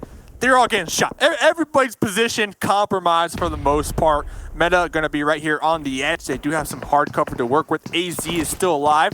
Team Queso also holding a soft 2-2 split right there on the banks of the water. And I like Abdul just kind of holding these apartments down. Meta's going to be... Oh, but look at this rotation. We see BDM trying to get it done. Oh, and they're getting blasted up, but able to make it safely here. Semi-safely. They're going to go ahead and hold this apartment down as a 3-man. And I don't think they're going to mind sharing this one for now. Yeah. But Abdul's coming to help, and so is Gazmi. They mind. Meta mind. BDM, they're just happy to still be alive. We can hear the reloads right here. Rolex tossing some grenades right there on the first floor as a welcoming gift. And Gazme landed one of those. Oh, Neto with the drop shot. The drop shot onto Gazme right there. And it's done. Almost as quick as it started. I do appreciate those drop shots right there. Here comes the blue zone as well. BDM, meaning the dawn of friends right there, and they definitely went out like friends at the end. Oh, yes, they did. I mean, they tried to move in. He said, you didn't sign this lease, buddy. Sorry, we're going to take you out right here, right now. And the unnamed Q in the blue just tried to get in. 19 was waiting for him. Big point that they needed to add to the leaderboards here. They are at the opposite end of this circle, have to cross the bridge. I don't see 19 making it into this circle. If they do, it'll be one of the most heroic finishes ever. We'll see what they can do. This is the worst. I mean, this is the worst case scenario for Team 19. You say that, but Tempo also need to move. They have HH right there on the edge of the play zone, but they are devoting a lot of time to trying to make sure to take out 19 Esports. And here's the thing, though, right? Would they be doing this if it was the old point system? I'm not too sure. But here, especially with this new one and kills being so valuable, they see this as an easy gatekeep, 3 points, and you can just see them putting so much pressure on. They want these kills, and they want to add it to their score. Here comes the track. Where are they going? Are they goodbye. Oh, Tensa. Yep, Tensa. It looked like a team kill, though, on the kill feed. That was really interesting. But yeah, Fear able to make it in the water barely. That's a play, though. I mean, that's a play that I approve of because that water is still in the play zone. Now, hopefully, the reposition from Tempo, they don't have a sightline onto Fear. We'll have to find out. There's also Seagut still alive as well, swimming on in the water. Influence, they lost 2, repositioning. They had the gas station right there on the edge. Very interesting. Oh my goodness. To see them make the push and talk about being neighbors right here. 2 members for XSET currently bleeding on out. Rolex right there on the opposite end of this one. Gazme behind him. Knocks all over the place. Everyone's knocked. They're just trying to go ahead and throw some smokes, grenades, buy them some time. Oh, that buggy is in a lot of trouble right now. Really sketch. Yeah, they're going to move away and then blow it up the second they can. And that's probably what's going on. Yep, there it goes. That's the explosion. That's going to relieve some anxiety from them. There goes 19 Esports. Yeah, trying to do everything they could. Just not the best position here. There goes the unnamed as well. Meta getting punished. I mean, man, just crossfire, gatekeeps like crazy. Very difficult end zone to hold down. Uba Seagut from Tribe still alive, the solo member, going for those placement points. 8 teams remaining in this game. Tempo here on the west side. Looks like INTZ were able to get a couple resets right there on the opposite end of this road, really close. Pretty much just this road dividing the two teams for the time being. Team Queso, of course, in a phenomenal position. INTZ currently second place on the overall fragging kill leaderboard with 14 kills coming into this game. Next zone goes on up, it will favor them as well. This could be the back-to-back right here for Team Queso. They already have 8 kills on the board. Tempo has 8 as well, and you know they're going to be pressing up on them, but they can't do it because it's going to be all in the open. The smokes have to come out. They have to hope for a third party, but Team Queso, they're going to do everything in their power to not let that happen. 8 kills though. I mean, 8 kills. They're having a good time. They are having a great game. Wildcard 4 up right behind them on the edge. I don't even think they are aware of Siga. Siga is being so sneaky. Siga is with them, practically. Yeah, Siga just said, hey, let me join the squad right here, guys. You guys do your thing. I won't worry. I won't bother with y'all just yet because he wants to get in that top 5 position. Get some big points for his squad since they got unfortunately taken out really early here. Team Queso, they have the position, but man, everybody wants it. And we'll see right now. Enigma swimming. Yeah, interesting play from Enigma. Oh, Tempo! Catching INTZ. Trying to rotate in. Look at all these smokes. Big plays. Yeah, big plays coming on out right now. INTZ 5 kills to themselves. Looks like INTZ, they were trying to reposition right there, and they just got blasted. They got blasted in their vehicles. I get the play. Just unfortunate it was landing them right between Tempo and Team Queso. Sam here on the shorelines does have a boulder to work with. Here comes Spring as well with the Dacia. They're going to be moving up just a little closer. They need to be really careful of Tempo. Tempo currently tossing out a bunch of smoke. I see G25 though. G25 are hanging in the back line, still with 4 up as well. They're having a great time. Team Queso with these compounds. Oh, Papito, as I say that, taken out at the hands of Nico from XSET. G25 in 3rd place. Team Queso have been going off right now. This is their game, adding more kills to their total score, 9 in total. XSET still in the game as well. I mean, this is insane. Tensol gets the knock on to Spring right there. Tempo Storm getting the finish. And man, this is going to be, this is a tough battle. Where will this next circle go? Oh, here comes G25 on the drive up. On the drive up. They make it. On the drive up, we see them. They are going to be crashing Wildcard, trying to make their way on into the building, and they are stopped. They are put to a halt right there. Not welcomed in this new zone. Gasmate in the blue, right behind the members of XSET, popping up, going for the spray down. Connected onto 1, but the return right there. Gasmate definitely trying to get the backstab on XSET.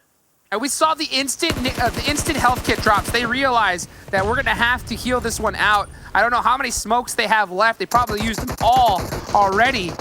And you see tons of, it's just Juicy. I think he's going to be just healing on up. Go for the heal strap. Get as many points as he can. Yeah, 9 first aids. Juicy's always so good at realizing the situation and using the heal strap to his advantage. Can he get another placement point? Tempo, 12 kills! 12 kills! Snaking it out right now, tossing the grenades, using the utility. They know exactly where Wildcard are, and not only do they know, but same with Team Queso. Wildcard is still going to be using that shoreline for cover. Very smart. They're pulling back just a little bit. They do have the zone to work with. It is in their favor. Marco on the roof, though. This could be big. Oh, this could be massive. He has to see him right there. There it is. That's Sam right there. Done. 3 monstrous teams. Still up. Oh, Marco going Leon. Almost getting Leon. Underneath the dock. Underneath the dock, using it for cover. The sprays from Marco still coming on out. Here comes a grenade from Nitsu trying to connect, and got him. See Tempo Storm trying to third party this one. They can see the heads bopping over there on the roof from Team Queso. This angle is so disgusting. And they get them all. There goes Wildcard. Done. XSET, Juicy. They went out the same time. I'm not sure who went out first. It looks like XSET may have just gone out a second too early from Wildcard. 14 kills. Oh my goodness, what a game. Team Queso, possible back-to-back chicken dinners here. Can they do it though? They have to take out Tempo. They have the cover. Tempo though has been making plays all day. They have the same amount of members up. Ooh, oh, look at that pre-fire. Nitsu with the pre-fire right there. Will be connecting onto Rain. Nitsu looking to get the confirm. Sees HH popping their head. Behind that tree, behind that cover, Ayala also spotting, pre-firing that tree, making sure that HH does not move a muscle. Meanwhile, Spec though, Spec is crawling up close and personal with Axel also crawling from Team Queso. And now it comes down to late game. Snake game is strong here from both sides. It's 13 kills. 13 kills on to Team Queso too. They're crushing it, crushing it. Oh, HH 2-4. That took away their off angle. That is so crushing for Team Queso. Now it's an even fight. Oh my goodness, this truck right behind. Ayala spotted right there. Tensa bleeding on out. Spec gonna be popping that corner. Also spotted from the snake. Axel, HH, the last one alive right now in the smokes. Axel, Marco trying to make that press up. Marco going for that pre-fire with the Uzi, swapping on over to the Scar. Has a good idea where HH is. HH, what can we do here? Healing on up, that's what they can do. Survive. That's what he's gonna try to do. There goes the Molotovs. Holy. And he's trying to do everything he can in a 3v1 situation. HH, such a monstrous player. Trying to do it. Oh, as you see, so in so much trouble right now. The pre-fire so strong. And they get him. Team Queso with the back-to-back chicken dinners right there. What a game. What a game. Team Queso, man, so strong. I told you, the sunset, man. I was eating cheese. I was eating my strawberries. I was ready to go. Team Queso also ready to go. Playing that final zone so well. I appreciated their off angle. It was spotted in the process. Very smart thinking from Tempo to look in that direction. I'm curious though, I didn't see XSET. Were they able to get a additional placement point right there? I mean, it happened so quick. That late game, it happened so quick, man. It was so close right there. I mean, Juicy just trying to heal up all he can. And I think he went out around the same time Wildcard did. But yeah, that sign at the beginning, it was all Team Queso. And that angle on the roof, to be able to get there was so clutch. Taking out Wildcard, Tempo. What a phenomenal finish for that squad. They got to be hyped. Tempo, yeah, Tempo they knew too. Like Tempo, they knew. They saw those heads bopping up there. They saw two heads bopping up there from Team Queso. They're like, oh my goodness. Even if we snake it out, like they have sightlines for days on us. Very, very entertaining final fight there though. Props to everybody involved. Speaking of bopping up though, Jason, man, I'm more what do you think so far on day 2? I'm more phased in than popped up.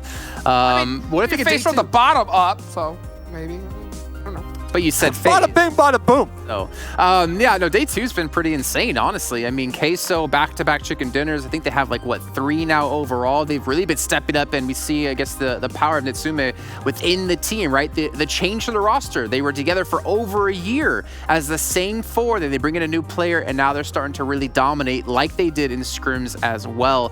I'm a little bit sad, though, Dave. You're talking about Tempo. They knew where Queso was going to be. I'm surprised INTZ didn't take any shots earlier on when they were fighting Wildcard to help alleviate some of that pressure. I don't know, do you have any thoughts on it?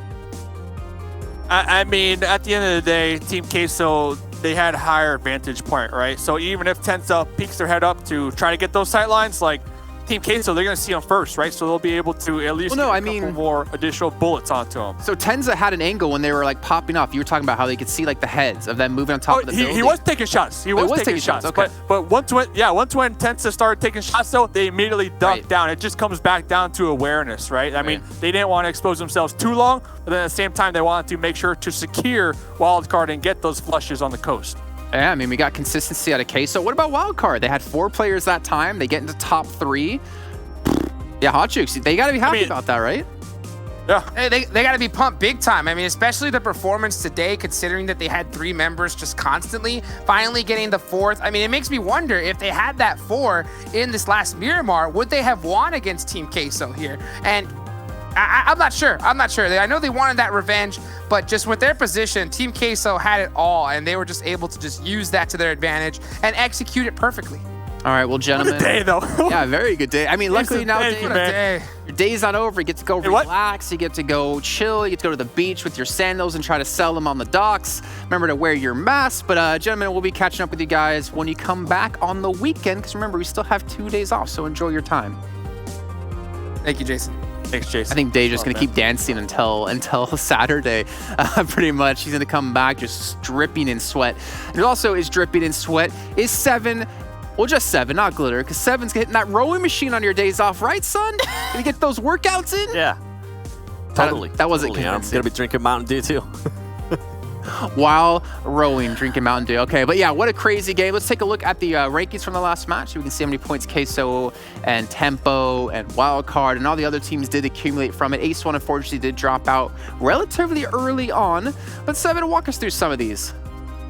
Yeah, Team Queso, honestly, that is the story. The top two are the main story for me because of the amount of kills that they were able to collect right there. 16 kills for Team Queso. I think that ties their match yesterday in Miramar when they ended up winning. And then Tempo Storm, we haven't really seen a performance like this from them since the first game yesterday of day one, being able to collect their 15 kills. At one point, as you guys were mentioning, we thought Tempo Storm was going to be able to win that match, but Team Queso, just with the awareness that they was talking about and with the advantage of being able to have that roof of those buildings that Hot Jukes was mentioning too, that was just such an overpowered position there. And on top of that, Tempo Storm has XSET, which, as you can see, XSET at least was able to collect their 11 points. You have Metagaming, one team that has been very consistent. They kind of fell off here and there in one of the matches earlier today, but guess what? Being able to get 12 points there for themselves. Wildcard Gaming, 15 points. That is great for them considering they had all the 4 players. G25, this is one here that we've been mentioning over and over again, Glitter. G25 here, at least within the first page, love to see it. Yeah, especially because the majority of their points, once again, came from kills. You know, we were able to talk to Pepito, and he specifically said after the change to the point system, that's what they're going for, and they have not really, you know, done otherwise. So kudos to them for making that adjustment based off of how the season is now functioning. As we look here at the second page, we see the Unnamed were able to get a couple points for themselves, 2 kills, 1 placement point. And then moving down the list, a surprising amount of teams unable to pull down kill points. You know, we were probably expecting a little bit more out of Ace One after how strong they've been, but Cloud9 all the way down there at the bottom. Nova struggling this time around, and Influence Rage after having a very strong showing in the last match, struggling here in the final match of the day. To be fair, Glitter, there are a lot of teams without any kill points, but that's because Tempo and Queso had almost half of the kills in the entire lobby, God, yeah. right? So it's completely skewed in their direction, which is insane to think that 2 teams almost killed killed half of the entire lobby. That's ridiculous, and hopefully for their sake they can continue to do so and move forward into our next games. But we have to take a look at Queso's stats, and you can see again the 16 kills you mentioned before, 2,800 damage done. I mean, what's crazy to me is when we see them in the overall standings is that they have 32 of their points, which is more than I think it's like top 8 is like within that range. Anything outside of that is like outside of 32 points. They have more points in 2 games than they have from like other teams in the entire event so far, which is really showing sign of how dominant Queso's been. You love to see it, and I think it started off earlier when at the beginning of the day, when we showed that top 10 players or top 8 players, what it was. We saw a player there from Team Queso in Itsume, one of the younger players, as you mentioned earlier, and as we're going to continue to mention, this is the first time they make any kind of roster changes in over a year. That is huge, because now you got a new set of eyes, a new set of thinking in a way. Maybe those all 4 teams, not in a way they got complacent, maybe they all got stuck thinking the same way, and it's good to have like a fresh of air, like a new addition to that team, and so far it's working, especially today. And I'm pretty sure once we see the top players, we're gonna see a couple of players there from Team Queso, and throughout the day we have seen players from Team Queso kind of show up over and over again, whether it's Itsume, whether it's Ayala, whether it's Marco, everybody from Team Queso is there starting to show up, and they're starting to show up early in the league as well. Well, I bet in our Mountain Dew Game Fuel moments, we're going to see a lot of clips from them, a lot of clips from Tempo as well, which we have not seen. I think they're one of the few teams we have not seen actually change any roster throughout the matches so far. And I think we're seeing here off the bat clear why Ace One had a 0-point game. That was, you know, we always do get a run over here and there. So it was bound to happen. Maybe they got theirs out of the way early, you know, so maybe they don't have to worry about that for the rest of the week at least. As we, oh my God, and this was a fight that you and I were watching, Seven, and we were so confused on some of the timing decisions that that Tribe was making when it came to pushing these Klaze members. Like, what, I feel like had they gone sooner and made sure that their first player didn't get knocked, the entire fight could have completely gone a different way. I totally agree with that. There was just one player trying to take on to the whole squad when Klaze already had the advantage of being able to, in a way, head glitch, being able to just kind of peek and take some shots, then move back to cover.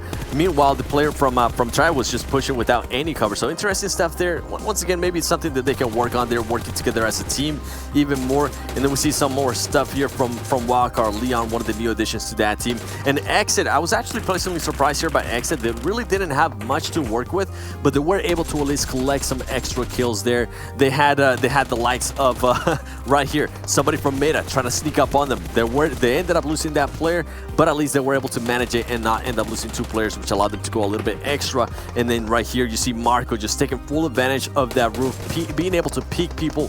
One thing that Team Queso also had on their advantage was the rocks, being able to get cover. And not only that, they were the ones that were a lot closer towards the final zone, so they really didn't have that anticipation of having to move of the likes of Temple Storm. But overall, I think they honestly, both of the teams had such an amazing game. Whether you're in first place, whether you're in second place, you have to be happy with the performances both of those teams showed up here. The only thing that worries me, though, is Queso have shown to be a lot more consistent in getting those placings than Tempo. It seems like Tempo have kind of maintained the status quo when it comes back to the World League. Yeah, they did place well over on the finals, Glitter, but there's definitely something lacking in the consistency department from them.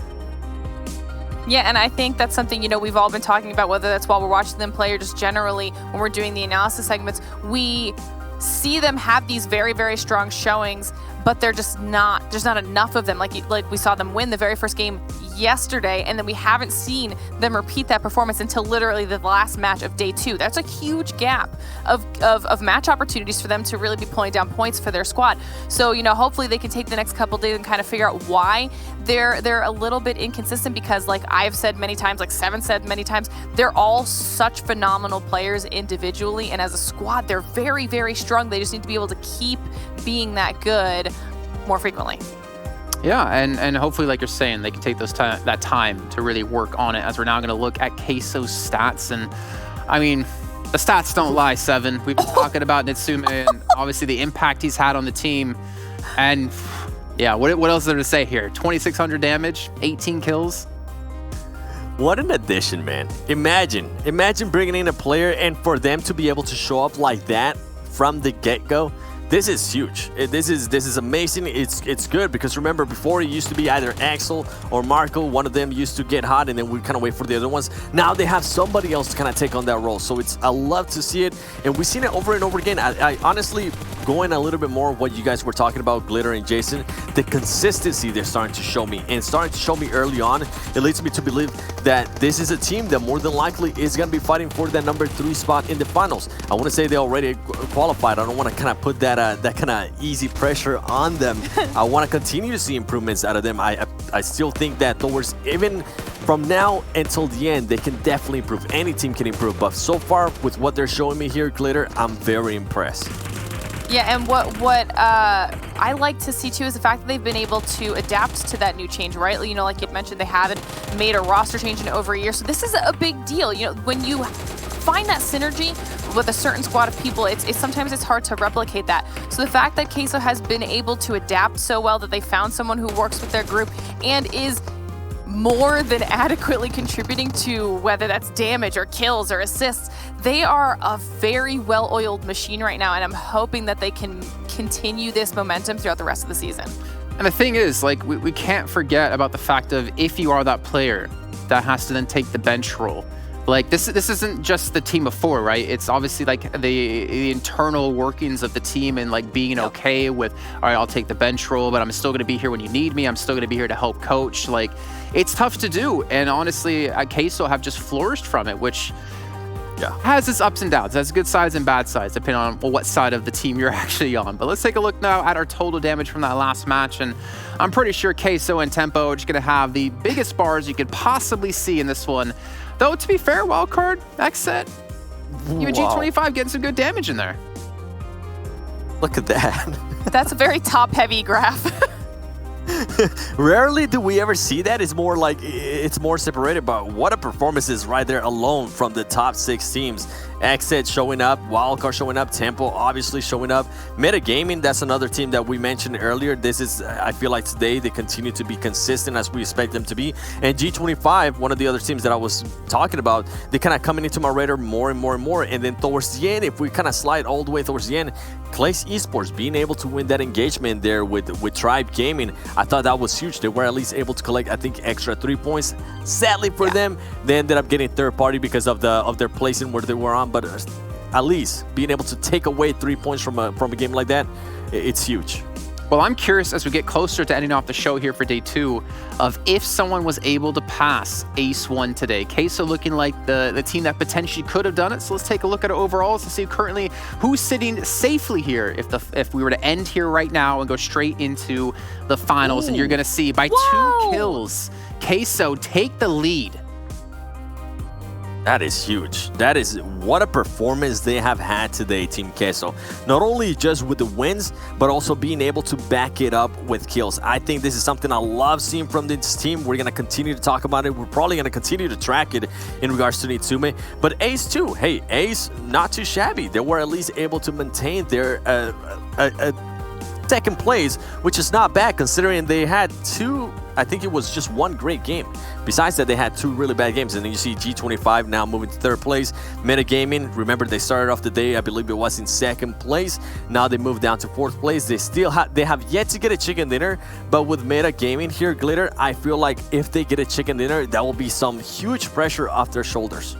100%, because the fact that they're even able to be above or hang in that top 4 position without those additional placement points just speaks volumes of their ability to pull down those kill points, their ability to be consistent in a top finishing position to get those placement points even without the wins.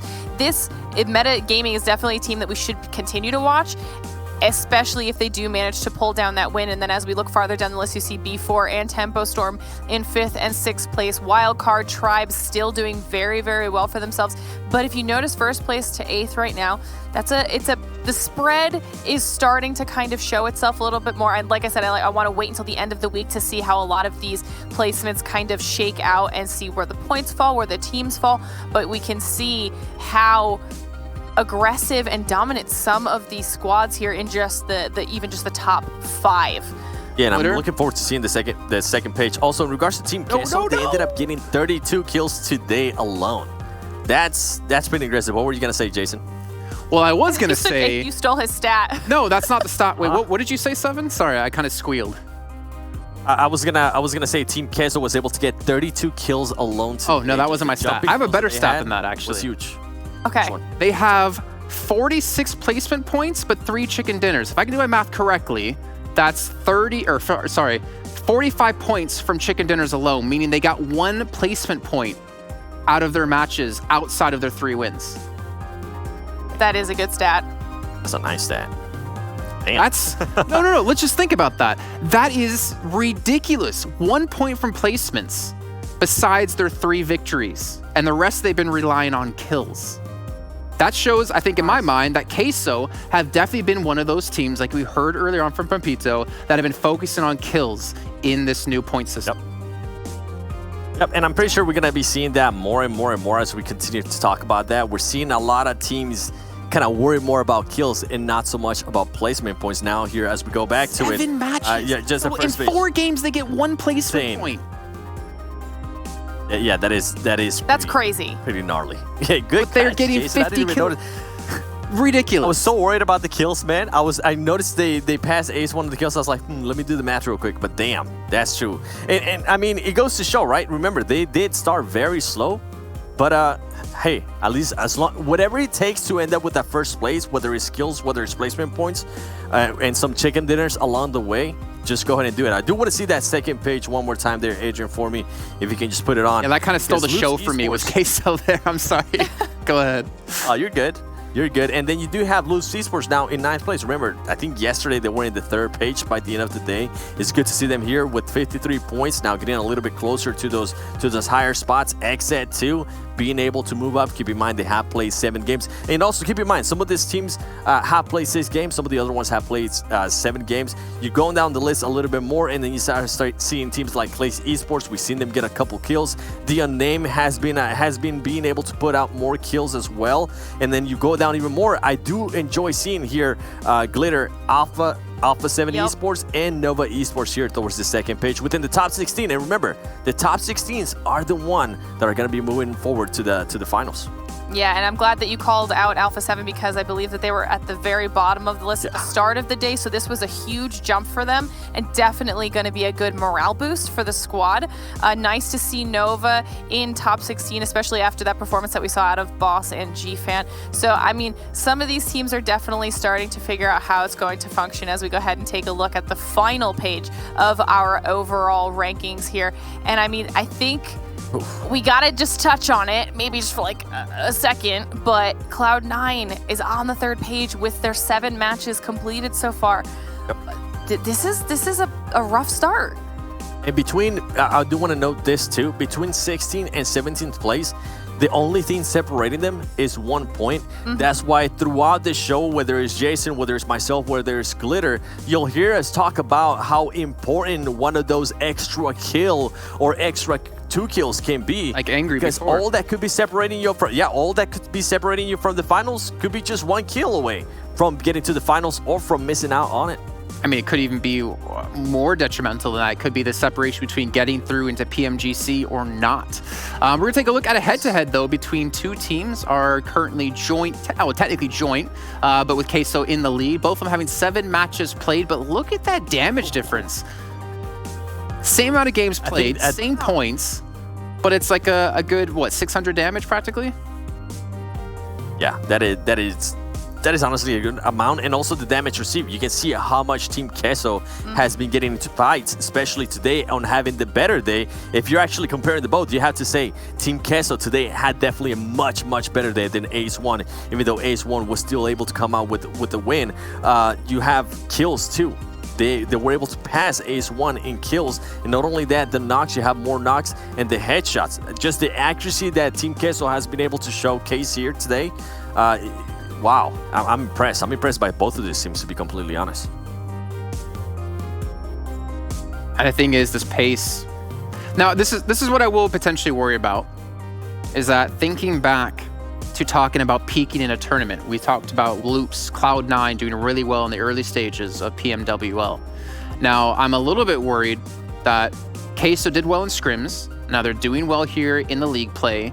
Can they maintain that, though, going forward, Glitter? Because this team, with what we've seen so far, like, should be able to qualify for, I mean, they're going to qualify for finals, but now they have the potential to definitely qualify through to PMGC, where previously, before we even got into any of the matches in this league play, I thought they would not have been a team. I would have looked at Loops, I would have looked at Wildcard, I would have looked at Cloud9, but now we're seeing a new rise, Queso coming through, Ace 1 coming through.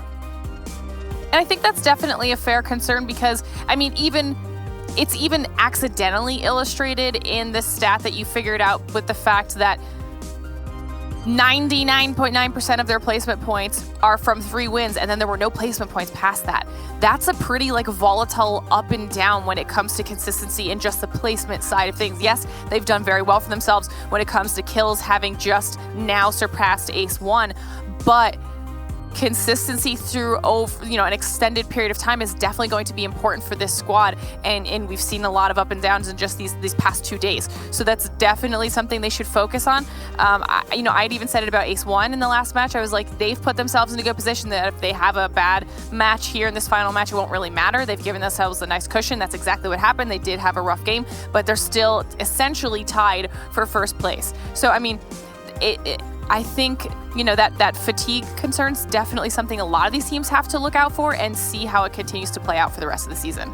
I think what kind of worries me, if we do a little bit of math here, is that, and it's going to be slightly off considering like how many matches they actually have playing. Actually, no, it should be fine or close enough. So they play 2 days, have 3 chicken dinners. Now, before we get into finals, there'll be 16 days played in total. So divide that by 2, so 8 times 3. They would have 24 chicken dinners at their current pace at the end of league play. That's not possible. I don't think that's, I mean, right. It's not impossible, but it's not likely at all 7. Yeah. So for them, I think, obviously the kills are going extremely well for them, right? But I think, as Glitter's pointing out, like, that's so volatile to have to get a chicken dinner or not get a chicken dinner to get any placement points, or to get a chicken dinner to get any placement points. Yeah, I think especially with Team Queso, with that stat that you were able to bring up, that all their placement points are coming from chicken dinners, I think more than likely they're gonna try to figure out how to get more placement points in other matches. The good thing for them is that they are being able to back it up with kills now. So that's good, but I don't think they'll be able to get how many chicken dinners you said, over 20? It would be like 24.